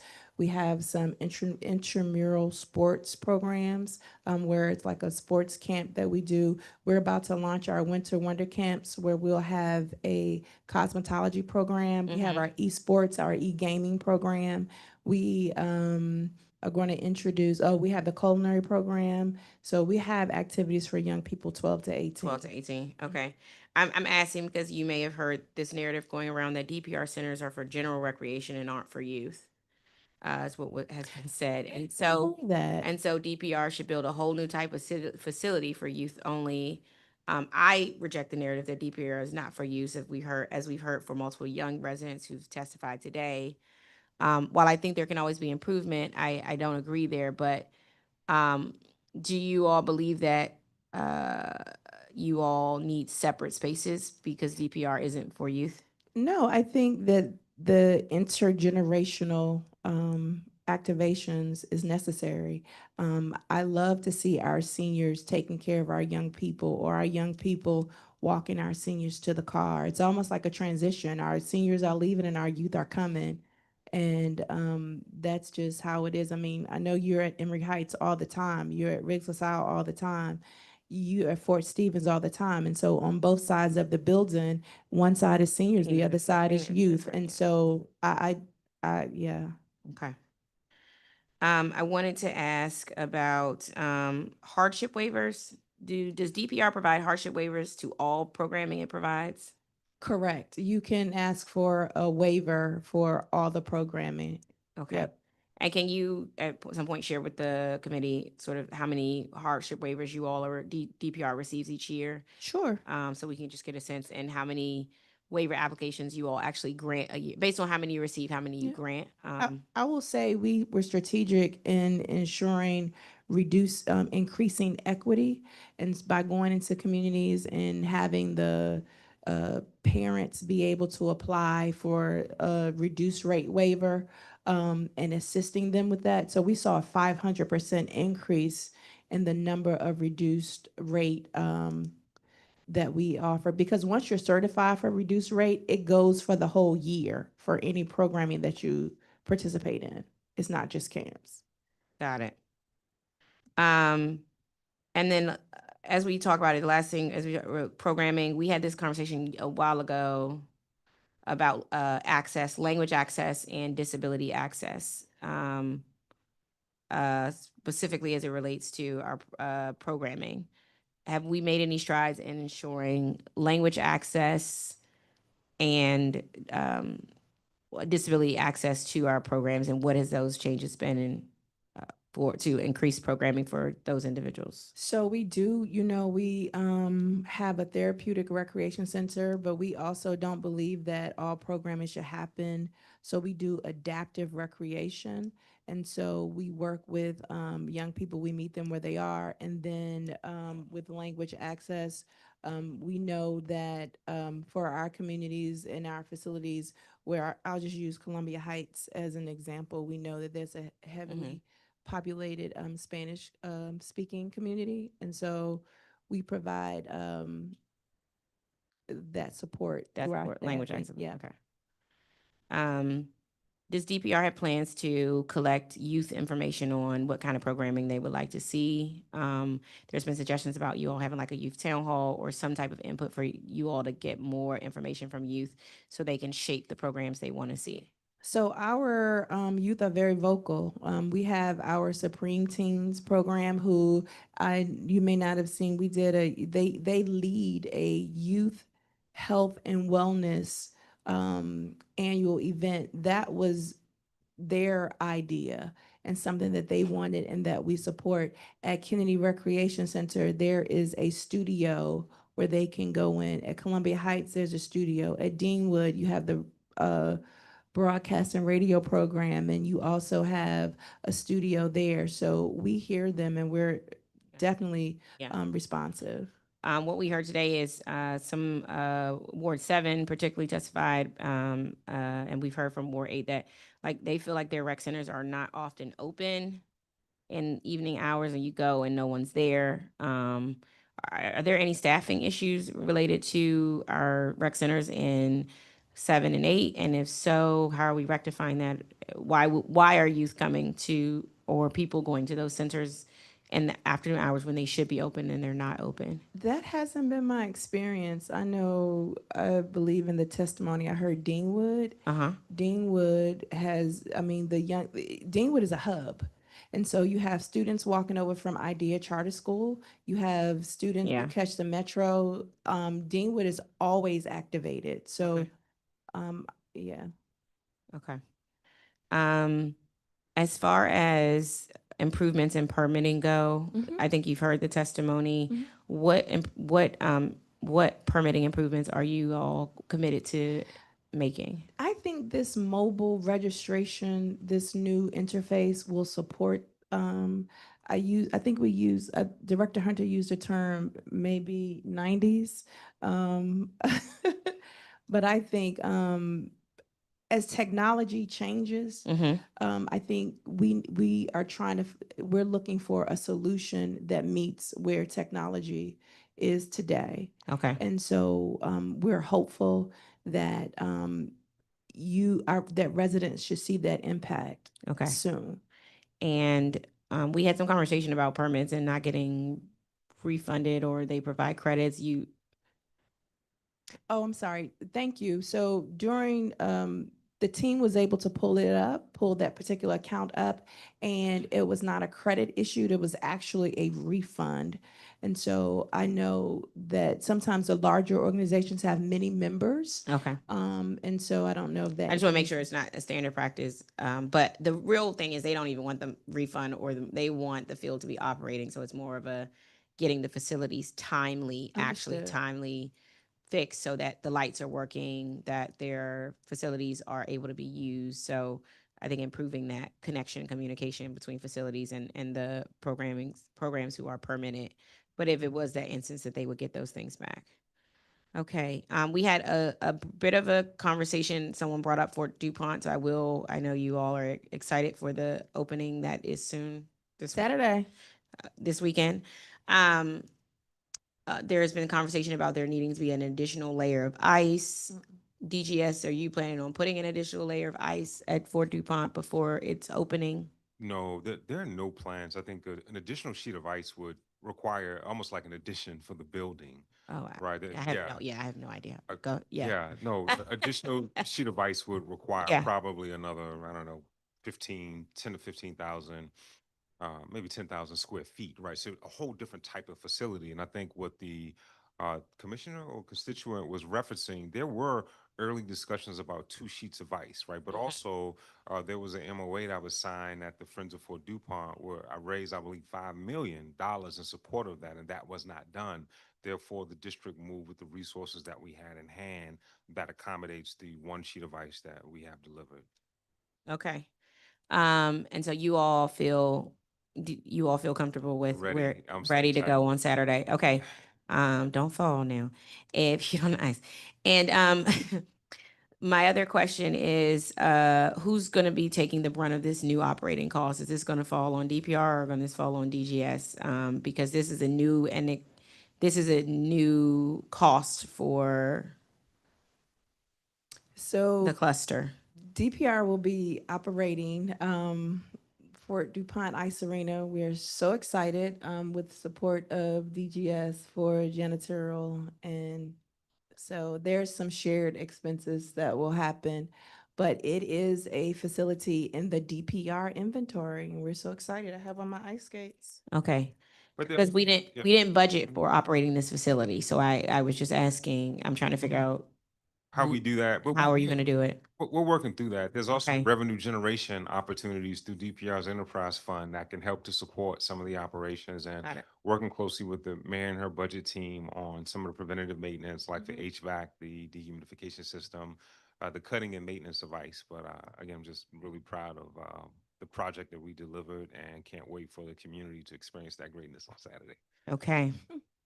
It was brought up, so I just wanted to make it there. I had some questions. I will follow up about Bryce Harper Field before we walk out the door.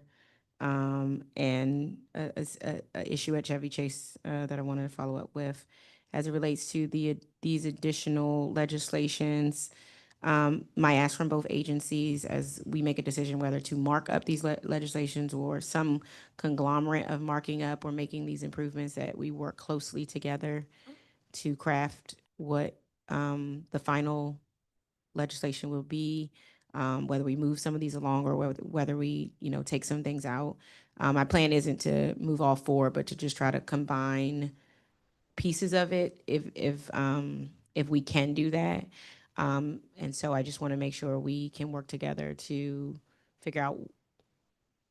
I know you're not going to like any of them from your perspective, but let's try to come to an agreement on, if it moved forward, something that would be feasible for your agencies to maintain and handle. Is that fair? I think we like the spirit of them, yeah.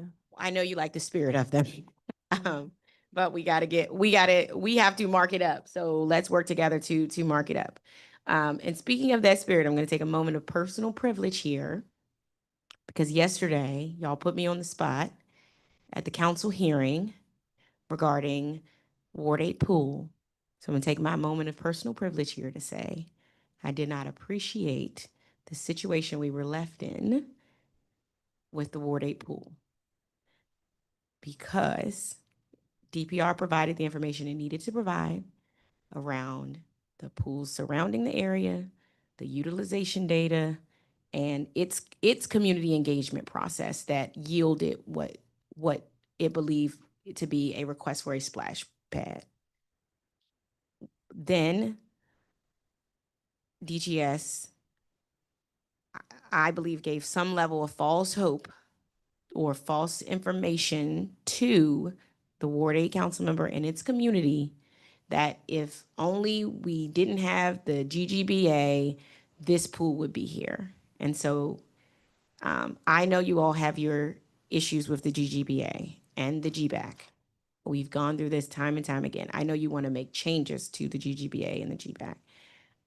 I felt like this opportunity was used to try and do that, and it was not a good opportunity to try and do that, and left us in a situation where my goal was to try to actually support and defend my agencies, and that did not happen in this situation. And so I have to say, Ward 8 councilmember wants to pool there. We understand DPR gave me his data. That would have been enough for honestly to say, look, for the executive to just stand on its word and stand on its business here and say, look, we don't believe a pool should go here for the following reasons. One, utilization. Two, the community engagement came back to us as Splash Park, and this is the executive policy decision we made.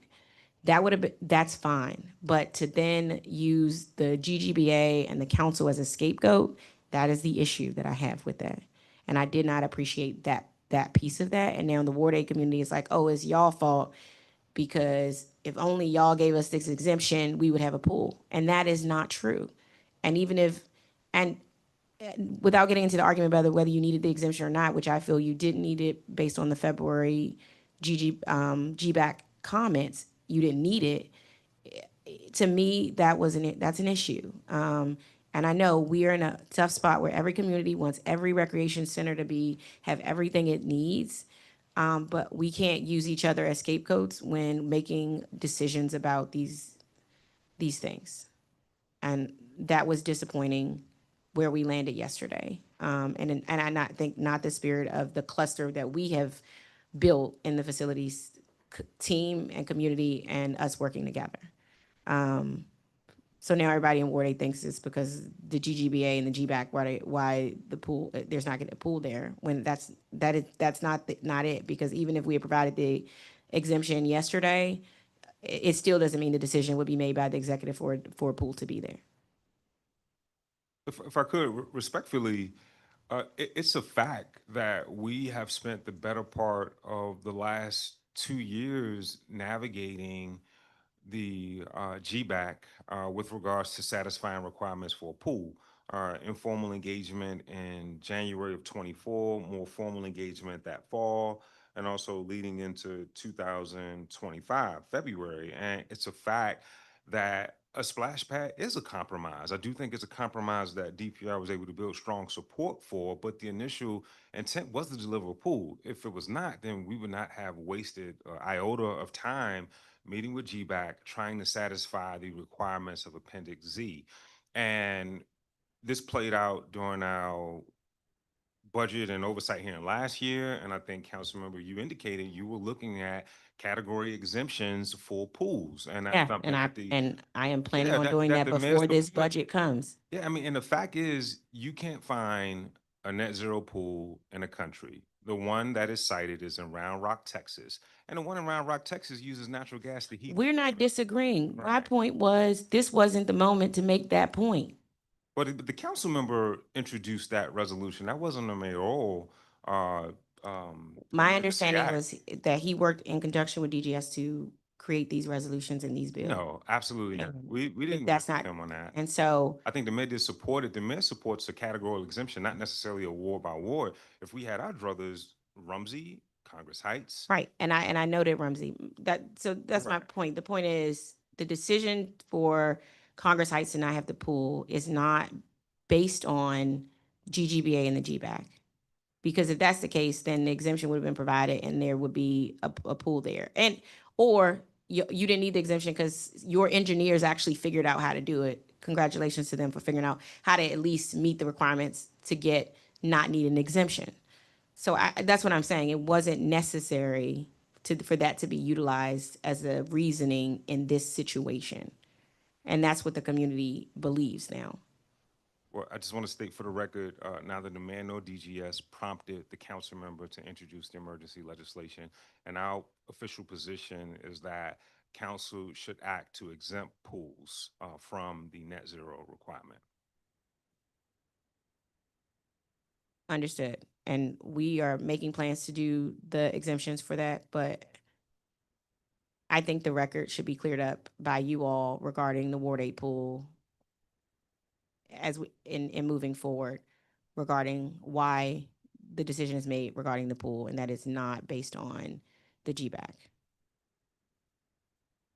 I'm happy to answer questions. Maybe respectfully, we'll have to respectfully, disagree on this. I contend that the pool is a casualty of the net zero requirement and Appendix Z, and the fact that this pool still would have been net zero to meet to meet what GBAC has designated for Appendix Z. It still would So not have been true if net at zero. the next but yet, council meeting, like 6-7 if at the million. next council hearing, I introduce an emergency that exempts pools, will Congress Heights get a pool? We'd have to go back to the drawing board and redesign. But You won't have to redesign because the original design you guys gave to the GBAC had a pool in it and was approved. We couldn't afford that. We couldn't afford to meet that under the criteria established by Appendix Z. So we would have to do some elements of redesign for Congress Heights, but it's not too late for Hillcrest, and it's certainly not too late for Rumsey. So the $5 million we provided, because you all said you needed $5 million more to meet those net zero requirements. We gave you the $5 million to meet the net zero requirements. That was $5 million for net zero requirements, which included the design of a pool. For Appendix, again, I don't want to split hairs between Appendix Z and net zero. Again, even meeting, because what happens is net zero isn't like a zero sum sort of achievement, right? You go before the GBAC and they say, all right, net zero requirement. All right, well, let's meet. Go add some geothermal wells. Change the way you warm the water. Oh, by the way, you can't use a gas heater. Let's see more of a solar array, right? Let's use this type of system. You have to go back. You have to engineer that. That costs time. That costs money. And we got to a point where we're always trying to design systems to funding that we have. When we're going deep into design as of February, we had made a decision. That funding isn't available. That 5.5 million isn't available until October, right? So we're caught in this game, and it's played out over the past couple of years. The mayor and DGS have always said we had to treat these projects differently that were I funded understood. So if GGBA. my guess is the pool needed exemptions to be built, why did not DGS not request any at the February 25 GBAC meeting? At that point, we had written the pool off because we knew we couldn't afford it. At that time, in February of 2025, we did not have an additional $5 million. We had pressure to redesign it. There was not award 8 council member in February of 2025. We That's went why I with put the 5 million there, because I knew he couldn't be there to advocate for those additional we dollars. went with the best available information and that we had, and the best available funding that we have. Then October comes, budget is passed. Budget cycle played out a lot later this year. Money's available. Now all of a sudden you have a Ward 8 council member again. At this point, we were prepared to move forward with the splash pad, given the fact that that's what we had funding for. We had spent a lot of time socializing the splash pad. So both things can be true. The Ward 8 council member wants a pool. The community was okay with the splash pad, but the original intent was to build a pool. And your belief is that the pool is not being built because of the GBAC. Absolutely. Splash pad, while accepted, was a consolation prize. Okay, we're gonna disagree that that's true. Because when I gave $5 million, it was to meet whatever was necessary. But if I come in December, on December 16th, that's the problem you have. And on December, I can introduce an emergency that says I can introduce an emergency that allows an exemptions for pools. And then that would mean Congress Heights is getting a pool. I think we should take a broader approach and do categorical exemptions for pools, and that would. The chairman has asked me to do category exemptions. We are working on a permanent legislation. But if I need to do an emergency for the purpose of Congress Heights, then we can do an emergency for the purpose of Congress Heights. If you all are telling me today that the only barrier to Congress Heights getting this pool is this exemption, if that's the case, then I am prepared. I can do an emergency. Yeah, if that's the case. Yeah, if the council opts to remove Congress Heights from the Appendix Z and Net Zero rules, we would have to go back and design, but yes, we can deliver a pool. And you have to redesign a pool there. So we would likely go back to our pre-GBAC designs. Now, those designs were not construction ready, right? Because you have schematic and some other things. Again, we likely would have to pull the permit, but there will be some trade-offs. We have to go back to DOB. Likely we need to go back to the CFA once that's reconstituted under the federal administration. So there would be some barriers, but yes, we can deliver that pool. And what would happen to the 5 million net zero enhancement?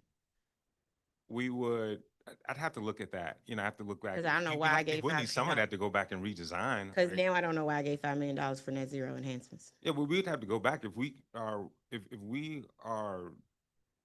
can use a heater, a gas heater to heat thousands of gallons of water like we do at all of our other pools. If we don't have to install the geothermal wells, if the solar array is lessened, if we are alleviated from having to meet Appendix Z, what I'm saying is that yes, we'd have to go back and redesign. We'd have to go back through the permitting process. But yes, we could deliver a pool. And it's likely we would need a portion of that 5.5, not to meet Appendix Z, but purely just for cost escalations and to go back and redesign. Would it be less money or more money to less a pool? Right. Less. We would not need the entire 5.5. That would just be attributable to any sort of inflation costs and also the cost to go back and redesign. Understood.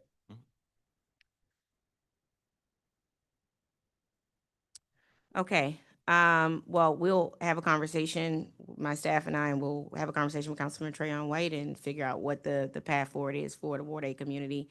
I wanted to be clear to the Ward 8 community that when it was said that project would be held up for money, I asked how much, and I was given an amount, and I gave that amount. And I gave the amount knowing the Ward 8 council member wasn't here to be able to fight for that amount himself. And so it wasn't me not trying to fight for that community. And my understanding was that 5 million was enough for that pool. So, and the pool decision was the policy decision made about the pool was based on something totally different, which is okay for an executive agency to make as the executive branch of government. And it doesn't need to be dependent on a legislation that you all disagree with or don't agree with in the long term. So anyways, I want to thank all of our public and government witnesses who testified today. Before we end, I want to make sure we play DPR's video that wasn't loading earlier. So I'm going to play that video. And then I will conclude today's hearing on the recreational permitting hours of operation and programming, B26-103, B26-112, B26-113, and B26-132. Again, if you would like to submit written testimony for this record, please do so by 5 p.m. on Wednesday, December 17th by uploading your testimony to the council's hearing management system or emailing facilities@dccouncil.gov. Please play.